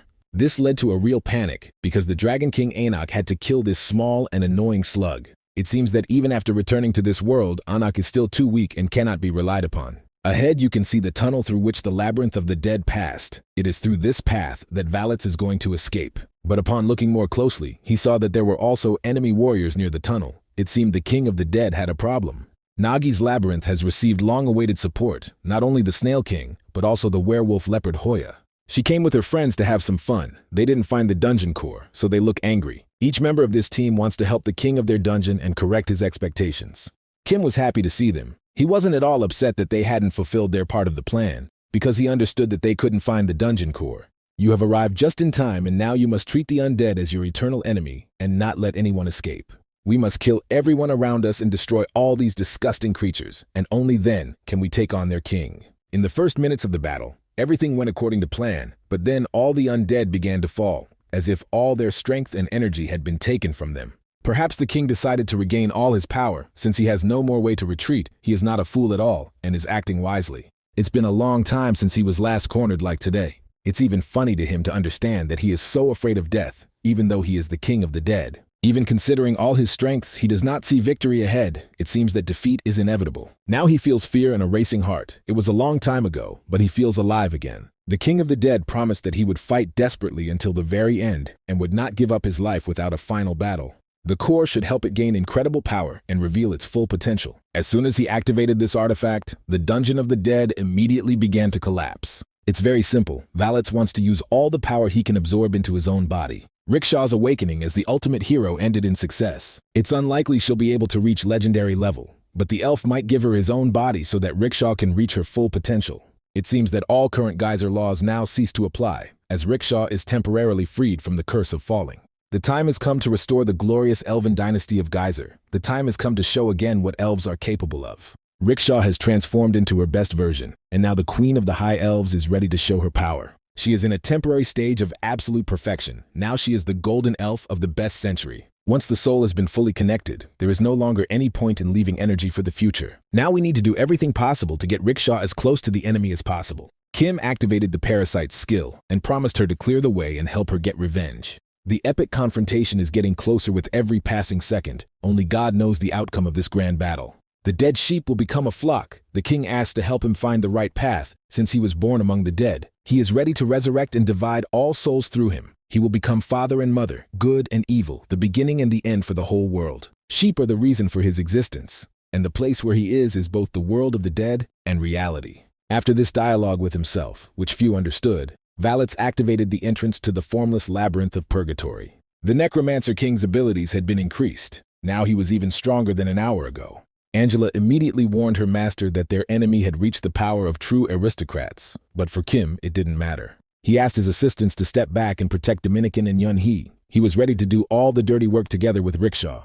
The King of the Dead wants to show off his might and make these miserable worms suffer. The battle has reached a completely new level, because now the king has absorbed the core and has become much more powerful and stronger. This does not mean that Kim will be afraid of him. With the parasite's skills, he is ready to challenge any enemy. Even if his strength is not enough, we must not forget that today he has an extremely powerful partner. Rickshaw has reached legendary status and has now surpassed all its available capabilities. They fight as a perfect duo, complementing each other and perfectly choosing the moment to attack. This causes the king to suffer and scream in pain, although he is still not going to accept reality and his impending death. The parasite wants to consume this pitiful monster and helps Kim defend herself from any mental attack from the king. Now we need to make it clear to Valets that all his techniques are not working and he no longer has a chance. As soon as Kim stopped her opponent, Rickshaw immediately prepared for the decisive blow. She activated all her power and, as if from a machine gun, began shooting her energy bullets at the king. After that, Rickshaw took out a spirit blade and promised to cut her enemy in half.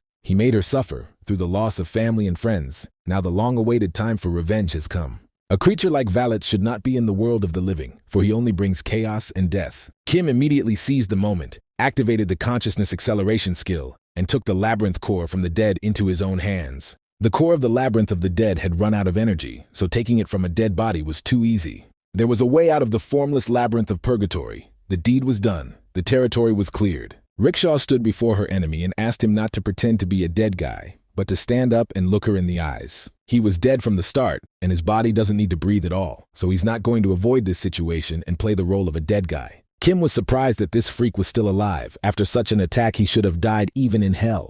The king has run out of energy, and he also doesn't have a new body to resurrect himself, so in a few minutes, Valets will cease to exist. Now the elf can take revenge to the very end, sending him to the world of the dead with his own hands. Oddly enough, Rickshaw turned around and went the other way. She wouldn't finish off the wounded man. If he was really dead from the start, there's no point in delivering the final blow, because it's the same as just flipping a switch. She wants to prolong his suffering, because there are guys who can make Valets suffer from pain for a very long time. She probably meant a group of shady dealers. These guys would happily take a dead body and do whatever they were told. The devil came here to personally take care of this process, and you can't expect leniency from him. 3 days have passed since this glorious battle, which will be told in future generations. The warriors of the Nagi Labyrinth have returned home and buried their fallen soldiers, and now it's time to analyze everything that has happened in the past few weeks. First, the dark merchants told the information about the Nagi Labyrinth to the King of the Dead, and then they came to Kim and offered information about the Necromancer King. In return, they had to give them the body of the King of the Dead while he was still alive, as well as the core of his labyrinth, so the dark merchants were satisfied. To be honest, no one really gained from this deal because the devil got a broken labyrinth and a nearly dead king. Kim also did not benefit, as all the undead were left without the energy and strength of their master, so this war brought only losses. The only plus of this battle is that they destroyed the enemy and can sleep peacefully. Perhaps Valets should have been destroyed once and for all, so that in the future he might have a chance to take revenge. He promised to return and find Kim with Rickshaw, but for now they are completely safe. The last words of the King of the Dead do not leave Kim's head. On the other hand, dark traders always keep their word, then you can trust them. Now it's time to move on to the next problem. After destroying the Labyrinth of the Dead, there are still some things left to do. At this moment, Quint came to Kim and said that Rickshaw had woken up from her awakening state. They immediately went to her rooms to make sure she was okay, and had fully recovered from the battle. Now she is once again a heroic class low elf, cursed with the fall. After the King of the Dead was taken away, she started having problems. It's like the geyser curse returning with the effects of awakening.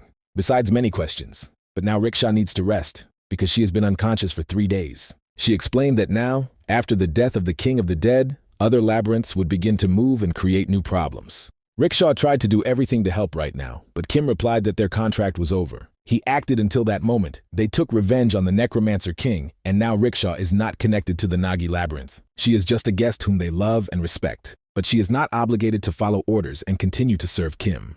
The elf thanked the master for starting the war for the sake of an ordinary mercenary soldier who had nothing to do with Nagi at all. She is grateful for the chance to get revenge, as well as for being able to see her family and close friends. If it weren't for Kim, the legacy of the Elven royal family would have disappeared forever. If he hadn't welcomed her here, she would be in a much worse place right now. Thanks to Nagi's labyrinth, she was still alive, and asked to be allowed to stay and continue working under Kim's command. Although she is an Elven queen, she wants to help the Nagi labyrinth continue to grow and flourish. She is only willing to be a scout captain, that is enough to live happily and do her job. Kim said that he was denying her this request right now, and it surprised Rickshaw a lot. He soon explained his decision and said that she needed rest now, and after recovering she would be able to take over the service. After Kim made sure that everything was fine with Rickshaw, he also checked the clearing of the maze area. This process was also completed. We will have to focus for some time on restoring strength and stabilizing the situation, and also not forget about defense. There is no doubt that the other labyrinths already know about what happened in the Dungeon of the Dead. Now no one will look down on them, as Valets and Anak did.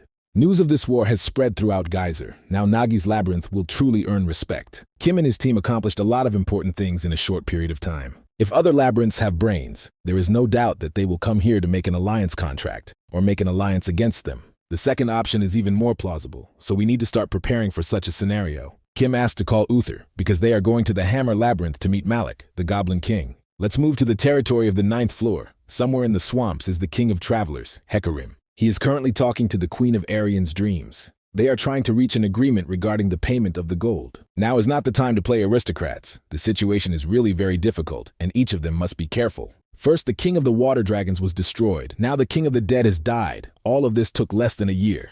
The Labyrinth Kings are excited. They must consider Kim's potential and cannot discuss the number and quality of their troops in his presence.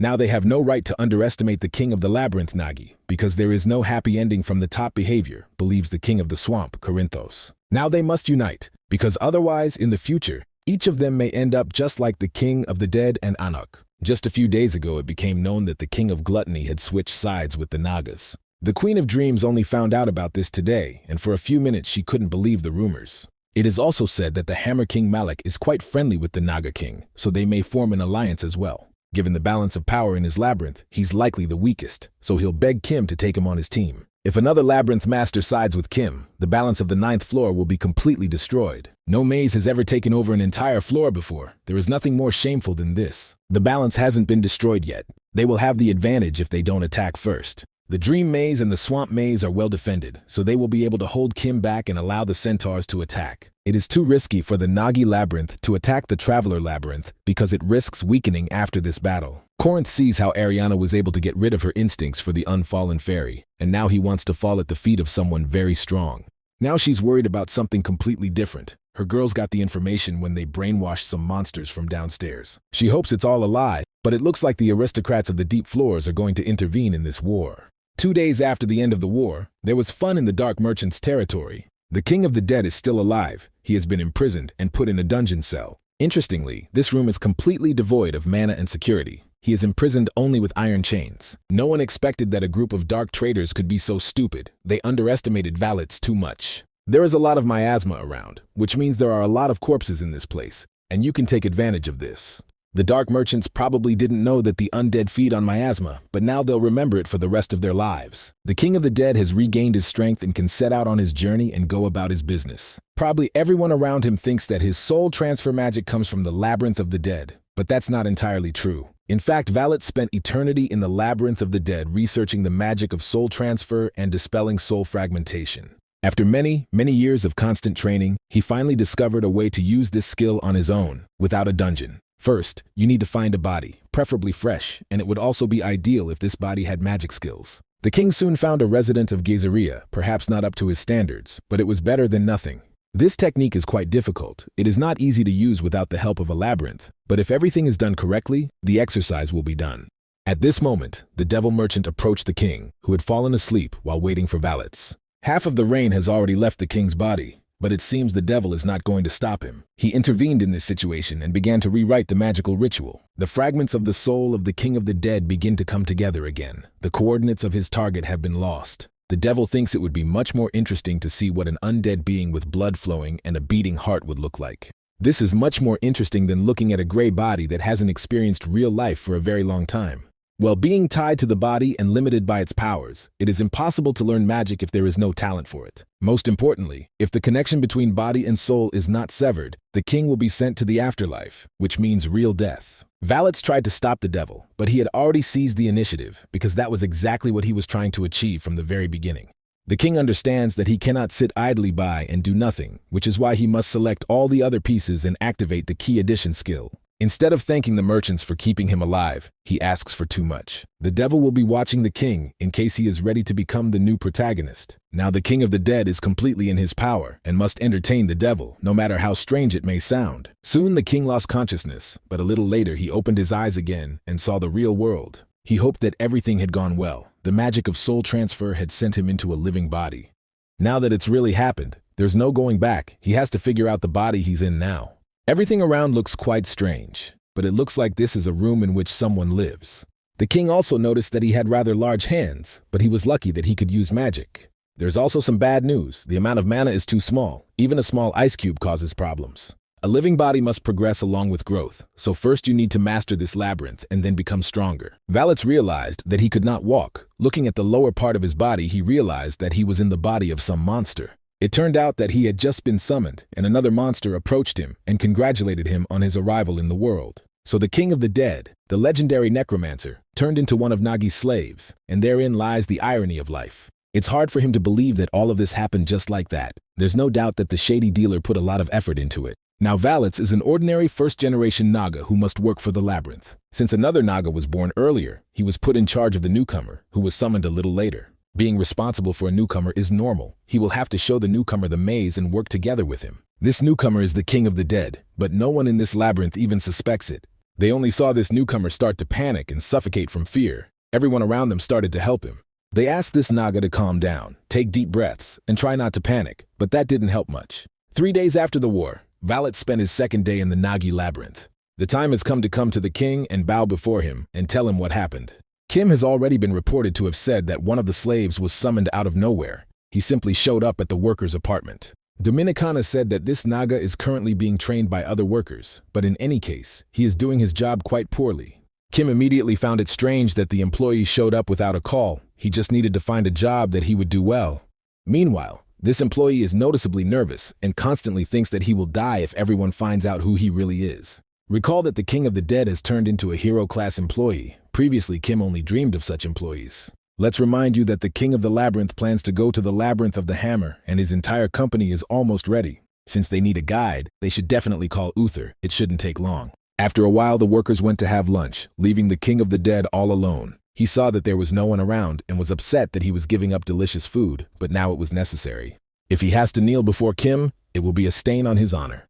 Now he can't do anything with his current body. Until he regains the strength he had in his past life, he must pretend to be a slave. Despite having a hero class, it's difficult to do anything with just magical power. Now that his soul has fully embodied itself in this weak body, it will take many years to increase his mana supply through traditional methods. Although the amount of mana is determined at birth, there is no limit to the absorption of miasma. This terrible energy can be taken from corpses endlessly. Valet soon realized he had a problem. The miasma was poisonous to living creatures, and he was no longer the king of the dead.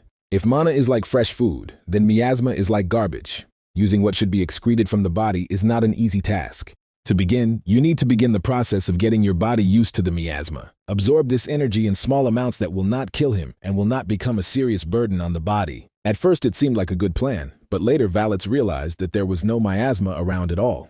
This place is so healthy it makes you feel sick, and other employees have noticed its absence. Valets decided to take the opportunity to ask a few questions about past battles with dragons. He learned that all the fighting took place outside the labyrinth, and now he wants to see the corpses of the water dragons. He was soon saddened to learn that there was almost nothing left, because all the tasty parts had been eaten and everything else had been buried. But after that, he began to learn about the cemetery where all these dragons were hidden. He made an agreement with his senior supervisor, and together they went to this monster cemetery.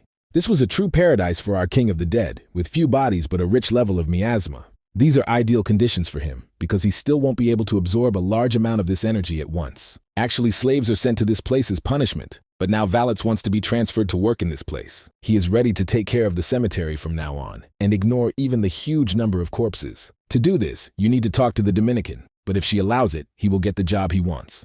Of course, the king's maid was surprised that someone would decide to work in such difficult conditions. The number of staff has recently increased, which means they are eating more and therefore hunting more. You will have to carry a lot of dead bodies, as well as bury everything that you did not have time to eat. Valets is confident that he can handle any amount of work, and says that this job was created specifically for him. He didn't even expect everything to turn out so perfectly. Now there are good conditions to focus on collecting miasma and creating a chimera.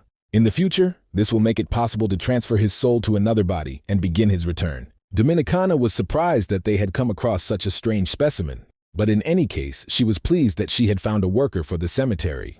Let's move on to the Hammer Maze, where, as always, work continues. Soon, an urgent message from a group of scouts reached the king. He was informed that an army of Nagas was heading towards their labyrinth. Most likely, they would be here in about 2 days. Rumor has it that there are about 20 elite vampire dragon warriors, and even a gluttonous king. It seems that there are no people there, although they say that there is a Geyserian there who looks like an ordinary slave. The scouts are probably too mentally retarded to understand that this person is the lord of the Nagi Labyrinth, that is, the baron of the 9th floor. The king of the Hammer Maze expected ordinary servants to come to him, but he will meet a real king. He ordered his men to gather all available warriors and prepare to meet the aristocrat. Within 2 days, Kim was there. He couldn't believe that the Goblin King wouldn't be a goblin at all. On the other hand, it's the same. Kim is also the person who runs the snake maze. They greeted each other and sat down at the table to have a conversation and enjoy a delicious meal. From the very beginning, Kim honestly admitted that this was the best maze he had ever seen. To get here, you need to walk along a narrow road that leads into a valley between rocks. If you go further, you can see the inner wall with the tower and the main walls of the fortress. Even if you bring siege-type water dragons here, it will be difficult for even them to break through. Goblins are small in size, so they have to take care of their defenses to be able to defend themselves against the huge monsters of the dungeon. Finding food in the fortress is quite difficult, so they sell equipment to dark merchants in exchange for food. Now everything became clear to Kim. The goblins were improving their skills while everyone else didn't even suspect their existence. All the other labyrinth masters look at them as cowards, but in reality the goblins sit inside and constantly improve their level. It's hard to even think of a way to take over this place, but now the question arises as to why the king opened his doors to Kim. It turned out that he had no backup plan at all. This is the usual confidence of a king. He is sure that Kim will not turn his back on him. They have friendly relations, and together they can confront enemies. Besides, goblins have a lot of useful technology to offer, so it makes no sense for them to be enemies. Besides, if they fought with these unusual and strong warriors belonging to Kim, they would have no chance of winning. Their scouts are still scared to death, so Malik is grateful that Kim cleared the dungeon of terrifying monsters like Anok and Valets. They were a real problem for the other mazes, and now everyone around them could breathe easier. Kim understood that his interlocutor saw the big picture of the 9th floor. He deserved to understand the real reason for this meeting. Malik Balzac asked for a little more time. He is sure that Kim does not want to leave a potential enemy behind the front lines and understands his point of view. Because of the desert lands, they could not hunt, so all this time they depended on a group of dark traders. In other words, a significant portion of the costs of maintaining the labyrinth depend on the mines and the extraction of crystals. If Malik becomes a knight of Kim by contract, he will have to give up 30% of the crystals that are necessary for the survival of his labyrinth. This is too much for the labyrinth to continue to exist, but in fact, Kim did not come to ask Malik to become his knight. He is sure that you can't knight just anyone at first meeting, because then there is no point in expecting loyalty from a knight. He came to form an alliance. He needs an ally he can count on, not someone who will stab him in the back. Kim isn't going to knight everyone, although of course he's done something similar with Uther in the past. The difference in their status and power is obvious, but for some reason Kim wants to form an alliance with a weak mage without any conditions. It's strange. When Kim became an aristocrat, he received envoys from the labyrinths of the 9th floor, all of whom brought with them the usual greetings. Even all of this was just a manipulation, because in reality they had come to begin monitoring Nagi's labyrinth. Even though the goblins had a hard time handling the maintenance, they still came and brought with them a chest full of crystals. Kim recruited an army using these crystals and developed plans using a map he also received from the goblins, which led to his victory over Anak. So all this means that they have already fought together on the same side and can now trust each other. To be honest, Kim would like to reward the Goblin King instead of taking something from him. After all these beautiful speeches, Malik began to laugh. Now he sees that Kim is really different from the water dragons and other freaks on this floor. After that, he said he wanted to bow to Kim for such support and ordered his assistants to bring things inside. This equipment is made from an alloy of deep dark iron and adamantium. Rumor has it that Kim's sword breaks at the end of every battle, so Malik decided to give him something really strong. There is no one who could scratch this sword except the aristocrats of the Abyss, because this weapon is made in the finest forge of Geyser.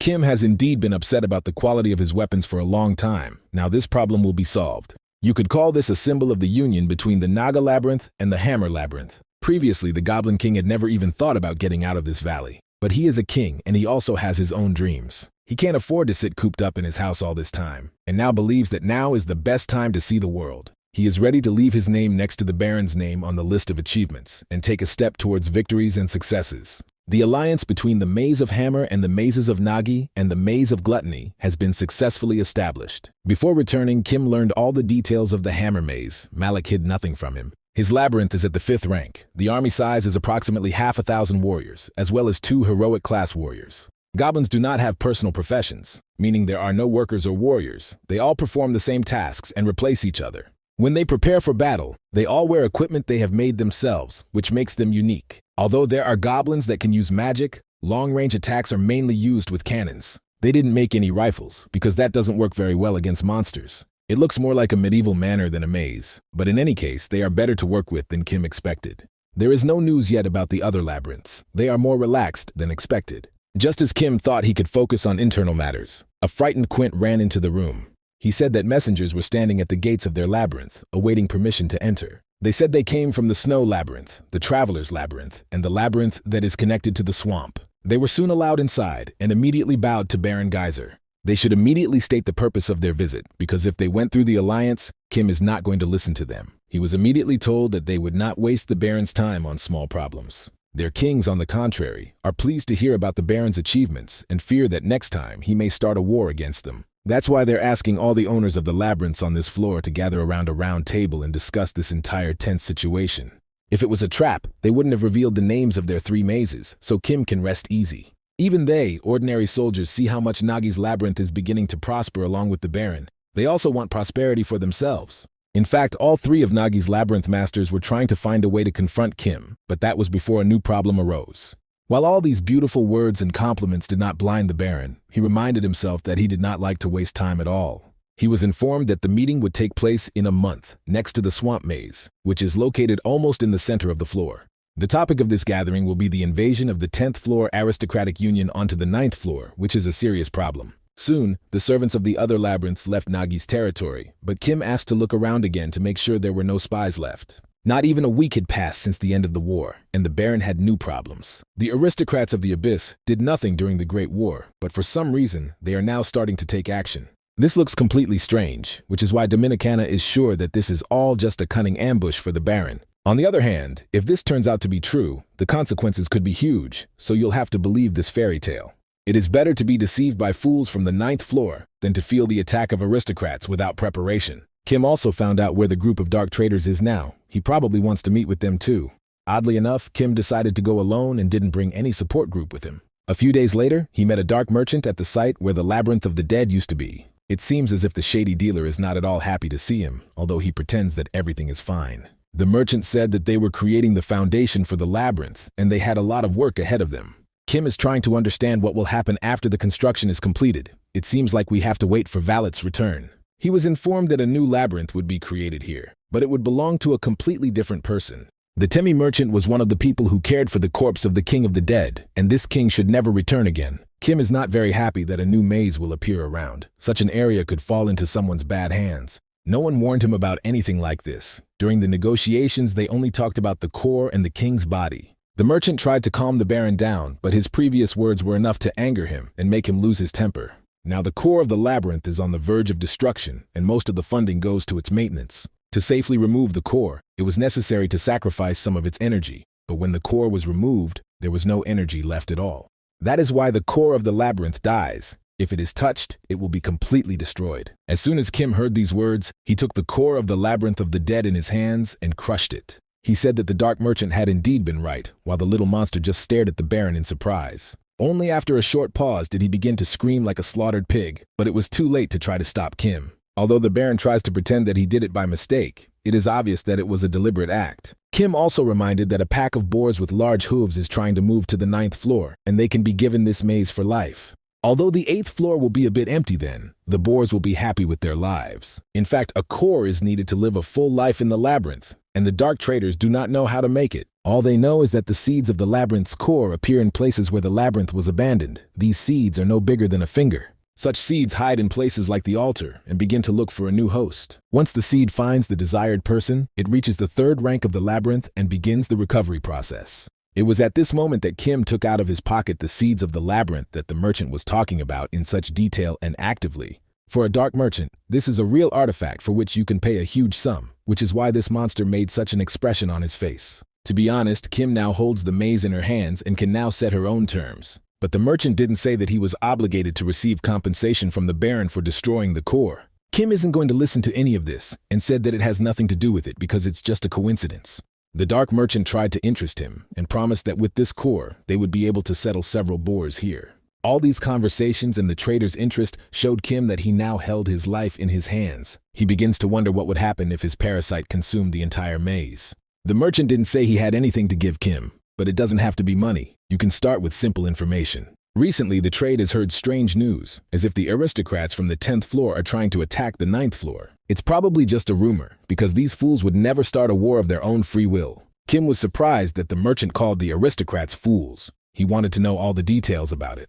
They stepped aside so that no one could overhear their conversation, so this is something important. The 10th floor is completely destroyed. They are all losers, with the exception of a very small number of people. These aristocrats have long lost their fighting spirit. There was a great bloody massacre there in the past, but now they only think about their money. Now Kim is trying to understand why the labyrinth lords would gather together to win such an obvious ambush. The merchant explained that this could have been influenced by external pressure, as most of the aristocrats on the 10th floor worship one person. This is very secret information that cannot even be spoken aloud, but the merchant is referring to a Count of Despair named Parthenon from the 11th floor. Kim had never heard of this creature before, so the merchant told him that it was an old enemy of Count Anatolio. All this is of course interesting, but the Baron still cannot understand what this has to do with the 9th floor. Kim did get a noble start, but the problem is that others see this situation completely differently. Rumors about Nagi's labyrinth have spread quite widely throughout Geyser, even more than Kim can imagine. Absolutely everyone knows about it. Just 3 months after creating the labyrinth, Kim managed to defeat the Water Dragon King and become an aristocrat. This is both a very interesting and unrealistic story, but in any case, it happened and attracted a lot of attention. The dark merchants saw with their own eyes how the earth split in different directions and a sea of blood appeared. After everything that happened, Count Anatolio decided to personally visit the Nagi labyrinth. After that, Kim decided to fight the King of the Dead and achieved another victory, and Count Parthenon found out about it. It's very easy to understand what rumors were born after everything that happened. The secret to the continued success of Nagi's labyrinth is the help of Count Anatolio from the 11th floor. That's what everyone at Geyser believes. Perhaps this was the reason why the forces of the Abyss, who consider Count Anatolio their enemy, paid special attention to Kim. They believe that Kim and Anatolio are working together, so now they want to destroy Nagi's labyrinth because they consider Anatolio their enemy. If all this is true, then Kim has absolutely no time to worry about the other labyrinths of the 9th floor. There is also some good news. For example, there is no one on the 9th floor except Kim, who witnessed Count Anatolio. He killed all the scouts who didn't belong to the Nagi labyrinth. Even Rickshaw almost died that day. Other labyrinths know that a creature from the Abyss was once here, so they concluded that the Abyss was preparing for war. There is also news that after the war with the King of the Dead, Count Anatolio has officially decided to sponsor Kim and his labyrinth. Some goods will be delivered here from the abyss, but it will take several weeks because they will have to pass through the 10th floor.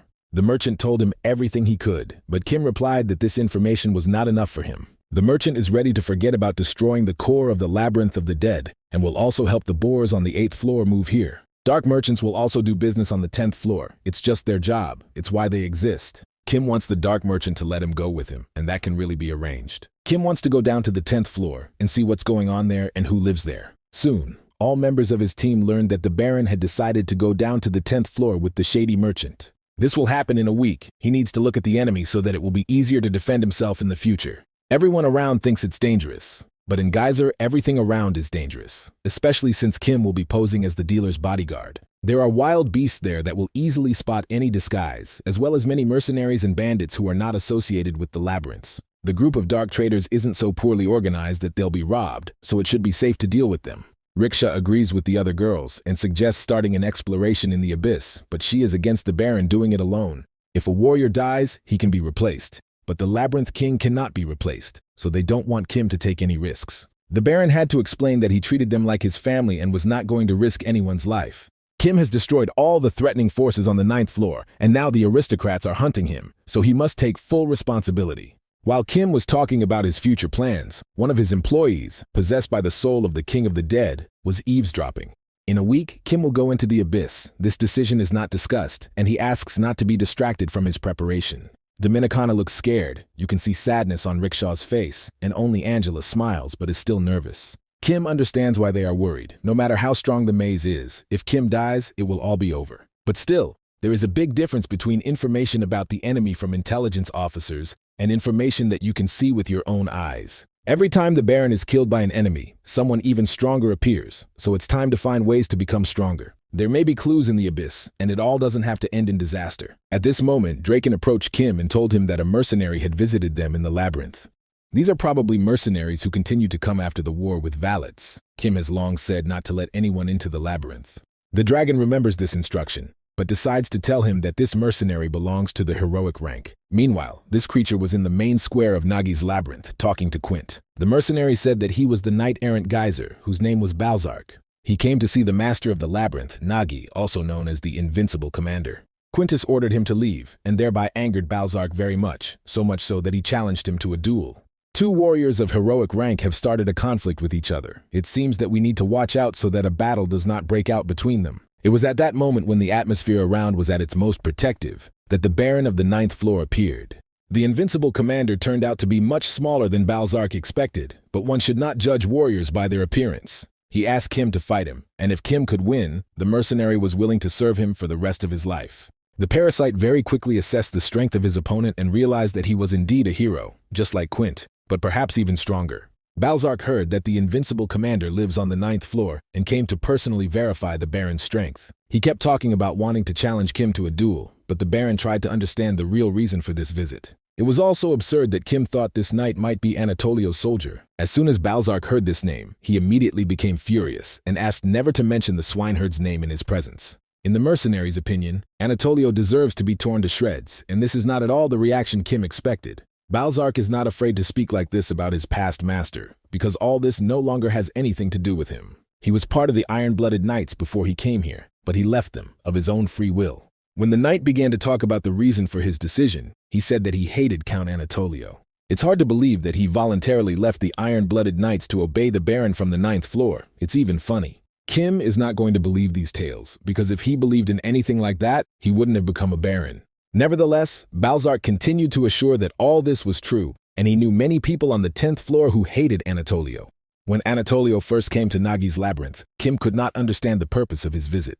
Only later did he realize that it was all just a clever plan to leave Kim completely without a choice. The same smart and strong Anatolio could not let go of a knight of heroic rank, which is why Kim does not believe in these tales. It is true that the Count is intelligent and cautious in his plans, but he did not consider Balzark a valuable knight. To him, this warrior who had participated in a great number of battles was nothing.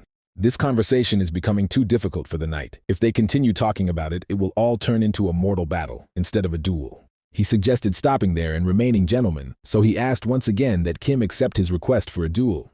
His goal is to verify Kim's strength because the invincible commander he heard about is not such a talkative person. Kim is tired of all this empty talk and is ready to finally silence this knight. But instead, even if the Baron wins, he is not going to take Balzark into his army because he does not want to take any risks.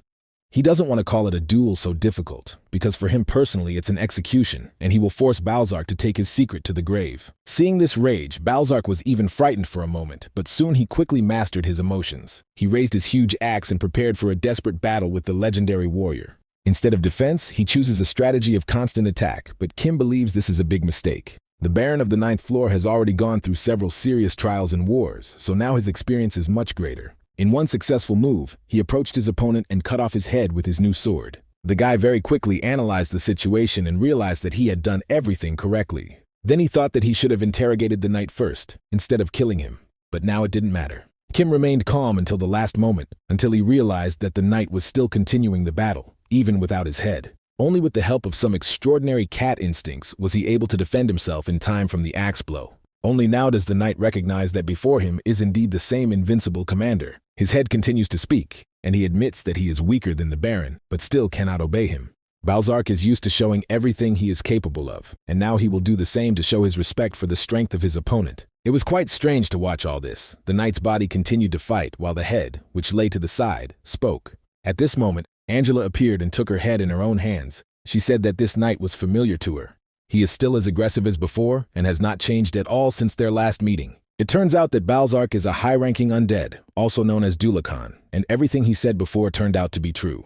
Such creatures sometimes appear on the lower floors or in the abyss. They always ride undead horses and also have self-awareness like valets. The King of the Dead is a new being created from abandoned souls, while the Diulahans inherit the body and soul from a past life, with true blood flowing in their veins. So you can become the same creature if you die during battle and immediately awaken as an undead. But there are several conditions for this. You have to die headless, and also be a knight and feel hatred for the creature that killed you. Now you can guess that Count Anatolio is the creature who killed Balzark. He was a member of an old mercenary group that worked in the abyss. They weren't legendary, but they knew how to earn a little crystals for a living. Like any other group of mercenaries, they rested in the labyrinths of the clients who hired them, and the rest of the time, they walked around and enjoyed life. This was a big mistake because their captain was chosen by one of the labyrinths. That is why the captain appointed Balzark as the new leader, and at the same time tried to expel them from his territory. They couldn't come to an agreement, even though they were a real family, and from that moment on, the problems began. In his past life, the king was wise. He always found the right solutions and planned a strategy several steps ahead. Over the years of working as mercenaries, they had collected enough gems to fill their master's room, and more. Only after that was it decided to start improving the maze level, although each improvement takes a lot of time. They were able to protect the labyrinth and quickly level it up, and within a year, their dungeon had reached level 7. The story of this labyrinth spread throughout the geysers, as they successfully defended against every attack and increased their level faster than others. Kim is doing the same thing now. It was really fun then. Balzark felt for the first time that he was enjoying his own life. He thought that their king would become a real aristocrat, and they would really live on the 11th floor. Their future seemed incredible. The surrounding labyrinths began to recognize them, but in reality it was all just acting. It was after all that Count Anatolio decided to attack them, and their fairy tale ended very quickly. When they saw this giant, they immediately began to panic because they had never seen anything like it in their lives. This is truly the toughest enemy they have ever faced in the past, but that doesn't mean they will give up without a fight. Perhaps it will turn out to be much weaker than expected, and then their future will be cloudless again. The Labyrinth King immediately ordered his warriors to prepare and announced that they would fight the Iron Giant and 100 of his knights. Among their rival knights was a vampire named Angela, which is how they met. At that moment, the mercenaries thought only of themselves. They were no longer a weak labyrinth, nor a pack of bandits. Now they have turned into a real army that has deep experience and is ready to give everything they have for the sake of victory. The Invincible Commander, that's what their king was called, and his entire army was ready to carry their ruler in their arms. After the king encouraged his army, he ordered everyone to immediately attack the enemy. Today, all these cunning aristocrats must experience the power of true warriors who are not afraid of death. This huge armada, which looked like a black shadow, began to approach the aristocrats of the abyss. Adjutant Hestia, a hero of the 3rd rank, was awaiting orders from his count. He was also ready to start the war. Anatolio considers his opponents to be small slugs. He is not even sure that this battle will last more than one day. All knights were ordered to prepare for battle and leave no one alive. Even the game personally took a huge sword in his hands and prepared to demonstrate his power so that the legends about him would live forever. Everything that happened next is already history, but this story has survived to this day because a witness to these events remained. Balzark was both frightened and paralyzed. He had never seen anything like it in his life. The king approached him, ordered him to immediately take 2 little warriors with him and pretend that they were dead. The king promised to be a wall for them, smiled and apologized because he had not expected the count to be so strong. The king gave a group of mercenaries to Balzark, after which he protected them with his own body, like a true hero. Everything they had spent years building up was destroyed in just one attack, and it was hard to consider life fair after that. Soon Balzark woke up. It turned out that he was alive and had not even lost his limbs, although from the very beginning it seemed that it was just a dream. The little warriors were next to him. They were seriously injured, but they were still breathing, so they needed help. First, you need to pick them up and run as far away from here as possible before the enemy realizes that they are still alive. At this moment, it turned out that Count Anatolio and his army were still nearby. The king was told that the master of the labyrinth was dead, but there were several warriors who survived. The death of the labyrinth did not affect them at all. Upon hearing about the living mercenaries, Count Anatolio ordered his soldiers to show mercy to them and not to kill anyone. It's strange because even after these words, something terrible happened. The wounded soldiers began to be executed without the right to pardon. Balzark could not believe that he was seeing all this with his own eyes, that a moment ago he had been glad that he had managed to survive, and now he was once again faced with death. One of the soldiers, Count Anatolio, decided to personally send the surviving soldiers of the enemy army to another world. Balzark tried to stop him. He screamed, but no one listened to him, and soon all his friends were dead. He couldn't believe what had happened, started screaming and almost completely lost his mind. It was hard for him to understand how all this could be called mercy. Seeing that everything was fine with the knight, Count Anatolio decided not to rush, but to talk to him first. Balzark tries to understand why the count decided to destroy their little labyrinth. There are no precious crystals or treasures here. Is it true that for him, destroying weak warriors is just entertainment and an opportunity to get a little pleasure? The count replied that he was only trying to show respect. They were holding weapons in their hands and showing a desire for war, so they made their own choice. All he had to do was accept this choice with dignity and show his attitude towards it, which is exactly what he did. He came to talk, to discuss something important. He is interested in potential. He likes promising individuals. He is ready to sponsor various talents and even be a sponsor for the masters of the labyrinths. Now he can say with confidence that the mercenaries did not meet his standards, although he was looking forward to meeting their master. He was called the Invincible Commander, which was why Count Anatolio was so interested in the meeting, but they turned out to be just a group of stupid beasts. These beasts could not even assess their enemy, and showed that they were an inferior labyrinth that would sooner or later turn into ruins. He compressed this eternal pain into a brief moment to give them peace. This is the grace he gave them, and now he wants to hear words of gratitude. Hearing these impudent and heartless speeches, the famous knight Balzark almost swallowed his tongue in anger.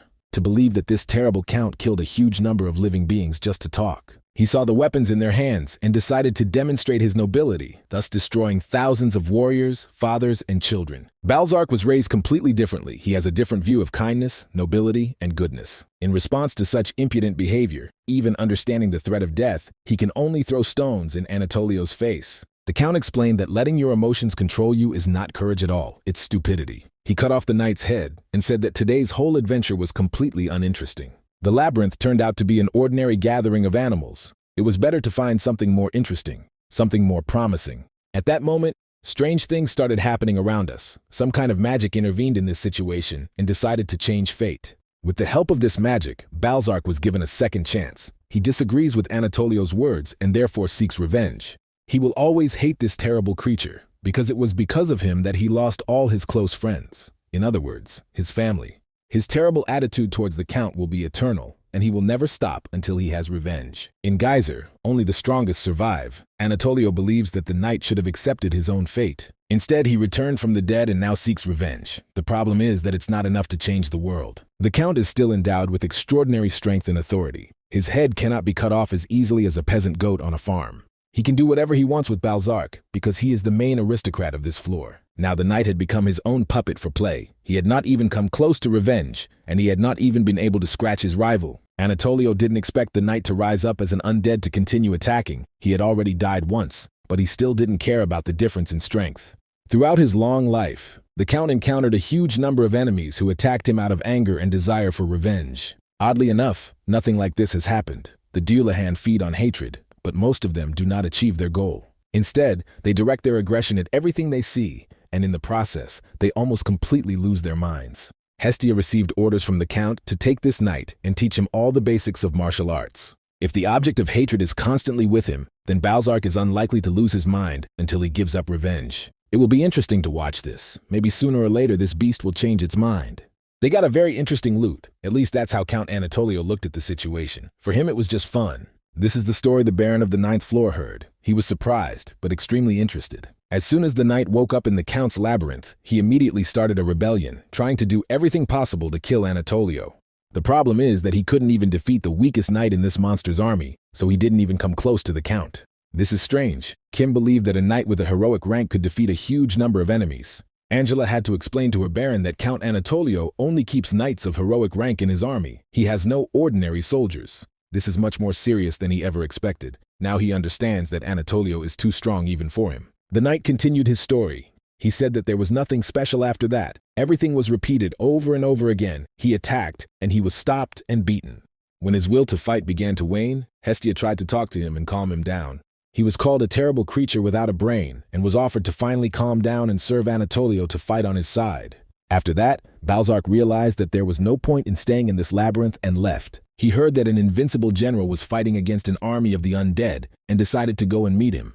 Kim understood his story. It was interesting to listen to, and even gave him some useful information. He is sure that now he must reward the knight for all this and invited him to go together to the training hall. Kim promised to take the knight into his service because now he had no right to refuse a warrior of heroic rank whom he could trust. They soon found themselves in the training hall of the Nagi Labyrinth, a spacious area located in the western part of the Nagi territory. They're not going to get their deadly weapon, even though Balzark is undead, but it's better for him to avoid mortal wounds. The Baron hints at a bare-handed fight, but the knight saw this as a total underestimate and prepared for a bloody war. He is ready to fight at full power, and oddly enough, that is exactly what Kim was counting on. It is unknown how their communication will develop in the future, but it seems as if Balzark will become the perfect component in Nagi's labyrinth. After a short masterclass, the knight decided to rest a bit. This battle had been very difficult for him. The knight was upset, but admitted his defeat, although he still believes that together with his horse, he would have fought much better and been able to win. Count Anatolio tried to give him a horse so that the knight could fight at full strength, but a problem arose. He's a dulikon, and the problem is that such creatures can't subdue a living horse, which is why nothing worked. The walking undead can be found if you do a full-fledged search, but no one has ever seen a four-legged undead animal. Valets, who overheard this conversation, considers them all stupid creatures because it's easier to make a horse runny than to pick its nose. At that moment, Angela remembered the king of the dead and said that if he were alive, something could be done with his help. Kim said that even if the dead king were here, nothing would change because his skills in creating chimeras were terrible. The creatures he hypnotized were ordinary corpses that posed no serious threat and then fought against him at all. The most he was able to do in terms of modification was changing the Water Dragon King and replacing his head. Kim believes that his reputation is so overstated that, objectively speaking, Valets is an ordinary swindler. He was somewhat intelligent, but had almost nothing in terms of abilities and fighting qualities. It was very difficult for the King of the Dead to listen to these conversations about him. If he were in another body, he would immediately show who was in charge. Then he told them that if the King of the Dead could really make a horse undead, he would even bow to Valets. As soon as the necromancer heard these words, he immediately vowed to do everything possible to force the Baron to bow to him. The Nagas have long noticed that a snake has appeared among them, which behaves quite strangely and constantly brings problems. They began to discuss this guy often and even joked about him a bit. At this moment, Pinky entered the room and started asking the guys who exactly they were talking about. She was told that she had not yet met a younger slave, and it was him they were talking about now. When Pinky found out that this new guy was alone in the cemetery, she was very surprised. She said that older allies should not bully the youth and began accusing the boys of misbehavior. They have no right to leave young Nagas alone in a terrible place because something bad could happen to these boys. She decided to immediately set off and check on his condition. Pinky could not afford to lose the only Naga younger than her. Nagi is sure that once she sees it with her own eyes, she will understand that everything is normal, but they are still upset that they are being spoken to like heathens. Pinky is incredibly angry that her older friends are behaving like this. She can't even imagine what it would be like if she was forced to spend a week in a cemetery. When she was first called up, everyone around her was very kind to her, and on the contrary, helped and supported her. They can be understood, because she is the most beautiful naked woman. Perhaps it was because of her that this newcomer took on all the difficult work. When she approached the cemetery, she was surprised that she didn't smell a terrible stench. It must have been through the door. Realizing that the space inside was airtight, Pinky guessed that the boy could have suffocated and died. She was very surprised when she saw that everything inside had completely changed. Now it's not scary to come here. Previously, they simply threw huge monster bodies here and didn't even cover them with earth. But now everything is different. It doesn't even stink here. All the bodies were buried with care, and according to all the rules, it is even hard to believe that this was done without the support of other Nagas. Previously, there was no building here, but now there is a place for a cemetery worker to live. When Pinky started watching Valets, she couldn't understand what he was constantly saying. The guy kept repeating that his body had taken in a lot of miasma over the past week, and now he was feeling a little sick. It's nice to see that after the guy came to terms with his situation, he worked actively and has already reached his limit. He's probably worried that he might lose consciousness because his body can't handle the pressure. Pinky continued to listen to his conversation and heard a lot of strange phrases that were difficult to understand. He seemed much more handsome to her than he actually was. It seems she even began to admire him. This guy is definitely different from the other older guys who sit in the tavern and drink beer all day. If the team doesn't help him, he'll soon lose consciousness, but if we work together, it will be more comfortable. Besides, this place is the scariest in Nagi's labyrinth, and they can only work together, so no one will bother them. She opened the door and loudly greeted the newcomer and said that she had come to help him. Valets couldn't understand who she was or why she had come here at all. He didn't even want to hear about any joint work. He's pretty sure he told everyone else he wanted to run this place alone, and he doesn't have the support. Pinky didn't listen to this guy at all. On the contrary, she admired him and considered his actions the behavior of a true hero. She assured him that she had come here of her own free will, but he started shouting and reminded her that he didn't need help at all. This is his personal little territory, and he is sure that Pinky has other responsibilities that she must fulfill. Despite being in a difficult situation, this newbie is still worried about Pinky breaking the rules of the maze. This makes her even more fascinated by this alpha male. Pinky must have almost fallen in love with him. The girl explained that she could make an agreement with the Dominican, and then they would work together. Within seconds, she went to meet with the maid to ask for permission to transfer to work at the cemetery. With all his strength, Valets tried to stop her, but Pinky didn't listen to him at all. He doesn't understand what happened to this crazy snake. He just recently finished training, and now everything is going wrong. The king of the dead must meditate at least 3 times a day, and this is not his only duty. Knowing the Dominican, the maid easily allows Pinky to work with him. Maybe she doesn't really want to help at all, but rather came here to watch him. Maybe they've already realized that the king of the dead has been reborn in Nagi's labyrinth, or maybe they're just starting to suspect him. At this point, Valets even began to think about killing Pinky with a large amount of miasma. She will die in a few minutes, it will be suspicious, but everything will look like an accident. The next morning, Pinky came to his room and said that she had now received official permission to help him. She was relieved of all unnecessary duties and allowed to focus on helping the newcomer. Now they will be able to work with each other, live in the same house, and maybe, in the future, it will end up being something more than friendship. She knows that in this territory the rules are different, and it doesn't matter who is older or younger. Personal time is the most important thing, so I had to tell her that we can't enter each other's territory, or even talk. Pinky wasn't listening to this guy at all, and it seemed like he was also in love with her, and she was already starting to plan what to name their children. He wants to give her the hardest work and wait until she asks to be let back into the labyrinth. That very morning, he showed her the future work plan.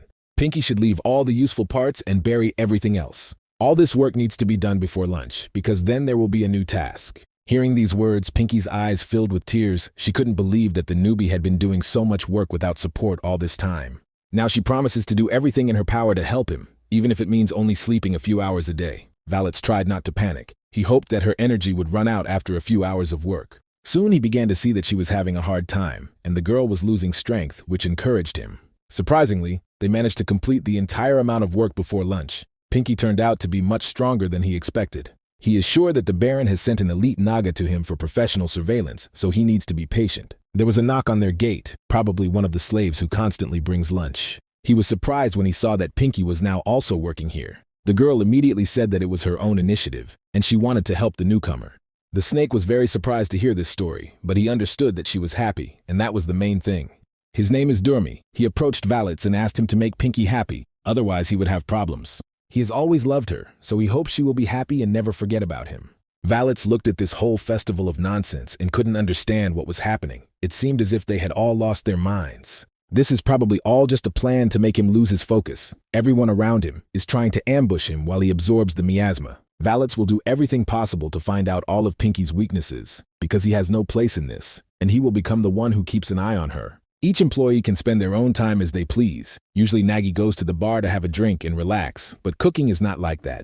3 days later, we move to the border of Nagi territory. Kim has met with a shady trader and is talking about the latest news. The merchant considers the Nagas to be a unique labyrinth. They were really able to make rapid progress and did everything on their own. If Kim was as big as the Water Dragon King, he would attract too much attention, and that would be bad. They arranged to meet with the merchant on the 10th floor, but first there was a small surprise. The Invincible Baron is a necessary procedure for lowering to the 10th floor, although even the Dark Merchant has not heard of it. Kim should sign for this creature because she's actually his longtime fan. Previously, Kim believed that the group of dark traders were just suspicious imps like his ally, so he didn't expect to see demons here. Actually, the imps were responsible for these floors of the abyss many years ago, but then everything changed. Now, it doesn't matter to the retail chain if someone dies. They prioritize their products and focus on them. This demon must be at work here because of the imp's greed and lack of conscience. But Kim shouldn't worry about that. She's a bit strange, but she's still considered a higher being, so it was helpful to have her on your team. Kim almost forgot to give the merchant the promised dungeon core, but as soon as he did, the merchant fainted with joy. Now his life will continue, and he will not be killed for his troubles in the labyrinth of the dead. The imp can return to work and do his basic exercises using teleportation. The Dark Trader's teleportation abilities are very useful. It's much better than leaving the entrance behind as a labyrinth portal. They tear matter apart in order to teleport, but there must be some limitations. The demon said that they cannot teleport to the surface or to other labyrinths. She constantly approaches him and tries to hug him. It seems that this fan is too much in love with our hero. Kim tried to calm her down a bit and say that hugging wasn't necessary, but no one listened to him. Within a few minutes, using a teleportation portal, they found themselves on the 10th floor of Geyser. It's even hard to see the ceiling here, so this place really does resemble an abyss. Unfortunately, they were about 5 minutes late due to personal problems, but that didn't stop their plans. Thus, Kim met the mercenaries who were responsible for protecting the dark merchants on this floor. They're called fails, and they really do look quite strange, although you can get used to it. Even the mercenaries had already heard many stories about the legendary Baron of the 9th floor. He must pretend to be one of their interns, just as was agreed upon with the dark traders. To begin with, Kim decided to call on his parasite to help in order to assess the strength of these mercenaries. He was very surprised when he realized that ordinary soldiers were standing in front of him. At best, they were on the 3rd floor level. Kate tried to convince him that these mercenaries were professionals in their field, but Kim assured him that this was not the case at all. The failed have been responsible for protecting the dark merchants on this floor for 5 years and are currently the merchants' best soldiers. One of the fallen said that a group of giant worms was approaching them very quickly, so they had to prepare for danger. These creatures are excellent at sensing vibrations in the ground, just like the worms from the movie Dune. The captain asked Kim to rest in a safe area and reminded him that he was just a disguised trainee, so there was no need to do heroic things. In fact, they are considered a burden here, so they are asked not to interfere with the preparation for the battle with the huge worm. Even Kim knows about these creatures, despite the fact that he did not pay any attention to the abyss after rising to the surface. Their diameter and length can reach 3.5 meters. These creatures live only on the lower floors of the abyss. They move excellently underground and feed using a remarkable sense of vibrations. Once such creatures even killed 100 researchers. Kim even thought that these mercenaries would not be able to handle such a serious threat. Only he and Kate can do anything about the worm, so now he expects all the mercenaries to be killed. At this point, one of the mercenary leaders said that everything Kim saw was not complete information. He then continued his speech and said that Kim relies too much on his parasite. While the Baron was trying to recover from his surprise and understand how they knew about the parasite, huge worms appeared. There are exactly 5 of them, the same number of mercenaries, so it will be interesting to watch this battle now. The last person to kill their monster will have to prepare dinner. These were the conditions set for the mercenaries. One of them agreed too slowly. He probably can afford it because magic skills are still faster than strong sword blows. Each of the mercenaries knows what to do. They don't even need each other's support because everyone is considered a full-fledged professional. Some know how to fight with weapons, while others have learned magic, so they are not at all worried when encountering monsters. Kim watched this battle and tried to understand what was happening. He had never encountered such unusual technology in the depths of the abyss. The mercenaries still seemed like ordinary soldiers, but 2 monsters were beaten to half-death in just 1 second. Surely the failed are not a group of mercenaries created from those who were gathered from the streets. They are true professionals in their field. Oddly enough, their name is very fitting, because they were liberated after a great war, but failed their journey to paradise. Only now did Kim realize that before him were the Geyserians of the abyss, who had abandoned life on the surface. No one knows exactly when the conflict between the Earth's surface and Geyser began, but today this event is called the Great War. Not even 10 years have passed since the moment when captured people began to be used as slaves. They were no more than ordinary soldiers or food, and the creatures they gave birth to came to be called Geyserians, Kim being one of them. They were born in the depths of the abyss, and from the very beginning, these children were very different from the people on the surface. They were very efficient workers due to their superhuman strength and endurance, which is why they were noticed by aristocrats. Those who lived on the lower floors received serious support and opportunities. Kate cannot understand how people were able to win the war if they didn't even reach the lower floors of the abyss. It seems as if someone intervened in this war and decided to stop it once and for all. It is not known who it was, perhaps King Geyser, a nobleman, or a hero of humanity. To be honest, it doesn't even matter. They have the potential to become more powerful through survival in harsh conditions, and the strongest creatures of the abyss feared this. They probably thought that if they just sat idly by, they would eventually be destroyed by these children. That's why it was decided to expel the Geyserians and pretend it was just a prisoner release, and then hope that these children would lose their powers. It was these creatures of the abyss who ended the war so that the people of the abyss could not take over the dungeon. But despite the wishes of higher beings, there were those who turned their backs on humanity. These people returned and took their place in Geyser, and here they are called the Fallen. It was this group of warriors, also known as mercenaries, that Kim had just met. Now it is clear that they are just children of the dungeon who have given up life on the surface and remained in the dungeon. They were able to achieve incredible strength just by being underground. It feels like something is missing. Maybe there's another secret. Kate began to explain deeper things. Even though she is a demon, she is not technically a geyser creature. Their conversation was stopped by the leader of the Fallen. He had already heard what their newcomers were talking about, but he didn't see anything wrong with it. He asked to be given the opportunity to introduce himself to them. His name is Lee Purim. He is the captain of a mercenary group also known as the Failed. A little later, they met other members of the team, a girl named Hyojin and her sister Eugene. They are cheerleaders. There are also 2 other warriors on the team, a boy named Jeongwon and a little girl named Suhyun. They are scouts. They just confirmed their skills, so Kim can no longer worry about their skill. He finds it hard to believe that they really gave up on the opportunity to return to the surface. Lee was sure that Kim remembered the atmosphere in Geyser when the prisoners were released after the war ended, but the Baron had forgotten all about it. It was a series of horrors that are impossible to forget, although memory loss in the abyss is a common occurrence. Lee decided to personally tell Kim about all this. He started by remembering how there was a holiday in Geyser. This holiday was called the Festival of Amazement. Tens of thousands of people were released at the same time. It's not hard to guess that all these people were released in order to arrange a delicious dinner for the monsters and to taste these little delicacies. All the people around were eaten alive as soon as they were released from the labyrinths. No one could understand the situation, since everyone around had lived in Geyser their entire lives. The children could not understand why these people wanted to return to the surface so badly and were even willing to risk their lives for it. They weren't even sure that the surface even existed, that there was no ceiling, and that you could see the blue sky. It's hard to believe that there really are clouds floating towards the scorching sun. It all just looks like a children's fairy tale. Someone even talked about unusual stars, planes blown by the warm wind of the evening sky. There were also stories about the boundless ocean, but all of these were just stories that the Geyser children couldn't even believe. For them, the reality was completely different, with huge monsters and creatures, a theme, and constant screams of terror. The children could not find an answer to this question, whether it was really necessary to risk their own lives for the sake of the surface. They say they failed during their journey to the surface of the earth, but that's not true, because they failed when they tried to begin this journey.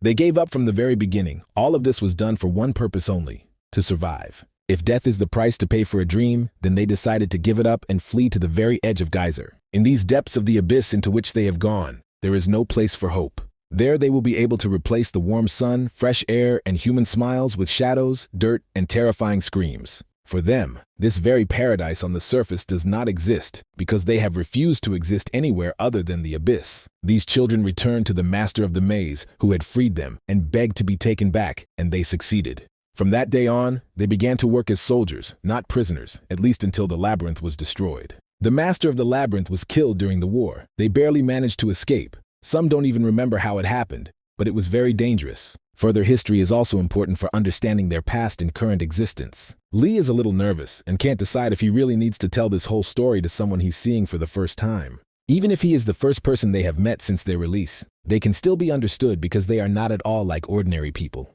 Kim finds it difficult to understand their motives. He was born on the 12th floor, which is even deeper than this place. He still managed to reach the surface, the same surface that the Fallen had abandoned. Now they all want to know at least something about this surface, how ordinary people live there, what they do there, and what they think about. Is it really warm air there? And sometimes you can see water falling from the sky, because some say it's not water, but ice. Kim confirmed their expectations. On the surface, one can find blue clouds, a scorching sun, countless stars, and a boundless ocean. At that very moment, he opened a portal 50 degrees east and named his destination, a base on the surface. Only when all these mercenaries see reality with their own eyes will they be able to understand what he is talking about. Within seconds, the portal was opened and they were all free. Kim gave them the opportunity to enjoy this moment in peace and said that they were no longer failures at all. They were just a little late. Within a few minutes, each member of this team took off their mask and freed themselves from the terrible clothing of the abyss. They ran on the green grass, breathed in the fresh air, and enjoyed the rays of the sun on their faces. They find it hard to believe that everything around them is glowing and there are no monsters trying to eat them. It's hard to even believe that the air can be so clean and the grass so bright. Only Kate can't go outside. She would like to, but she is not allowed to leave her workplace. Lee had heard that their species kept returning to Geyser from the surface, which is why he believed in the existence of the surface. Of course, now he can admit that he didn't expect everything here to look exactly like this. He thought it was only slightly better than a dungeon. This experience is hard to put into words. All that remains now is to thank Kim for these incredible opportunities. Geyser's blessing refers to mana, which is what all creatures born in the dungeon possess, including Geyserians.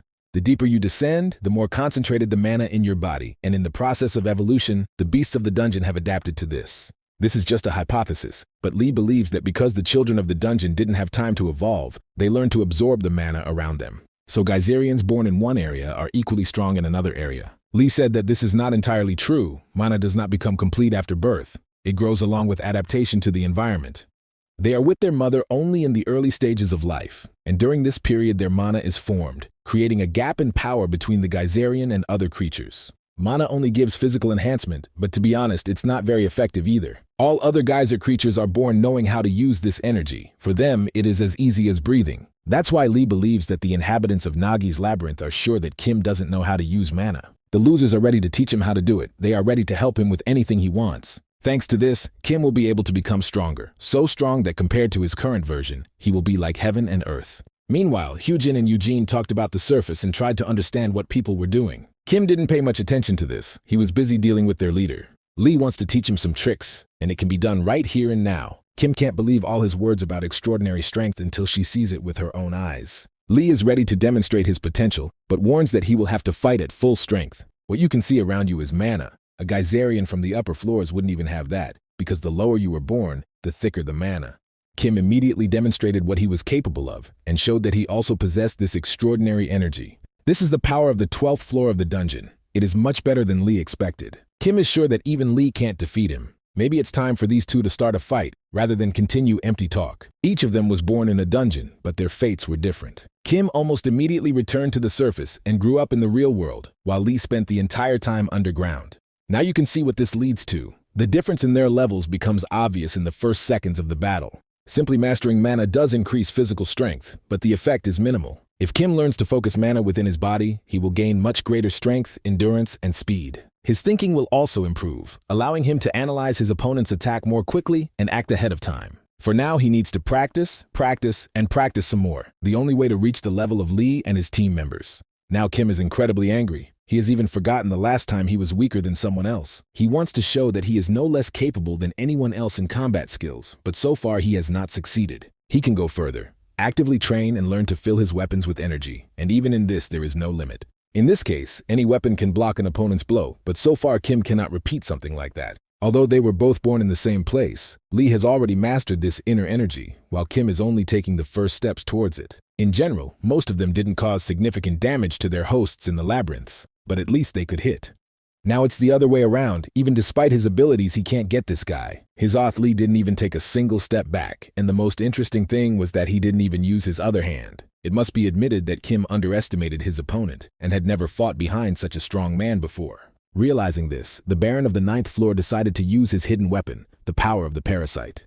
With lightning speed, he approached his opponent and prepared for a new attack. At the last moment, Lee said that he would not allow anyone to use parasites during the battle. This should have been discussed earlier, but it's never too late to show a beginner the rules of conduct during training. It seems that up until this point, Kim believed that being a parasite was a privilege that only he had. Parasites are an endangered species, but they still exist in Geyser, so it's not that strange to encounter one on another person. This battle was necessary in order to assess the strength of the Geyserian, not the strength of his parasite. Kim is upset because he doesn't match his opponent's level at all. Lee is really much better than him, but that's it for now. Despite the huge number of battles on the 9th floor and the situations where he was close to death, he still had not experienced anything like this before. No matter who his opponent was, if he kept training, he always found a way to win, although perhaps he was just not strong enough and experienced enough to understand it. Only now does Kim realize that his opponent is not extremely strong at all, but that he is too weak. Knowing yourself is as important as knowing your opponent. It is directly related to the chances of survival and is necessary for evolution.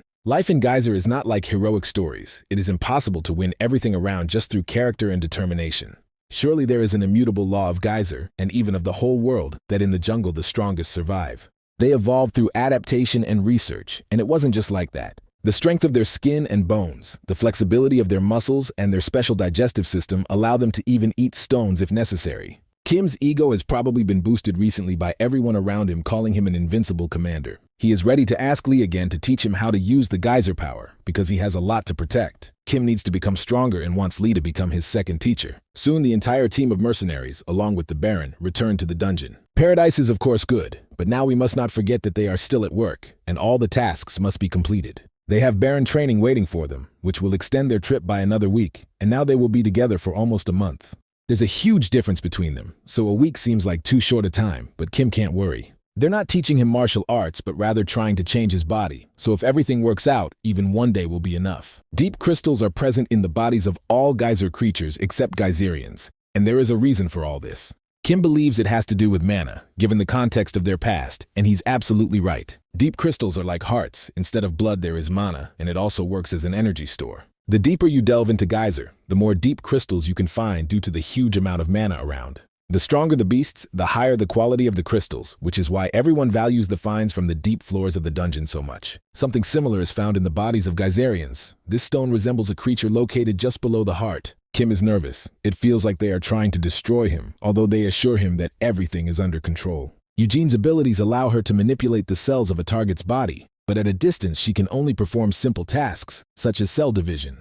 Everything changes when she touches her target. Then she can heal wounds, see the progress of illness, and even manipulate the body's energy. The process was started, and Eugene felt like he was in a completely different place. She was very surprised and even scared. All around she could see the horizon and the ocean. All the other participants in this experiment were in the dungeon and did not see what she saw. The energy gathered inside Kim will pave the way, first passing through the heart and then slowly spreading through the arteries. Only then will he be able to learn to feel it inside himself and circulate it freely. But for this, he will have to learn to concentrate on his inner core. Hyujin also participated in this process. She organized a barrier called a silent bubble. Mana is so passive in its resting state that it is even imperceptible, but as soon as it is activated, it begins to affect the surrounding space. Thanks to Eugene, this process will not take any dangerous form, although the paths of Kim's mana have never been discovered before. When the mana first passes throughout the body, the person begins to feel real pain, and it is quite unpleasant. The Baron really feels mana starting to flow through his body. It's strange and not entirely pleasant, but the sensations are quite familiar. A little later, Eugene opened her eyes in surprise and looked at her captain. She said some pretty strange things, that the mana path in Kim's body has already been opened, and there are traces of the profound crystal there. This is very strange because Kim had no skills and couldn't even use his mana. It's hard to even call this a problem, although it's really not expected at all. Kim has some abilities. He can see the weaknesses of the enemy, and thanks to the parasite, he can see the internal organs and creatures that are weaker than him. This technique activates when his eyes start to burn. Maybe he can't control it. During their battle, he also used this technique, but it activates independently of his will. This is not a skill at all. He didn't have shining eyes during the battle, so this is something completely different. Skills are created depending on the surrounding world. This is a spell that the Geyserians use with the help of mana. Those who are sent on reconnaissance or used as bait gain the detection skill. People who have had to learn to read their enemies' movements and focus on avoiding battles are beginning to see the future. Usually these skills are created when you are one step away from death in extreme situations. It turns out that the blessing of the geyser is the skill of the Geyserian, but that's not all. Most skill users are unaware of the source of their powers. They only remember the feeling that arose when the technique was activated. That's why they don't know how to invest their mana in strengthening their bodies, but they still use mana, even if they don't understand what's happening. It's really easier for them to create a profound crystal and train mana, which is why Kim can make significant progress in a short period of time. Skills are spells that must be used consciously. Kim's technique is due to the fact that he is talented, that's all. Although identifying weaknesses in an enemy won't help him during mana training, he may not worry about it. Clearing the mana pathways is just a basic construction. If they are already open, then you just need to start the circulation process. Unfortunately, Eugene can't do this. She only knows how to throw a stone into a small lake to create a wave, but here the situation is completely different. When she works with Kim, she will have to throw a stone into the ocean, and it will not have the desired effect. Her skill level is not high enough to help Kim. Even if she tries, he still won't feel anything. This makes the situation much more difficult, but it doesn't mean they should give up. Their plan now is to create a natural flow of mana in his body after Eugene has opened his inner pathways. For some reason, some paths are already open, and the mana inside is too thick and concentrated to move. Kim must remember the feelings he had when he awakened his mana. It seems to him that he has never used this energy, but this is not so because if his paths are open, it means that he has already awakened the inner energy. You have to try to remember. Maybe he became too strong in a dangerous situation or something like that. It's unlikely that this happened after he became the master of the labyrinth, but while he was in the dungeon, he did nothing but dig.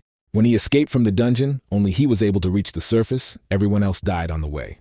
To be more precise, he didn't check to see if anyone survived because he lost consciousness on the way to freedom. When he woke up, he was already near the surface and saw people in front of him.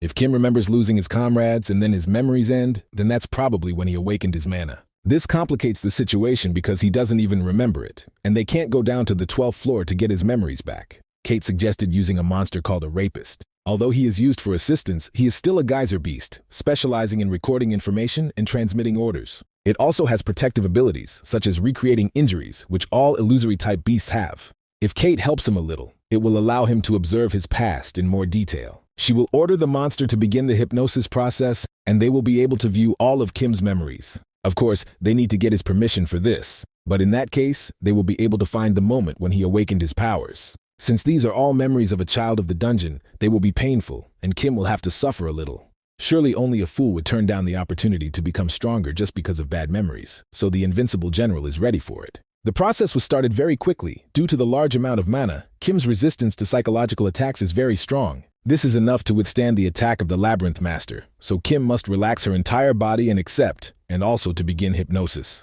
He doesn't have to worry about monsters trying to ambush them. The Fallen will still fully protect him. Within a few minutes, Kim was able to see his entire past, and he was very surprised. He didn't expect to be able to start from birth, but on the contrary, it will help him understand himself even better. He is in his mother's human farm called the Sunken Sea, which is his homeland. A newborn baby can only cry out for its father or mother to come. The first step to raising the perfect slave is to kill this instinct, because a crying child is a bad child. This does not mean that bad children are punished, because pain will only make them cry even louder. The problem is much deeper than all this, because the bad kids are eliminated once and for all, and they no longer cause problems. Because of this approach, silence will soon reign in this area, and there will be no more children who like to cry. Kim remembers how he constantly examined the environment while sucking the blood of an unknown monster. While the children are in this hellish place, they get used to death and learn to deal with it calmly. As soon as their cradles mature and change color, babies begin to learn to crawl. New red cradles are forming, and children's screams and crying can be heard all around again. This only happens for a short time because soon silence will come again, so nothing ever changes there. Once down to the floor below, the pillars throw the children out. Thanks to the pillows, only a few of them will die in the process. There, the children are already being waited for by guardians, who are not kind at all, because they are ordinary animals that are poorly disguised as humans. These caregivers start trying to act like parents, but they don't do it very well. Over time, these creatures try to teach children to speak. For this, there are various techniques that try to imitate human speech. Sometimes the pillar throws out food for the children, which is how they grow up amidst endless conversations with monsters.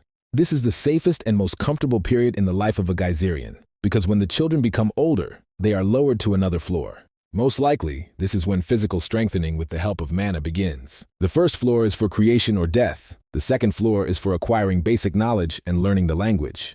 On the top floor, things get more serious. It's designed for gaining work skills. That's where their mother is, and the children are forced to dig until she appreciates their work. Children who perform better than others are given to the highest aristocrats. Bad children go to the barons, and the worst are turned into food. There's no way out of the whale that devours portals, so maybe becoming food is the best option, because the others will have to dig forever. If your mother doesn't notice you and the aristocrats don't take you away, you'll have to work until your back breaks. Honestly, Kim liked to work. He was constantly dreaming and working. That was his childhood. He hit the rock until it broke and tried to analyze the cracks and where they appeared. Now it becomes clear that it was this period that gave impetus to the skill of identifying the opponent's weaknesses. Soon he was evaluated and called a high-level child. It was time to change the situation. Thus, little Kim ended up on the 12th floor in the Spider Duke's labyrinth. Next, we will see what happened to our main character after meeting deadly spiders. A group of young people were working not far from this geyser area. They all worked hard and tried to explore as much territory as possible. Now some of them are upset because it seems like it will be difficult for them to get out, since they have been underground for a long time. The guys started fighting with each other because the situation had really gotten out of their control. They had been locked in this cave for over a month. From time to time they calmed down and found common ground, but this did not last long. At one of these moments, when they had calmed down again, something strange happened. Some people were walking next to them, looking very creepy and unnatural. They began to beg to be saved from the terrible spiders, to be rescued and brought back outside. One of these people had a large spider crawling out of his mouth, and soon the guy died. The entire reconnaissance group, along with the general and the reporter, were frightened and worried. They didn't know what to do because they were also in a critical situation and needed help. If you engage in battle with monsters, there will be almost no chance of survival, so it's better to wait calmly and hope for the best. With the help of some members of the group, the spiders communicated with other people. They ordered them to dig, and slowly, one by one, killed them for food. Soon the spiders gave the humans a small supply of food and a new family member. They must train him and work together. When the researchers opened this small package, it was clear that they were looking at an ordinary human child. They guessed that this child was born in a dungeon, which is exactly what our main character Kim is. In order to better tell our story, we need to go back and dig deeper into what this group was doing in the dungeon. So we need to tell the story of a guy named John who became a war correspondent. He decided to write articles about Geyser because it brings in a lot of views and money. He wants to interview some explorers who are going down into the dungeons, and this could bring him fame. The boss asked him to start keeping a diary. Even though John wasn't going to die in the dungeon, he started it just in case.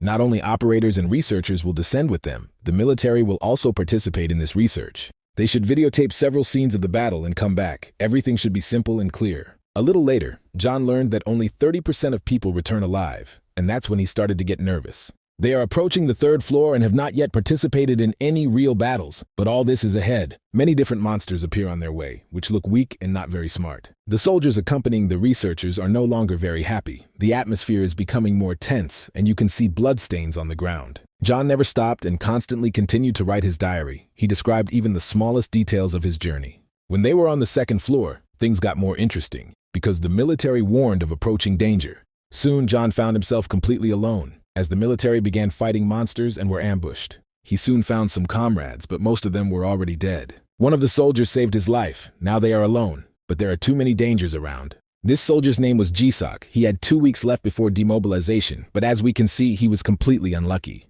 They were able to find some food and water and began hiding in the ventilation shafts on the 2nd floor.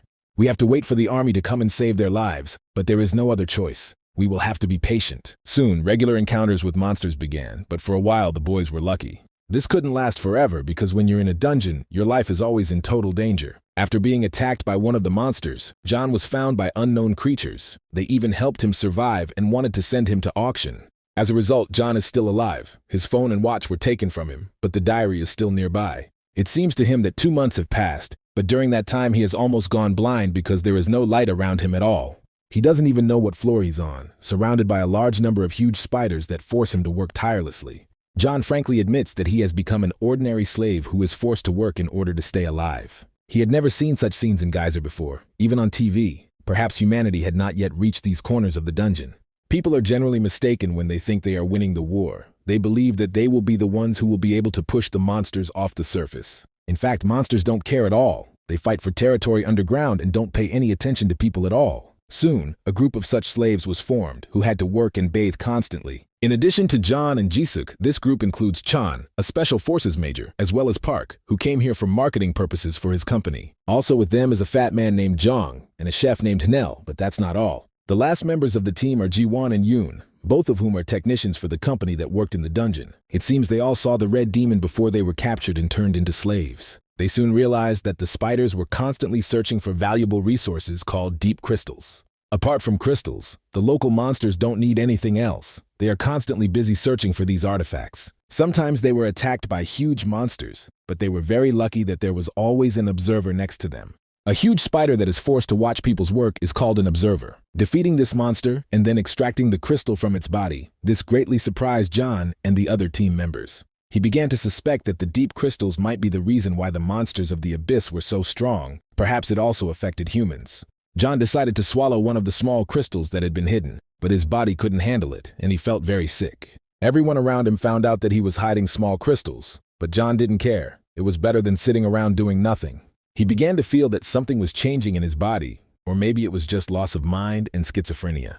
Soon John felt that he was really getting stronger. His emotions became more intense, but his control over his psychology diminished. Very bad things have really started happening to this guy, but strangely enough, he feels very good. Now he is sure that the deep crystals are the source of the monster's power and they can also affect people. Now he needs more information to fully understand this situation, but that takes time. He decided to sprinkle some crystal into Yun's food during breakfast. Maybe it would have an effect. Of course, in this case, the man will suffer from severe muscle pain, but he is unlikely to die. John was confident that he had the situation under control, but a few days later, Yun died. While working in the caves under the influence of a deep crystal, he could not contain his emotions and began to attack the observer spider. Yun was not strong enough to penetrate its shell, so he was torn to pieces right on the spot. John realizes that he was the one who caused the man's death. Either he was too used to death, or Geyser took his mind. Oddly enough, he doesn't even feel guilty that a person died because of him. Maybe it's all for the best. John is not going to leave this place the same way. He wants to become stronger and find answers to all his questions. This will help him get out and tell people what's going on here. But for now, he needs to get to know the new member of their team. This is a high school teacher named Jinuk. He also ate some crystal dust and immediately felt the effects on himself. Soon this guy completely lost his mind and the spiders took him away. Most likely they ate him for dinner. After that, a new member appeared in the slave team. His name was Bench. He was an army captain who immediately became friends with Major Chan.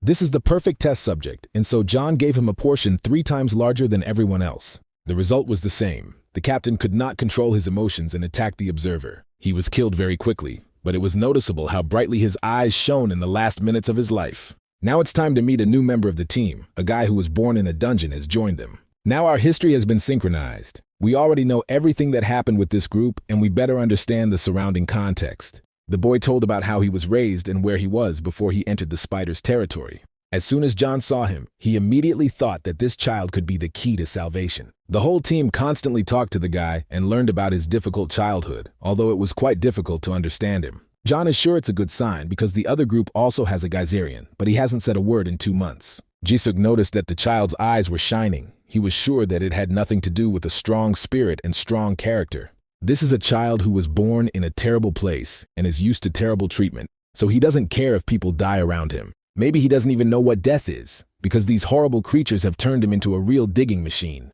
At the same time, Kim also watched people and studied their habits and formed his own opinion about them. He believed that people were wrapped up in the same things, spent the same days with the same expressions on their faces, and that they were incapable of anything.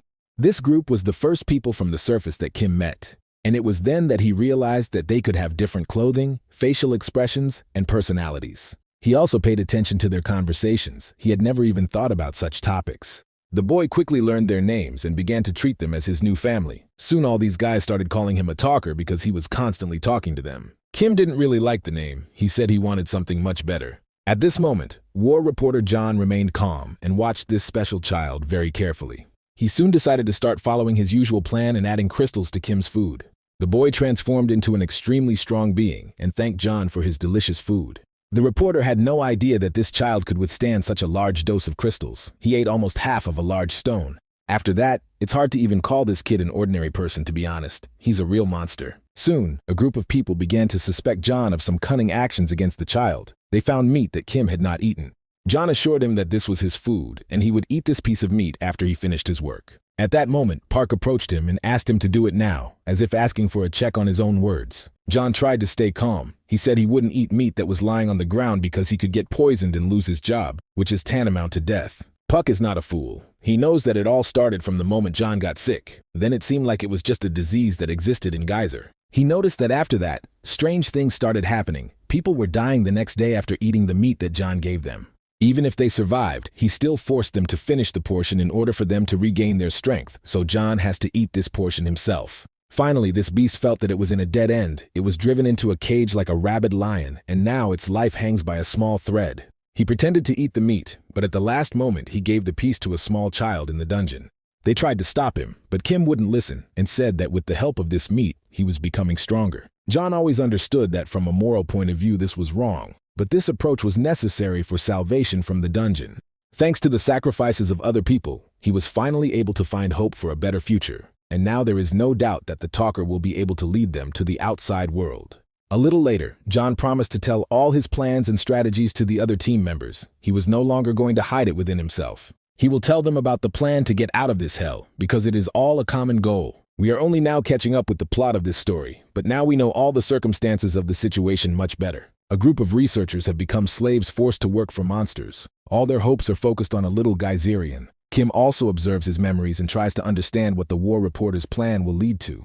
The slaves were promised that in a month they would be released and the monsters would not interfere in the affairs of the prisoners who left the labyrinth. They can choose to return to the surface or stay to work in the labyrinth. In any case, now the monsters admit that the humans won the war, so the worst is behind them. It was hard to believe what had happened. After being underground for so long, they had completely forgotten what joy was. There's still one more month to wait, but John is upset because everything he did before has now lost its meaning. The Spider Duke decided to give people a chance and show his mercy, so in 2 weeks they will join the war on the 12th floor. They will become signal rockets that will help destroy the walls of the enemy's labyrinth. Everyone around was excited and scared, sad and even paralyzed, and only one person was smiling, as if they had been given a second chance. John was not mistaken. Everything he did before could help at a crucial moment, and now he is happy. A little later, Puck found a strange book. John didn't lie and said it was his diary. They started fighting over all these crystal experiments. Puck accused John of killing 3 people who didn't deserve to die. He didn't even ask if they wanted to eat the crystals. He decided everything for them, and thus sent them to another world.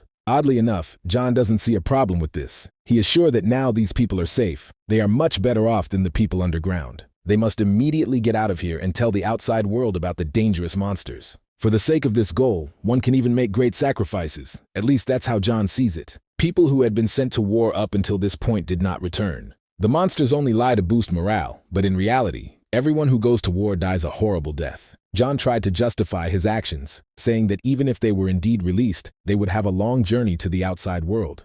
They will have to find food and survive in battles against monsters, and there is no guarantee that they will succeed. When he heard that his friends were hoping for help from the army, he almost burst into anger because it was all nonsense. They have been abandoned, forgotten, so if they don't take risks and try to survive, death awaits them. John will do everything he can to choose from here, even if his friends don't support these methods. Some even supported the reporter. It was the military soldier Jisuk who saved John at the beginning of their journey. Most likely the war will be started far from here. They will be able to seize the moment and try to escape. The major is not sure they will have a good chance of getting out of the battlefield, but it's worth the risk. John prepared small balls with crystals. You can eat them every day and constantly increase the dose. If his calculations are correct, then by the day of war they will be able to become much stronger and save their lives. They will transform into the next category of people who have experienced the power of evolution. Kim, who had been watching these events all this time, was shocked because this was not the past he knew at all. The week passed very quickly. There is less and less time left until the war, but the preparations have already begun. They dug for a week to make a way for their escape.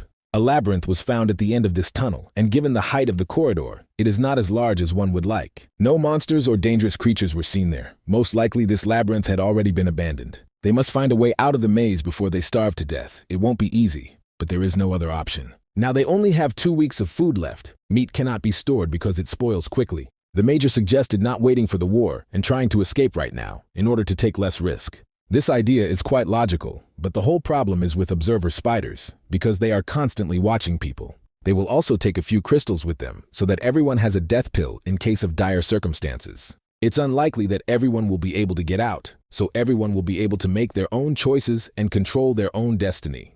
Thanks to the crystals, they became several times stronger, so their chances of escaping increased significantly. John also said that they could use other slaves as bait, and Puck didn't like that at all. There are 1,000 people locked in a dungeon, and none of them are tolerant of deep crystals. These people won't be able to get through the spiders and monsters, so it's impossible to save everyone around them. This is the end of the planning. We need to forget about childish behavior and become adults. This is the only way to save our lives. After this speech, none of the team members said a word. John took it as agreement with his plan. Now he wants to make a film where they will be the main characters and can demonstrate their full potential. The next week passed very quickly, and the very war that the spiders had spoken of began. A huge number of human corpses could be found around, but this was only the beginning. All these people must declare war on their enemies, which is exactly what the Spider Duke needs from them. Meanwhile, our team is also in the middle of events. They are not very lucky with the location, but all is not lost. Puck has been upset all week. He hardly said anything, and today he is also acting like a withdrawn guy. Little Kim, who is now called a talker, works better than the others, which is not surprising because he has a lot of crystals in his body. A little later, something strange happened. A team of slaves met another team in the maze. It turned out that there were monsters behind them, so 2 enemy armies clashed in one place. You need to eat some crystals immediately to increase your balance of power and prepare for battle. After a few seconds, the monsters began to attack, and first of all, destroy people, because the spiders are behind.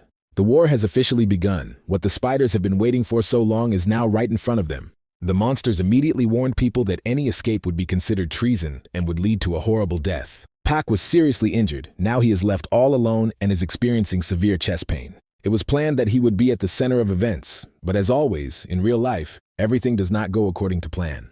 He must quickly eat the crystal and regain his strength, but at that moment a monster appeared in front of him.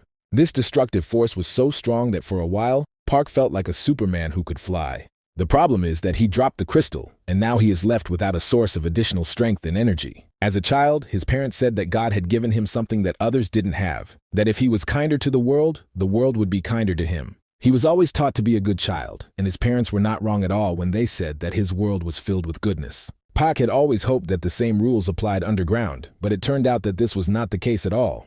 On the mountain, in the world of people, his sincerity and good behavior always brought him gratitude and help from other people. Here, underground, his sincerity and behavior brought him a huge amount of accusations and insults. Acting like a good child turned out to be a bad idea while far from the human world. People's true behavior is revealed when they are one step away from death, their faces change, and an internal struggle begins. Even when other team members were losing their humanity, he tried to behave well and keep his conscience in mind until the very end. He was sure that if a man like him turned into a beast, everyone else would fall immediately, but it turned out that in the jungle, the strongest wins. The jungle doesn't care about good or evil. Here you have to think about yourself and forget about your own conscience. Meanwhile, the chaos continued, and Soldier Jisuk was able to find the little talker and save him from the monsters. The central route was attacked with regret on his face.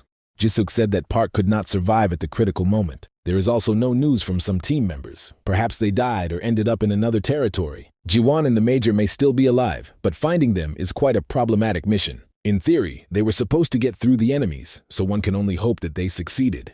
The other team members have joined forces and forced the child to eat the crystal. Now they need to act quickly and as decisively as possible. Deep crystals are like energy boosters. They increase efficiency, but do not reduce fat or make muscles grow. This means that people who don't have significant physical training won't get much stronger. Simply put, Fat Man Jong and Cook Nell are in danger. Their bodies cannot withstand this load. John quickly realized that these two would only delay the rest of the team, which is why he came up with a plan. Together with the soldier and the talker, he will go through the center to distract the monsters, while Jong and Nell must head to their destination on their own. Jisuk tried to say that they should stick together, but John immediately explained to him that it was impossible.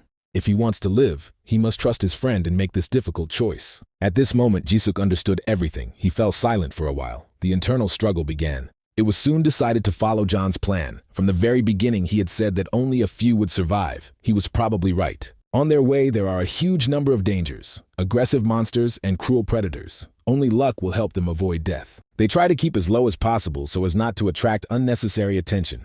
The strategy of hiding in the dust also works well, so that the monsters lose their attention. All of this helps you avoid danger and move forward, as well as avoid meeting other people who have the same goal. This is exactly what they planned, but it's much better than staying with the spiders and hoping for their mercy. Other escapees are great at distracting the monsters and allowing our heroes to remain in the shadows. Back to John and Noel, these two were unlucky with their physical characteristics and are now in a difficult position. They realized that the terrible reporter had decided to leave them, and it was too difficult to accept this act of their partner. Hinel always expected something like this. He thinks it would be better if at least young people could get outside.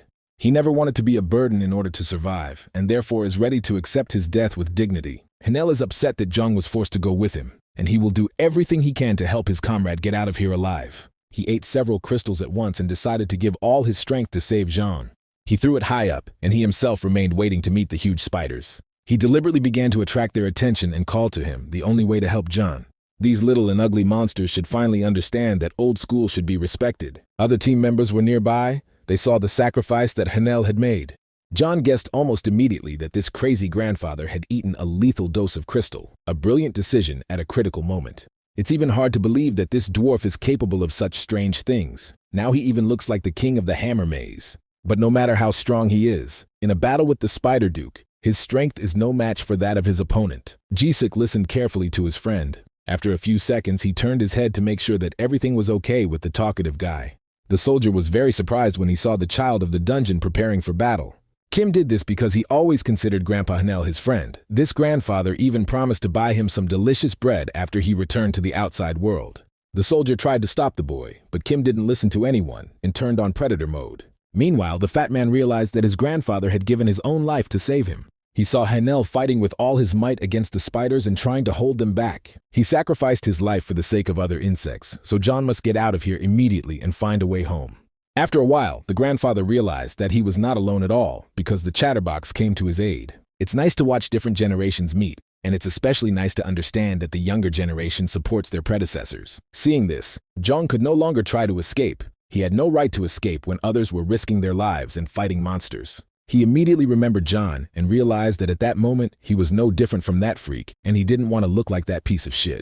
He took out of his pocket a huge crystal that had been left for emergencies and prepared to eat it. Meanwhile, John found himself in danger. One of the spiders saw him and decided to eat some live meat. This terrible reporter was very lucky that at that moment, another monster attacked the spider and a fight broke out. Meanwhile, Jisuk kept thinking about the dungeon child and trying to save him. John approached his friend and said that he couldn't think about others forever because it could only end in death. They should leave this child with the other team members and get out of here immediately. If this is not done, they too will find themselves in the mouths of huge monsters and turn into stew. It almost happened, but at the last moment some unknown creature flew over them and melted the monster's hand. They had never seen anything like it before, although that wasn't surprising, since they had been working and digging all the time. Only a little later did they finally see in front of them these huge spiders, who are the Duke's personal guards. They're going to attack, so if you don't forget about the talker now, there'll be no chance of saving your life. Grandpa Hanel finished the first round of fighting the monsters and started yelling at the child. He won extra time for the youth, but Kim decided to come here and join the battle as well. It's hard to understand. Oddly enough, the little Geyserian kept repeating that he wanted to taste the bread that Hanel had so actively promised him. Grandpa was pleased to hear this, but he was still angry that this child was risking his life for him. The monsters are approaching. There are more of them every minute, and they are all already hungry. Looking closer, you could see some fat creature approaching the spiders, which means that John had eaten the same death crystal after all. At this point, the grandfather completely lost control of his emotions and began to accuse everyone around him of not appreciating his sacrifice. He did all this to save the youth, and as a result, they are all now at risk of death. John says he would rather die than live with the guilt of abandoning his friend and running away. They have the opportunity to choose from here together. If they work as a team, they will have chances. The reporter promised that the death crystal would cause instant death, but as a result, they are still alive and doing great. Then something interesting happened. The grandfather asked the chatterbox to give him the deep crystal and immediately took the stone from his hands. John couldn't understand why he was doing this, but the deep crystals were not magical artifacts at all. In reality, a person cannot control this power, and if at first John didn't believe it, then he changed his mind. He looked at his own legs and realized that the human body could not handle this force. Now they were both disabled. The deep crystal takes away the feeling of pain, but the effect soon begins to wear off, and if it weren't for Kim, Grandpa would have passed out from the pain. For them, everything is over. They need to at least try to save the little guy, and to do this, they need to act decisively. John must do everything possible to ensure that the child gets out of the dungeon alive. That was Nell's last word. The fat man tried to stop him, but it was too late. The choice had been made. All that remained was to obey his grandfather's last will. The fat man tried to save everyone to the last. He believed in the extraordinary properties of crystals, but he overestimated them too much. We must forget everything that happened in the past and look to the future because the danger is still there. John was very lucky to have a dungeon child next to him. Otherwise, they would have already turned into steak. There is almost no way to the outside light around them. There is either lava or a pack of monsters. Spiders are constantly approaching and preparing to attack, so you need to make a decision quickly. A small child is incapable of strategic thinking, so John should not leave him, but at his feet he is constantly getting stronger. Everything must be done so that the talker can leave without him, and John must make a difficult choice and give his life for the child.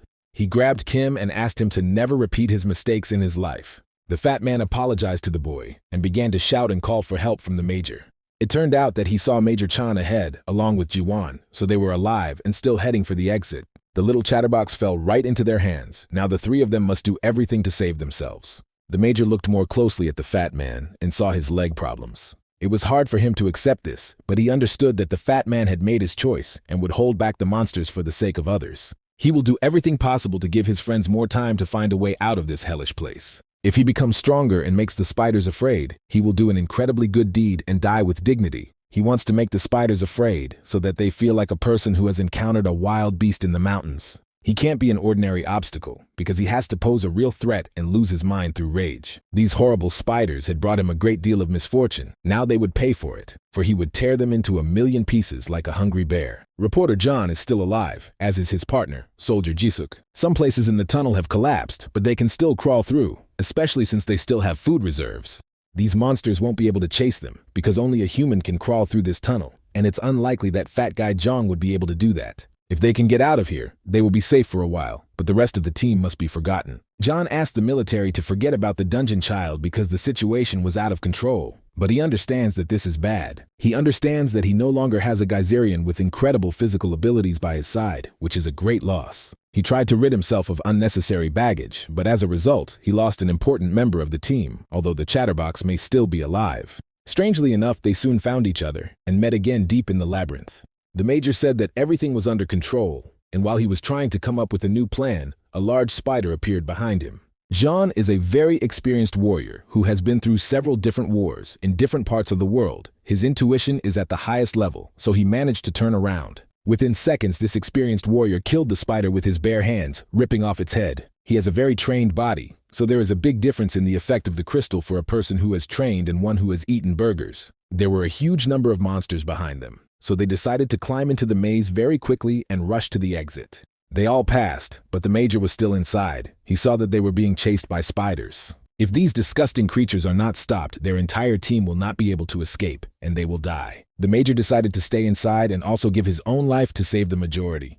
You don't have to be a soldier to give your life for your friends. The main thing is to have a big heart, and Major John has a heart the size of a soccer ball. It seemed that he would never get out of there. He stopped the spiders and collapsed the tunnel on himself. All team members were about to move on, but hearing strange sounds, they stopped and soon saw the Major's hand. This legendary warrior not only stopped the monsters, but also stayed alive. A book should definitely be written about his adventures. The Major looked upset. He said he had no choice, and now other people wouldn't be able to get through. He planned to wait and start digging the tunnel again, but John revealed that they were the only survivors. All the other members of their team died trying to save each other. Most likely the monsters will find them soon, so we need to think about what to do next. The Major expected some of them to die, as the mission was extremely dangerous, but he hoped that most would survive. The most dangerous part is behind us, but it's not the end yet. We need to focus on the future and make sure that our friends' sacrifices were not in vain. There is no time to sit and cry. Now we need to find a way out of the maze and reach the surface. The idea that this labyrinth has been abandoned is just a theory, so it's best to proceed with caution. Soon they heard strange sounds and also felt the ground shaking, all this vibration coming from the other side of the wall. The walls began to collapse, and the boys very quickly tried to escape their own deaths. Their worst fantasies were realized because the spider had been chasing them all this time. John was already mentally saying goodbye to life, and it was at this moment that another monster intervened again and saved him. When he gets out of this dungeon, he will have to erect a statue in honor of these green monsters. They have a small window of time now, so they can take advantage of the opportunity and escape. As John got up and tried to escape, he saw that this monster had a human face. He didn't have time to analyze the situation, but everything that happened made him think. He began to tell his friends that the monster who saved him was Puck. The Major immediately assured me that all this was impossible, that the mind was probably losing control over emotions due to constant stress. Meanwhile, the spider had won the battle with the green monster and still looked like it wanted to continue eating. The troubles still weren't over. The team members completely forgot about the ambushes that could be in the maze. Jiwon behaved too prudently, and therefore did not notice the trap he had stepped into with his feet. He had never been so hurt in his life, but he had only himself to blame for it. If he had been more careful, he could have avoided trouble, but it's too late to cry now. He will have to be carried on his own two hands, but this cannot last long because he is losing a lot of blood. Jiwon was even in the arms of the Major on the battlefield. He is too weak a link in this team. John tried to talk to him constantly and begged the boy not to die, but no one is immune from blood loss. Monsters are constantly catching up with them. They smell blood and constantly pursue their victims. Jiwon understands that he is only slowing down his friends, so he is ready to become a victim. As soon as he thought about it, he immediately found himself in the hands of death. Jiwon didn't even have time to ask for it, but John immediately left him because he instantly analyzed the situation. Inside, he's even grateful that Jiwon stepped into this ambush because he's always been so weak and slow. This could be called a lack of humanity, but on the other hand, in the depths of the dungeon, it is difficult to remain human. The other teammates couldn't believe their eyes because they had just lost another comrade. John took this opportunity to demonstrate his artistic potential. He started crying and said that Jiwon sacrificed his own life for them, and now they must live and glorify him in the human world. The major immediately believed the story, but the soldier looked as if he had doubts in his soul. He tried to understand what had happened and began to suspect that John might have done something terrible. He's already seen this reporter lose his humanity in the depths of the abyss, and now he's not even surprised when he feels animosity towards him. At the last moment, he saw that John had thrown Jevon into the arms of death with his own hands. This is not the first time, because this terrible character even used Grandpa as bait. He rejects everyone he considers helpless, a process that began while researching the effects of crystals. The soldier wants to tell the major about this before it's too late, but he's sure the major won't believe him. For now, it's better for him to keep quiet and behave calmly because John might do something bad against him. There are only 4 of them left. They are the strongest and bravest, and now there is no weak link among them. Balakan has incredible abilities because he is a child of the dungeon. The guy does not feel the side effects of the crystals and does everything he is told. The major assesses the situation very well based on his experience, and it can also be noted that he is a strong and reliable comrade. Now soldier Jisuk began to analyze himself and realized that he did not have such useful characteristics. John saw his friend's excitement and decided to make sure he was okay. He told all these tales about their friends giving their lives for them, but Jisuk didn't believe it. Although John said nice things, it seemed to the soldier that he was directly hinting that he would abandon him at a critical moment. Of course, that wasn't the case, but that doesn't mean that when monsters start chasing them, something like that might happen. Jisuk didn't even give up the bag of food because he understands that if he doesn't carry provisions, he won't be of any use. And as soon as John realizes that the soldier is not helping the team, he will try to get rid of him. The path continued, and soon they found themselves at a moment when they had to make a choice. They were able to go quite far, and since the path is straight, the spiders will soon be able to catch up with them. If they are lucky, it will be possible to escape, but it all depends on luck. The major decided to go forward to reconnoiter the situation, but at that moment the soldier began to panic. Lately, his paranoia has reached another level, and now he constantly sees hidden meaning in everything around him. He had to stay with the real one, and that can't help but be scary. John tried to help his friend and remove the heavy bag of food from him. He is ready to help him and also take on this burden, but Jisuk doesn't even want to hear about such offers. John began to suspect that his friend was behaving this way because of the loss of close friends who had died in the past day. John doesn't want to pretend he's a bad guy. He did everything to save others, and he's not going to apologize to Kim. If we recall the grandfather, he made his own choice, just like the fat man in Ji-won, because they could not walk without outside support. John is not going to abandon his friend who saved his life at the very beginning, because he is not the devil at all. He remembers all of Jisuk's good deeds, and remembers that he is alive now only thanks to the help of his savior. He wants to repay him and help them get out of here alive, and there's no bad sense in that.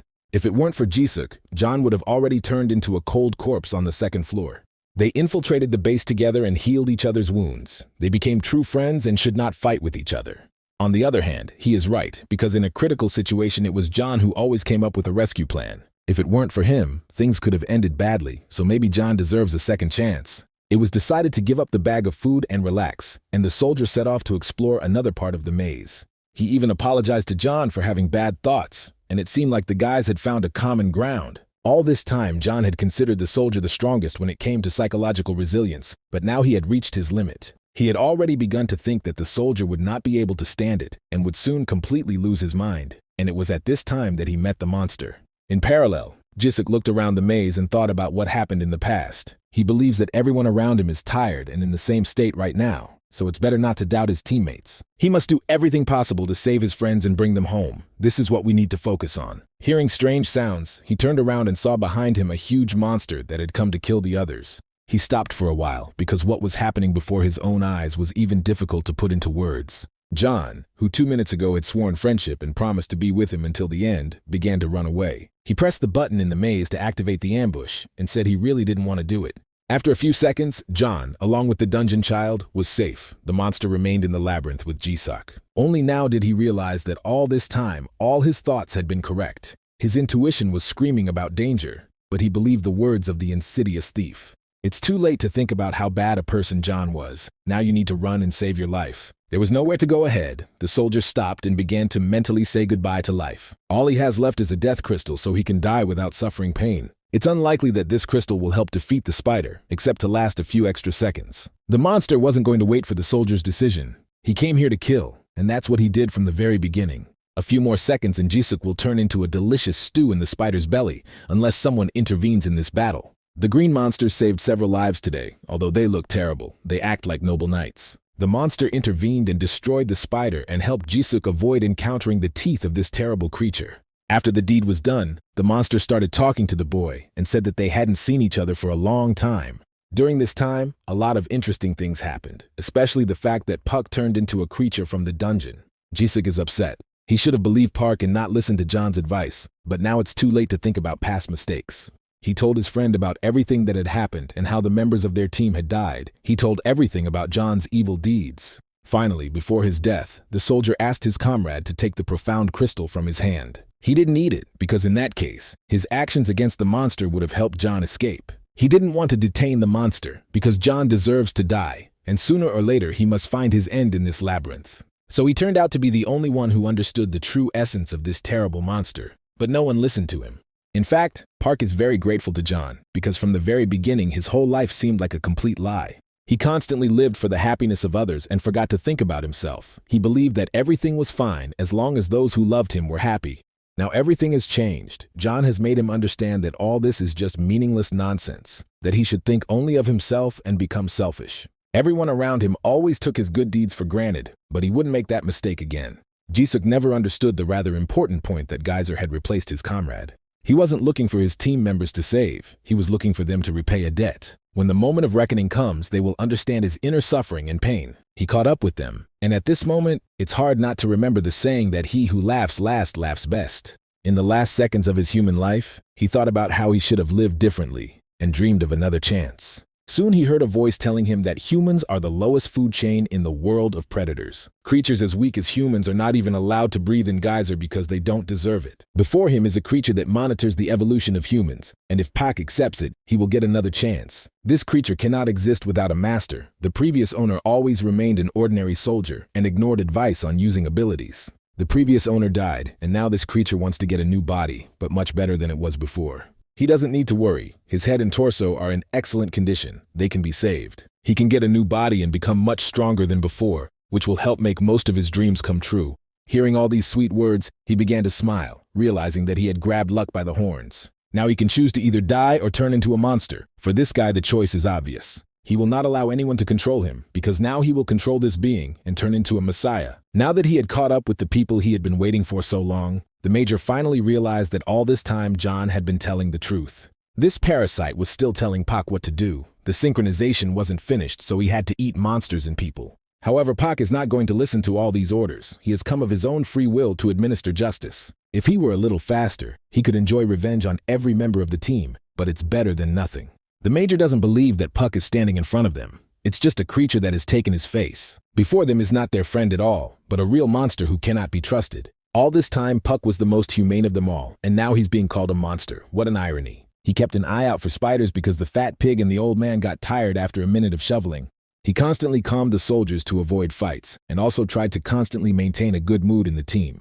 Because of all this, Puck suffered the most of all, and now he is called a monster, and all his good deeds are forgotten. This makes him not only suffer internally, but also scream in pain like a true psychopath. In any case, all of that is in the past. Now he will eat them like a delicious dinner and complete the synchronization with the parasite. They will become a part of him and help him achieve all his goals and long-standing desires. The guys realized that it was not too late. They had to escape. The Major was ready to detain the monster and give John the opportunity to escape with the child. So he asked the soldier not to interfere, but if the Major wanted to fight so badly, they could arrange a rendezvous.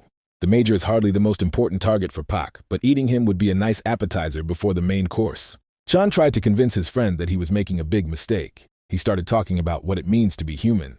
They are not lone wolves. Worrying about what others think is just proof that you care about them. When we accept each other's flaws, we grow as a human species, even if Park doesn't realize it. Now he is nothing more than an ordinary zombie who has been infected by Geyser, and the Major will not allow him to take a single step forward. The Major ate a large crystal and prepared for battle, while John continued to flee and hoped to save himself and the child. Soon he saw the head of the Major behind him, who said that everything was under control and the monster had been destroyed. The Major said that he ate the crystal and ripped out the zombie's throat, so now they can stop worrying. A little later, Park stopped playing the role of an artist and showed his true face. John begins to realize that he no longer has weak team members. Now he himself is the weakest of all. His plan was perfect, but now he is left all alone, and there are no more friends who can sacrifice themselves for him. First, he killed one person for research and then got rid of everyone who seemed weak. He believed that as a true hero, he would emerge from this story alive, that his life would change and he would become a celebrity abroad. On the one hand, his story is truly heroic because it was he who discovered the power of crystals and found a way to escape. Everyone around him died, and he vowed to take revenge using the power of Geyser, so he cannot die. Sometimes peace can only be found after a terrible tornado. Perhaps this is his first test and boss fight. At this moment, he discovers new powers and possibilities within himself. This is also called the awakening of the protagonist. Pak listened to this crazy reporter and didn't understand anything. For him, it was all just empty chatter that was worthless. Meanwhile, John hopes that he will be able to control the powers of the deep crystal within him. The main thing is to stay calm and take his time. The risk of impaired energy circulation cannot be ignored. You must concentrate most of your strength in your legs and protect your bones and internal organs. He hoped that now he would be able to show his opponent everything he was capable of and turn into a superhero. Sometimes a person's dreams go in different directions from reality, which is exactly what happened in this situation. From the very beginning, it became clear that the fact is much stronger. Its parasite gives it much greater opportunities. If nothing changes, John risks turning into a spineless corpse in just a few seconds. Already he is starting to spit blood and suffocate. All he can do is scream and call for help. We completely forgot that the child of the dungeon was still nearby. Little Kim came to the rescue despite the risk of danger. His one blow was enough to knock the monster back a few steps. Only a little later did John learn that the child did not have the crystal because he had given it to another friend. Kim has long been accustomed to the death of people, but the death of friends feels completely different. He must save John because there is no one left except him. Everyone died, and now John says that this monster killed all his friends. The talker must immediately take revenge and destroy his rival. Only in this way can they restore justice and punish this terrible creature for all his bad deeds. John very quickly understood how to manipulate the child and make him do whatever he wanted. By uniting with Kim, they can use the power of the deep crystal for salvation and victory. It seemed like a good idea, but we also shouldn't forget about Pak's strength because this parasite makes him a real Iron Man. Overestimating one's own abilities and characteristics very often leads to bad consequences. And John made this mistake again. If it weren't for the chatterbox, he would have been dead a long time ago. But this child covers him with his own body and accepts death regardless. Kim, with tears in his eyes, said he didn't want to see another of his friends die. John is the only one he has left, and he is ready to do everything possible to keep him alive and unharmed. Having received a serious injury, the talker lost consciousness and began to bleed. Only now did John realize that he was not the main character at all, but an ordinary thief who always wanted to feel special. On the other hand, he still has a profound crystal that can turn this situation upside down. John understands that the real hero is the child who is now in his arms. If you put this crystal in this child's wound, then truly extraordinary things can happen. Returning to today's events, it becomes clear why Kim was able to realize his potential. Inside it is a huge deep crystal that constantly gives it additional strength. Seeing this, Kate ordered all members of the crash team to immediately retreat and hide in cover. She seemed to sense that terrible things were going to happen to the Baron on the 9th floor now and that she should stay away from him. Kim felt an incredible pain piercing his entire body and screamed as if he were being slaughtered like a pig. This happened because his mind was synchronizing with the past, although this was precisely why the hypnosis process was initiated. No one expected the mana storm to be so strong. His body should have been torn apart considering this internal energy. When the Baron was younger, he was able to survive and even make it to the surface, which means he learned to control this inner storm. If he could hold on to it now until he was done with all these memories, then everything would end perfectly. At this point, problems began to appear, as always happens when a happy ending appears on the horizon. The porter cannot handle such a load even though he is a beast geyser, but it is too much for him. We will have to try to close ourselves off from this energy in order to stay alive, because otherwise it will tear everyone around us to shreds. The problems weren't over. Soon Hyujin felt a group of worms approaching them. It seems that with all these actions they are trying to attract all the monsters of the 10th floor here. At one point, Kate saw that the Baron was no longer screaming. He had calmed down and was silently watching them. His eyes look as if his skill has changed, but this is just the influence of external factors. This is hardly brainwashing, rather it is more like mind control from another person. Kim must not allow the deep crystal to destroy his body, but must instead use the full potential of the crystal to his advantage. You need to feel all its depth and power and make this energy controllable. Use it to escape from this place and destroy everything in your path. Kim must forget all the bad memories of this terrible place and live happily on the surface. There is nothing he cannot do with his own hands. John convinced the boy that he was the main character, while Puck calmly watched. He was surprised when he saw that a large crystal had been inserted into the boy's wound. The parasite asked him not to interfere because these people would now be destroyed. Hungry beasts sometimes consume crystals to stay alive, which takes many days and effort. The mana contained in the crystals does not belong to monsters at all, and therefore the child must be torn apart by the amount of this energy.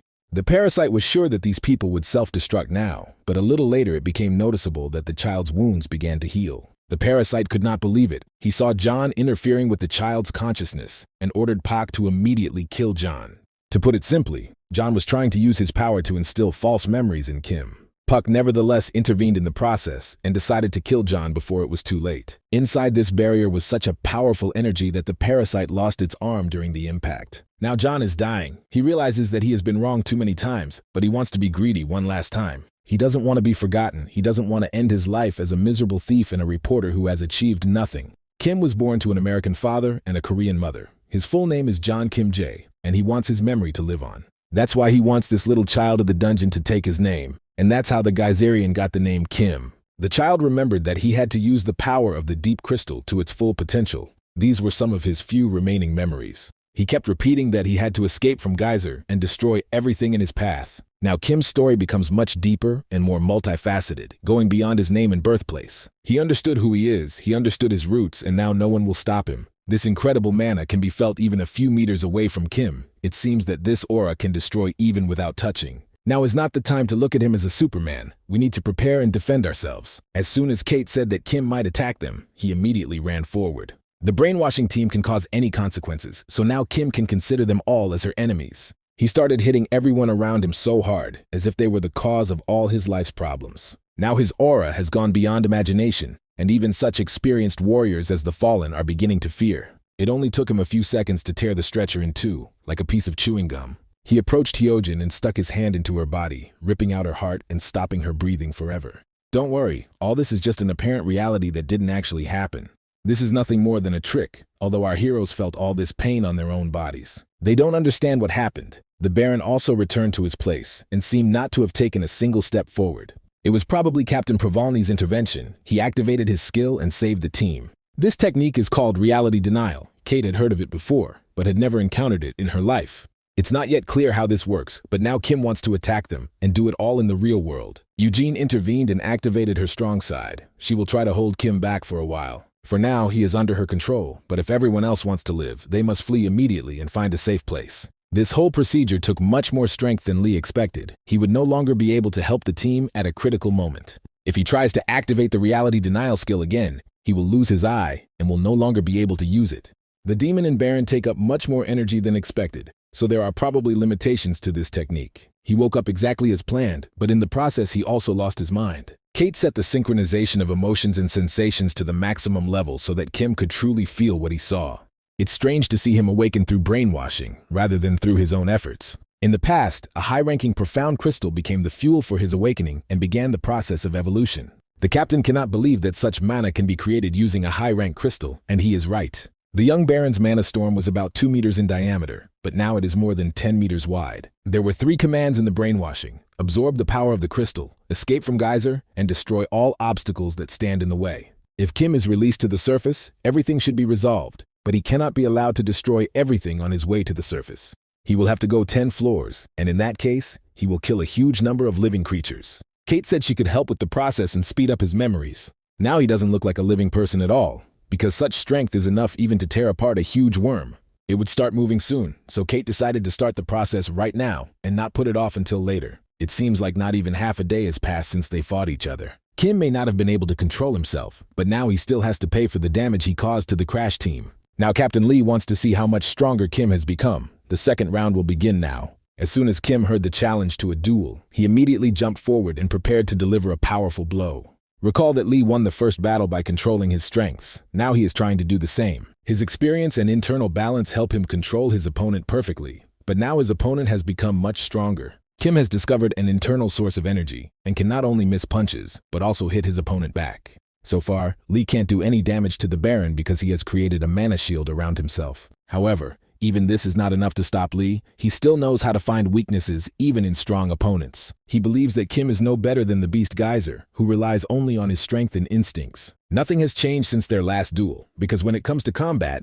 technique is the determining factor. Kim hasn't listened to his advice all this time, but maybe now everything will change. After missing blows, the 9th floor Baron rose and demonstrated an incredibly powerful blow to the liver area. He probably finally understood what Lee had been talking about all this time. He was able to trick him and demonstrate his fighting IQ. He began to panic and ordered the parasite to immediately restore his eye, but that might not be enough to stop such a predator. Back to the events of the past, John passed on power to little Kim, as well as new memories. The monster parasite cannot understand what happened. Only after some time does he begin to guess about the new reality. This child controls a storm of mana that should have torn his body into tiny pieces long ago.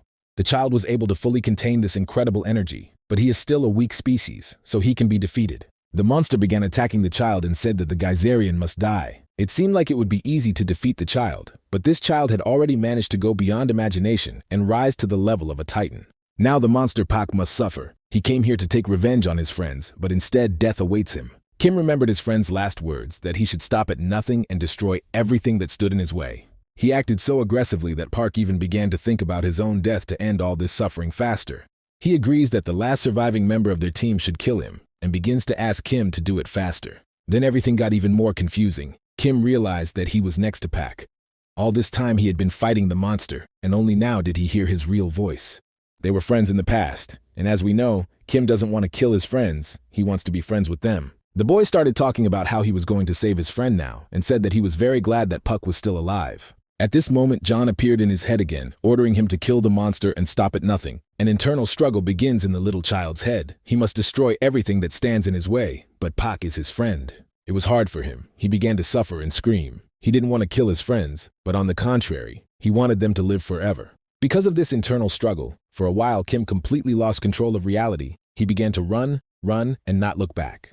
Pak tried to stop him. He didn't want to die alone. For him, it was the worst option, but such was his fate. Back to the present moment, two strong leaders continue their battle and have no intention of stopping. Lee can see with his right eye again. He is very lucky that the parasite helped. At this moment, a conversation with the parasite also began in his head. The monster reminded him that they were both in the same state. They must support each other and use strong skills to defeat enemies. The parasite also reminded that without his help, the entire crash team would have died long ago, just like Lee. However, the warrior was not going to recognize the parasite. He was sure that he could win without its help, and did not need all these skills. Kim is not going to wait for his opponent's internal dialogue. He is aggressive and wants to act cruelly. Kim doesn't even give him a chance to rest. The constant attacks make Lee suffer and scream in pain. He understands that he needs to prepare and speed up his reaction, but right now he can't do anything. Oddly enough, this time the appearance of a huge monster may save his life, although before it was always a sign of danger. The giant worm that Saiyan was talking about is already nearby. He is probably not alone, but came with his team. He ordered his assistants to immediately protect the demon from these monsters. In the meantime, he would try to divert the attention of the enemies to himself.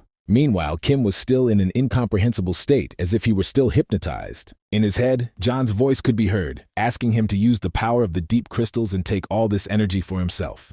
Kim has just inserted a deep crystal into his torso, and even Lee loses track of what's happening. The huge worms immediately sensed the mana around them and began to approach Kim. The parasite immediately began searching for crystals nearby. He feels that these artifacts are in the bodies of monsters. Within seconds, Kim was attacking these huge slugs and doing all the dirty work for the fallout. With incredible speed and ease, he ripped the profound crystals from the bodies of these huge monsters. Lee looked at him and realized that he was no longer a human being. Even a Geyserian's body should not withstand such a load. Kate explained that all this is only happening because brainwashing has occurred, and because Kim is currently unconscious. She is sure that he is in incredible pain, even worse than if he were burned alive. Due to the other mana within himself, his body is in a vicious cycle of simultaneous destruction and regeneration. If the recovery stops, it will turn into nothing in a few seconds. This is probably the secret to Kim's abnormal amount of energy. When he was a child, he constantly absorbed crystals on the battlefield. After that, Kim turned around and saw that there was also a profound crystal inside Lee. He desperately began to approach his friend, clearly understanding what he had to do. Don't be offended by the Baron. He is currently in a state of affect and cannot control his consciousness. I had to turn on the visible reality technology again, because otherwise it would all have ended in disaster. Then something unexpected happened. After the technique saved Lee's life, the parasite intervened. Kim was surprised and stopped for a few seconds because he couldn't understand what was really happening. Lee tried to stop this inner being, but the parasite refused to listen to him. He didn't choose his body to die in such a place, so he will have to take control of the body to continue their existence. The parasite realized that now they were in danger of being torn to pieces if they did not take control of Lee's consciousness. He had always wanted to do this, because the last time he was fully conscious was too long ago. This won't last forever. 10 minutes is the limit, with the amount of energy the parasite has accumulated. The parasite is sure that it is impossible to safely capture and disable Kim now. so he will have to be killed. Kate was surprised by this turn of events. She fell silent and then said that the parasite was crossing the line. If he does this, a group of black marketeers will chase him to the very end of Geyser to kill him. She is asking for the impossible. He believes that Kim does not deserve to live, but then, at least he will have to cut off his limbs. The battle between Lee and Kim was incredible, but what awaits us now is even difficult to describe in words. Kim tried to hit as hard as he could, but his blows went through the parasite. Physical attacks may not help in this battle, so it's better to come up with something else. The parasite defended perfectly and struck back. He perfectly felt the pace of the fight. Now he's going to hit Kim in painful spots, such as joints and internal organs. This will continue until his arms and legs fall off or something happens to stop the monster. Let's not forget that there is also a parasite living inside Kim, and when someone insults him, he really doesn't like it. Previously, it seemed that such parasites had long been extinct, but he is one of the last prototypes of these creatures. The past has met the future. This is no longer a battle of two warriors. This is a battle of some of the most powerful beings in Geyser. Parasites are often forgotten. They do not have their own territory and are considered secondary creatures of the dungeon, but this is not entirely true. The parasite that sits in Kim's body was born in the first generation. It is considered too ancient and outdated. All prototypes are the cause of evil in the parasite race, so believes the new generation, for whom it is a personal matter. All parasites have a mission. They are the seeds of the king who must return to the colony and fulfill their duties. Only now did the parasite Lee realize that he was standing before the boss of the colony. Now it is clear why the only prototype left is the parasite Kim. Parasite Lee has separated from the colony to become a separate individual. They are no longer one, and he has no intention of going back. The king is dead, the order will soon be destroyed, and the prototypes must also become a thing of the past. The prototype began to absorb the fallen fragment called fibrosis. When the analysis is complete, the prototype will be able to use fibrosis for its own purposes. This is called absorbing the prototype's abilities, and it is a very dangerous technique. These parasite showdowns look interesting, although their story is not fully revealed. Parasite Lee began to order the warrior to kill Kim immediately because they were facing true evil. Even the young demon Kate must understand that she is protecting a completely evil side of this world. She protects the demon king who has returned to Geyser and who must be destroyed immediately. Everything turned out to be not so simple, because Lee is not going to follow all these orders. He has long wanted to deceive his parasite and regain control of his body. The parasite did not stop and asked its owner to kill Kim immediately, because they must not make a mistake with their choice. However, Lee didn't listen to him at all. This time he would take away all the darkness in Kim's soul. He would take away all his past. Soon Kim opened his eyes. He didn't immediately understand what had happened and tried to guess where he was. It was an empty place. He was lying on a blanket and was covered with the skin of some creature. He noticed a fire nearby. The man in the fallout mask started talking to him. This man had been waiting for Kim to wake up for a long time. Kim thought it was Captain Lee talking to him, and then he began to feel incredible pain in his own body. He feels as if 1,000,000 knives are being stabbed into his body at once. Lee asks him to conquer his pain and calm down. All other team members went to get medical herbs and food, and some of their belongings were lost during the last incident. Now they are hiding in the nearest cave and cannot worry about the attack of monsters. When Kim came out of the cave, he saw exactly what incident the captain was talking about.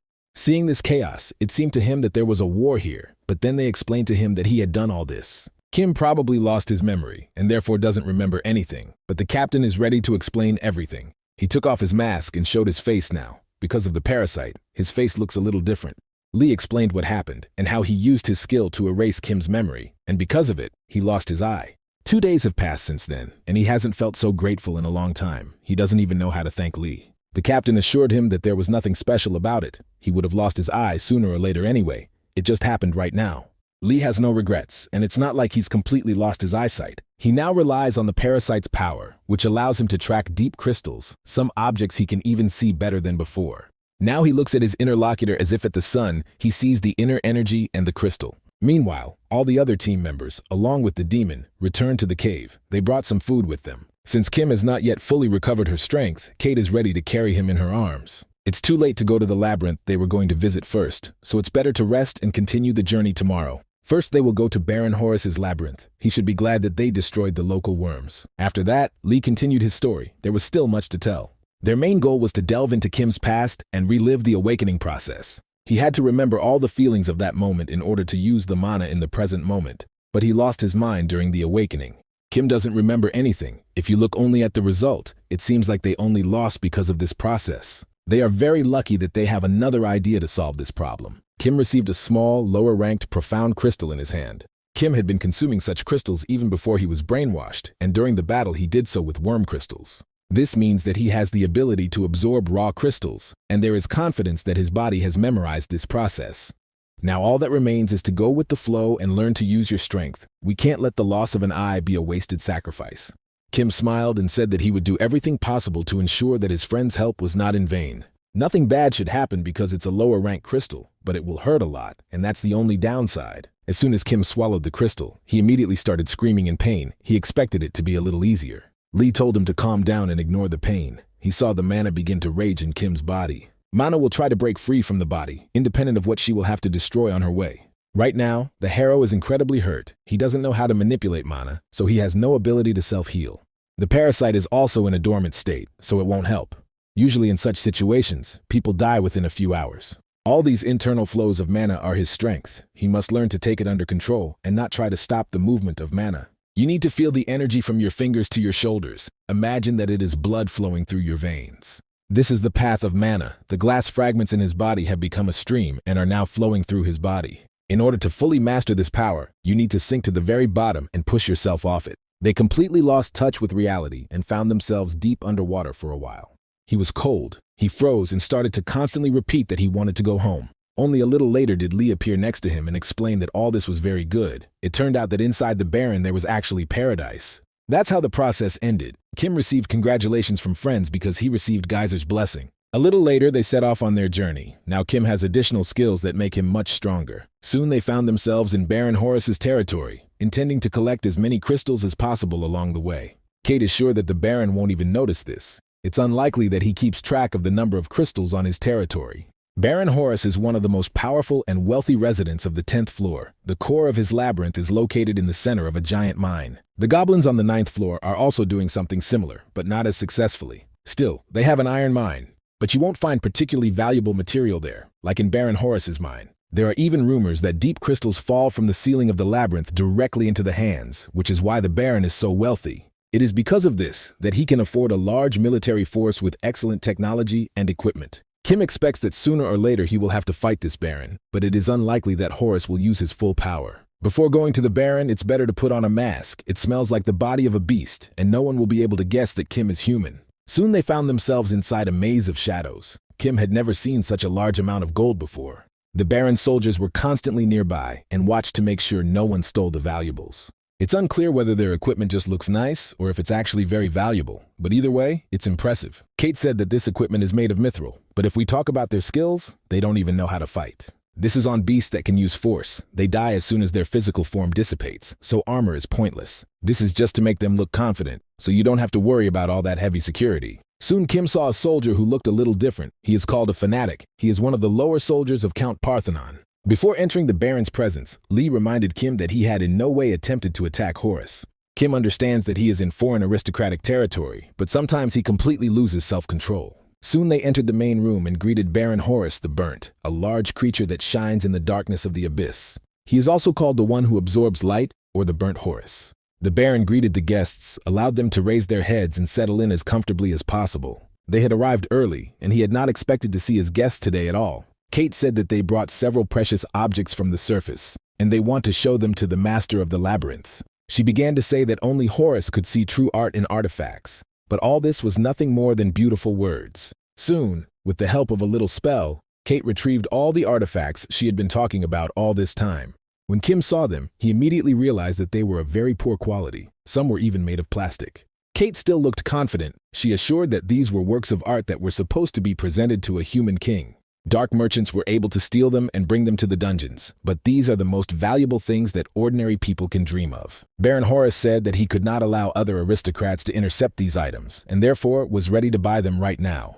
Kate said that they had lost a lot due to the battles on the way to the Baron, and therefore they would only sell the goods for 8 high-quality profound crystals. He soon agreed to all these conditions and said that for him, these were just trifles. He said that even 8 crystals would not be enough, and he was ready to raise the price to 12 artifacts. To him, this means being a true aristocrat of the abyss, and Kim is called a fairly simple word: stupidity. He looked at the Baron and didn't understand how this person could have survived in the abyss at all, but there was no explanation for that. At this moment, Kim wondered if this was the perfect moment to kill the Baron. A maid and a vampire play with a human child and have fun in Nagi's maze. Officers and soldiers spend all their time training and honing their combat skills. Ordinary workers do their daily work and try to have fun in their free time. The animals, which have been increasing in number in the maze lately, are constantly playing with the snail, who has come again. The elf spends little time in the labyrinth. She is constantly busy with the process of exploration and surveillance.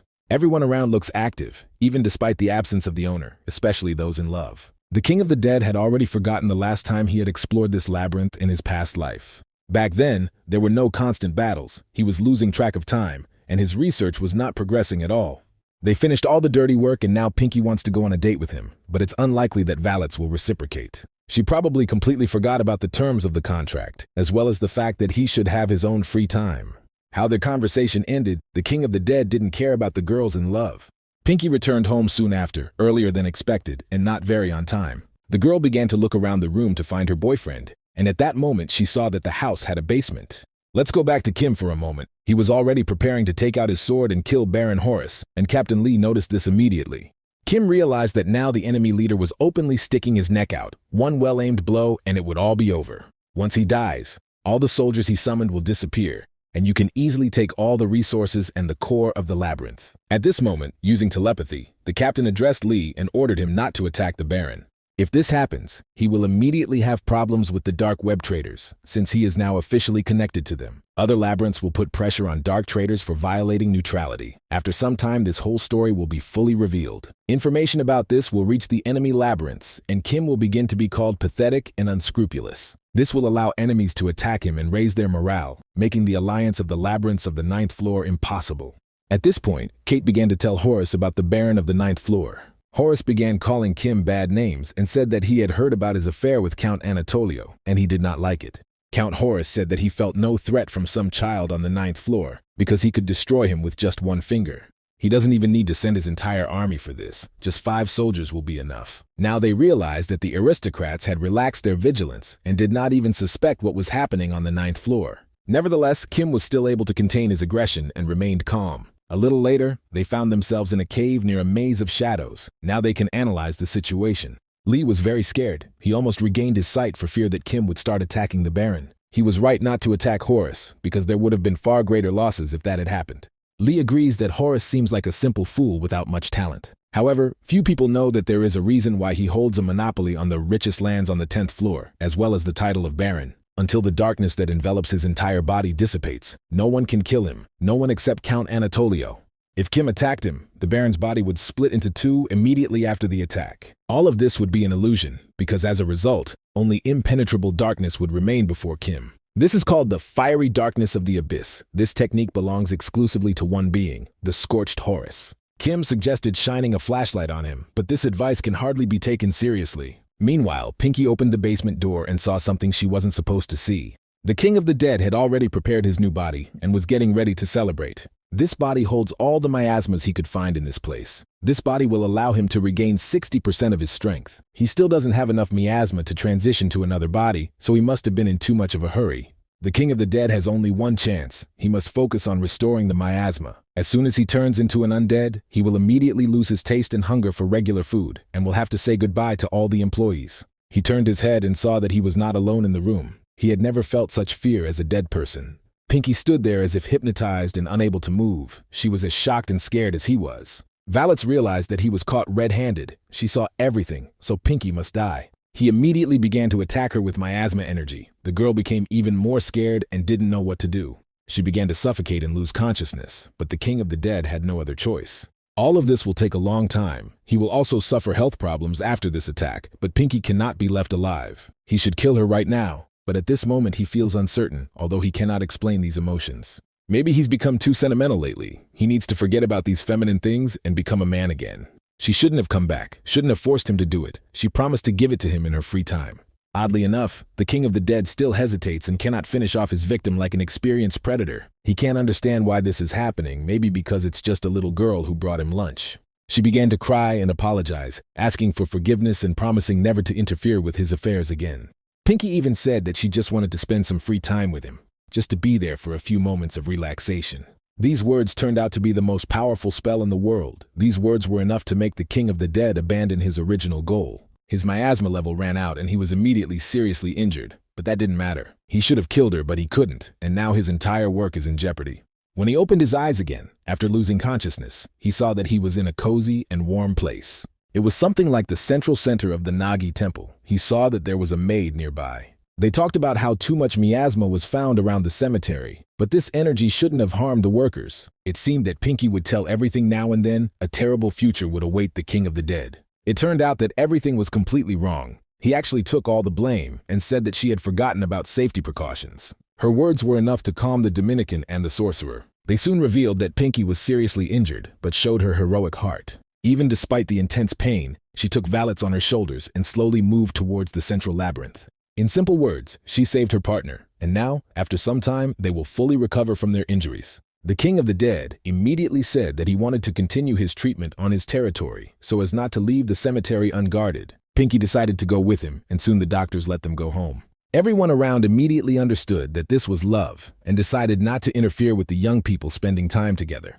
Dominicana realized that she almost lost important employees, so now she must inspect the cemetery and tighten security there.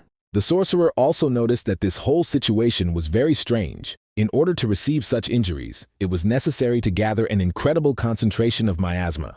This could not have gone unnoticed, meaning it was all done deliberately, and this is worrying. It's also a strange fact that the worker rescued Pinky from a room filled with miasma, but he only has injuries to his hands. This means that there are traces of magic in this case. The worker is using a necromancy spell. Valet saw that Pinky had injuries all over her body and ordered her to climb onto his back. She was incredibly happy, and within a few minutes he was carrying her like a real princess.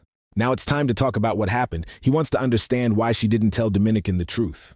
Pinky replied that she didn't think anyone needed to know about it. She didn't want him to have any problems. She believes that while working with the miasma energy, her boyfriend gained incredible strength and can now become a hero too.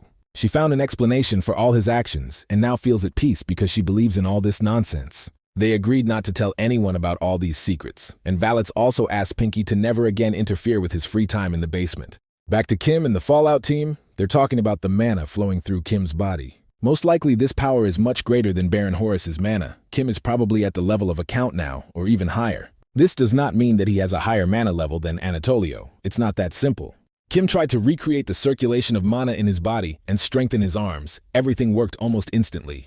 He continued to improve his energy control skills and attack various stones. Such training is necessary in order to fully master the technique and learn all the subtleties of this game. Right now his movements are quite clumsy because he is too focused on circulating mana, which means he is not yet used to controlling his own energy. You don't need to consciously control mana. This process is natural, like the flow of water in a river. That is, it is a passive ability. They can't use mana from birth like geyser beasts, so Kim will appear to have a new set of arms and legs. You need to learn to control them as part of your own body. It will take some time, but then it will add many possibilities. You have to remember that even if you have an ocean of mana, if you don't use this energy correctly, it won't help. We need to receive a whole waterfall from the paradise within ourselves and not be satisfied with a small stream. This is the only way to learn to fight on equal terms with the Barons of the Abyss, and there is no need to rush to do so. If Kim continues to improve his skills, soon all of Geyser will be afraid of him. He can discover a technique like the tsunami, and then Count Anatolio will never treat him like a small insect again.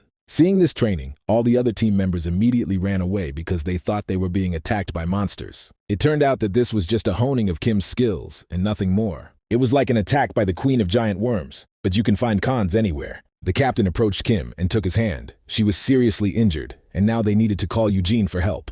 Apart from Eugene, no one is able to control the regeneration skill, as it is a very difficult technique to control. Kim decided to try to do it on his own. He's always too cocky, but that's what makes him such a cool guy. The captain noticed some problems. The power of Kim's punches is incredible, but there is a critical flaw in how he does it. For a few seconds after his attack, his body strength is no different from that of an ordinary person. All creatures that have mana also have stronger bodies, even if they don't like it. The level of power is proportional to the amount of mana, so the closer they are to the abyss, the stronger they become. A wound that can kill a person from the surface will only leave a scratch on a person from the abyss. The deep crystal acts as a storage, so a large amount of mana is always within the body. On top of the inactive energy that a person draws from within themselves, there is mana, which is used to strengthen the body. Kim's defenses dropped as he prepared to strike, and within seconds his body was as weak as a surface person's. This may seem like a minor issue because it only lasts a few seconds, but it's very misleading. If the enemy is strong and conscious enough, he can take advantage of this opportunity and kill Kim. This attack should only be used if there is no other choice. You must be sure that this blow is enough to kill the enemy. After the conversation was over, it was time to relax a bit and enjoy a delicious dinner. They found themselves in the center of the wasteland labyrinth after 3 days, an underground labyrinth that reaches the 11th floor. It is called the Dry Pit. This labyrinth is very clean and colorless. It is made of marble, and all the soldiers here are just ordinary insects. Most of them are slow beetles, but they are very strong because their exoskeleton is also covered in marble. This place looks minimalistic compared to Horus's labyrinth. Probably the owner of the labyrinth doesn't care about the appearance. Soon they finally met the local boss, this one being Baroness Validus, or the Ant Lion. Although she is an ordinary geyser insect, she looks like a human, which is a sign of her intelligence. The Baroness is very lazy and constantly does nothing, lying in her place under the blanket and watching Netflix. Validus buys electronics and games from black market traders, and you can even spot a regular generator here. If Uther regularly goes outside, then this lady is a real recluse who plays offline games because there is no internet here. She doesn't look like a threat at all, so our heroes continued their journey and came to a maze of jungles and mountain ranges. There is also a forest on the 9th floor, although this place is more like an ordinary jungle without any special nuances. The soldiers here are therianthropes. Instead of different species, there are only harpies, and they are all extremely fat and can hardly fly. Baroness Xanax of the Blue Sky lives here. She is the boss of this labyrinth. This Baroness is as fat as all her soldiers, and she is also very lazy and impudent. In general, Xanax constantly buys food from shady dealers. It's frozen food from their grocery store. They calmly left this labyrinth without receiving any useful information, and lately they have been getting little benefit from these travels. Now they will go to the Boreas laboratory because they want to visit all the labyrinths on this floor. The eternally frozen lands of Baron Borai are next on their list, for this Baron is the only being on this floor who truly deserves his title. Captain Lee once again asked his partner not to show aggression in any way, even if the Baron decided to attack him. 4 days later, they found themselves near the entrance to the permafrost on the 10th floor of Geyser. They are surrounded by frozen mana, which is why it is not slippery and does not look like regular ice. The labyrinth took the form most suitable for its master, just as Xanax has an overgrown jungle because its army consists of harpies. Baron Borai is a frost ogre, and it is already known that he rules over several snowmen. Soon, the captain ordered all crew members to immediately wear masks. Ahead they saw the corpse of a recently killed beast, with a spear sticking out of its back, meaning it had been killed. This spear has a huge amount of mana, so the owner of this territory may be nearby. Boreas is known for his love of battle. He kills all the beasts around him out of his thirst for blood, and even kills his slaves who steal his prey. That is why most of his warriors are ordinary scouts. He is the only hunter in his own army. Soon, Baron Borai pulled out his list and saw the dark merchants approaching. They arrived earlier than expected. He approached them so quickly that some almost fainted from fear. If it weren't for the demon's red skin, he would have killed her almost as soon as he noticed her. He warned that everyone must carry a flag with the symbol when they come to him, and he would not forgive any more such mistakes. Kate said that they lost most of their treasure when they were ambushed by giant worms. The Baron is not going to believe this nonsense. There are enough of them to destroy even the aristocrats. So he understands that everything she says is a lie. One of the team members kept standing with his head held high, probably because Kim did not respect the Baron's authority. Soon he immediately bowed because he remembered the captain's words that there should be no problems. Kate apologized for the behavior of the newcomer, who was on this floor for the first time. She explained that he had problems with his head. He was autistic. For all these miscalculations, Boreas is ready to punish his guests. 5 blows without using a spear, 2 for the demon, and 3 for the mercenary. Kate said that she was responsible for the mercenary, so she was ready to withstand all 5 blows. In this case, she will face twice as much punishment, and Kate must prepare for terrible pain. She didn't even have time to blink when the master of this labyrinth approached her and struck the first blow. This continued over and over again until all 10 strokes were performed. You may not like demons, but right now it's hard not to sympathize with this little creature. Kim looked at her and completely understood that it was his fault. If he hadn't been distracted, Kate wouldn't have been hurt. He remembers that he shouldn't show his aggression even if the Baron starts attacking. The captain has been very active in asking for this. With each subsequent blow, Kate looked even worse. This small body could not withstand such pressure. Kim looked at this with aggression in his eyes. It seemed to him that the Baron had decided to kill Kate. Even Baron Borai understood that the demon would die from the next blow. He doesn't understand why her guards don't intervene. Dark merchants hired them to protect Kate, but they don't even do anything. Captain Lee explained that the orders of the labyrinth leader take precedence, which is why they do not want to interfere in this conflict. When it seemed that the Baron would now strike the final blow and kill the demon, Kim rose to his feet again and took a step forward. He admitted that all this happened because of him, and if the demon died, it would be a failure for all the mercenaries on the team. The dark traders will also be incredibly angry, so both sides will lose from this situation. Kim asked to be given the opportunity to take the 10th strike instead of Kate, because it would be fair. The Baron agreed to these conditions, but said that for this strike, he would use a spear. There would be one attack, and Kim would not have the right to dodge, but could block the blow. If Kim can do this, the Baron will turn a blind eye to all their future mistakes. Apparently, this spear is the main weapon of the Labyrinth boss. It is probably a very durable and powerful weapon. It is also clear that the Baron will use mana when attacking, so he will do everything possible to kill Kim. If you fill your weapon with Mom, even an ordinary axe can become a deadly weapon. Kim prepared himself and tried to quickly come up with a defense strategy. He had no more than 1 minute to do all this. He tried to fill his entire body with mana and concentrate the energy within. He has no choice but to unleash his full potential and show who he really is. Baron Boreas was approaching so quickly that even lightning could not reach such impressive speed. Two energies collided in one place. This explosion could be similar to a hydrogen bomb. The surrounding rocks were immediately damaged, and the mercenary team, along with the demon, barely managed to escape the explosion. They are lucky that they know how to use magical skills, otherwise they would all be crushed like an orange. Kate lost consciousness after all these injuries, but she's still breathing, and that's the main thing. Meanwhile, the Baron began to laugh like a madman, the whole situation refreshing his mind, as if he had eaten something cool. This attack should have killed his opponent, but the common mercenary blocked his blow. This doesn't mean that Kim was able to avoid internal injuries, but he is alive and still standing on his feet. The punishment is over. As promised, the Baron will no longer consider their mistakes. When they finish their treatment, they can come to him for talks. He will leave the entrance open. After a few hours, the mercenary team found a safe place and began to rebuild their strength. Now the Baron will consider Kim a useful mercenary because he withstood his blow and remained alive. Now the captain admits that he was wrong. Kim did the right thing by intervening, because otherwise Kate would have died. On the other hand, the failed have always survived because they did not intervene in conflict situations, which is why they are still alive. They always choose safe paths and avoid conflicts, and they also ignore those who need help because they are a selfish group. During all this time, Kate has regained consciousness and can now walk independently. She decided to hug her savior and thank him for helping her in a critical moment. Now she loves Kim even more. Kim was also surprised. He believed that all dark traders had no feelings, and he was pleased to see another side of these creatures. The captain said that the dark traders didn't just change the person responsible for the abyss. Previously an imp did this, but imps often die, while demons on the contrary can withstand a much greater load. The aristocrat would not be guilty if the dark merchant died during the punishment. If the dark traders wanted to start a war, the system that has existed for many years would collapse. That's why they turn a blind eye to all these aristocrats and their inappropriate behavior.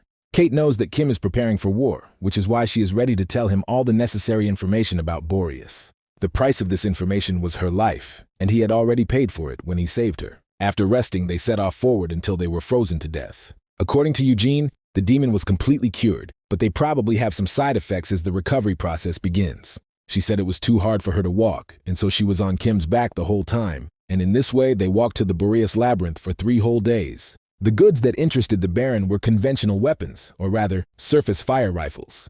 His reaction was cold. He said it was all just rubbish, even when he was shown the bombs. As a result, Boreas did not buy anything and they left his territory. The result was again unsatisfactory. That's why shady dealers usually don't come to his labyrinth, and similar mistakes shouldn't be made in the future. There are 2 more mazes to go through, but Kim doesn't have to worry, because the other aristocrats are just plain losers. This doesn't mean that Kim can forget about her manners. She still needs to keep herself in check and not attack anyone. Their journey continued for the next 4 days. It was very difficult for them, but such were the conditions. The first labyrinth on their way was the Barony of Barbados, or, as it is also called, the Nest of the Fallen Dragon. Because of the name, it seemed that dragons might live there, but in reality there were only gargoyles, their distant relatives.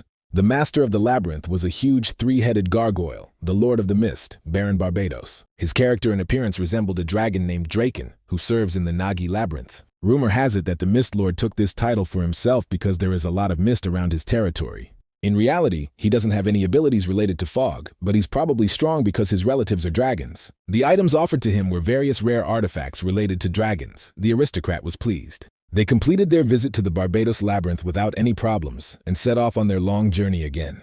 On the right side of the desert was the last labyrinth, which was located near the entrance to the 11th floor and was called the Barony of Mentelos. From the outside, it looked like a fortress built to protect against beasts, but it is said that this labyrinth also helps to get to the Parthenon. The wall that blocked the entrance was newly built because no one noticed Anatolio passing through it last time. Probably all the patrols that encountered the Count were killed, so no one noticed his presence. This labyrinth was quite simple and uninteresting, perhaps because it was most often visited by the Parthenon. The main forces here were ancient humans and giants. Kim had never seen them before. In reality, they were not human, just similar to them, but that was where their similarities ended. They were pushed here because they lost the fight for survival on the surface. There were other beings who came from the 11th floor, such as the fanatics who belonged to Count Parthenon. Kim even spotted several vampires, cousins of Angela, who were of innate legendary rank. Kim thought Borai would be the biggest problem, but the military power of the place scared him. This place should be considered part of the 11th floor, because it is the post of Count Parthenon, and this labyrinth is the most dangerous. The master of this labyrinth is Mentalos, the lord of intrigue and the occult, who doesn't seem like a loser, as Kate said. On the other hand, he also doesn't look like a tyrant like Baron Boreas. He doesn't have the dignity you expect to see in an aristocrat. He's an ordinary Parthenon soldier, nothing more, nothing less. He's in a bad mood today, and from the very beginning, he told the dark merchant that it would be better to stop trading on the 11th and 9th floors. This is just confirmation that the Parthenon is indeed going to invade the 9th floor, but let's forget about that for now. It was time for a little rest and a friendly lunch. They hadn't rested for a long time during their long travels. This takes place near Kim's house. The guy decided to treat them to some delicious food and pizza. Of course, the inhabitants of the dungeon are not used to such delicacies. For them, even sunlight is happiness. While the Crash team enjoys a delicious lunch, Kim will check on the demon. Kate is still in the dungeon. According to the rules, she cannot go out into the real world. Kim didn't forget about his friend and brought her not only food, but also a warm blanket. He also took some new clothes for her, because after the punishment from Baron Boreas, her clothes were almost completely destroyed. Kim is upset because he would like Kate to rest with them, on the surface. He had to explain that there was an agreement between heaven and earth that demons could not climb the mountain. This means that angels also exist, but they have not manifested themselves for over 1,000 years. After wearing new clothes, Kate immediately improved her mood and began to smile more often. Kim let her rest a little alone and promised to be back soon. The demon would like to go with him, but rules are rules. Meanwhile, the captain informed his crew that the world on the surface was quite strange, so it was better to be careful. Kim had to assure them all that this place was safe, and there was no need to expect to encounter fearless monsters here. Their journey on the 10th floor ended with a brief passage to paradise through a portal. Soon they were on the 9th floor, not far from the center of Nagi's labyrinth. Kim said goodbye to his friends and asked them to come visit him at any time.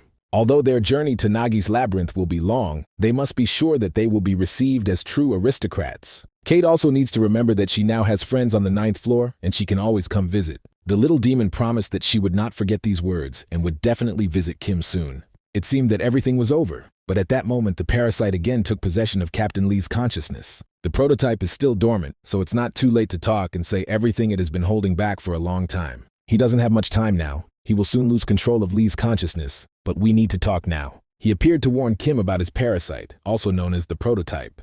Kate thought something bad was happening and tried to protect the Baron because this parasite almost killed him last time. The best way to kill the prototype would be to kill its owner, but the parasite doesn't want to do that. He asked Kim to calm down and explained that now they had the opportunity to talk while the prototype slept inside him. First, we need to explain who parasites are. They are a species that broke away from the prototype colony, and they have their own mission. They choose vessels and make them stronger in order to begin dreaming of the second coming of the king. Simply put, they are the seeds of the king, his remains and particles. The existence of aristocrats in Geyser is already known. Kim is even one of them, but no one has told him about the king. Even Kate doesn't know who currently runs this deep dungeon with different floors. This information is hidden. They are born with little intelligence, and their sole purpose is to find a vessel to grow into a future king. The more the host evolves, the more the parasite evolves, with abilities and consciousness evolving at the same time. As a result, they betrayed the prototype. This happened thanks to the development of their own mind and intelligence. They abandoned their mission in order to simply enjoy life in their master's body.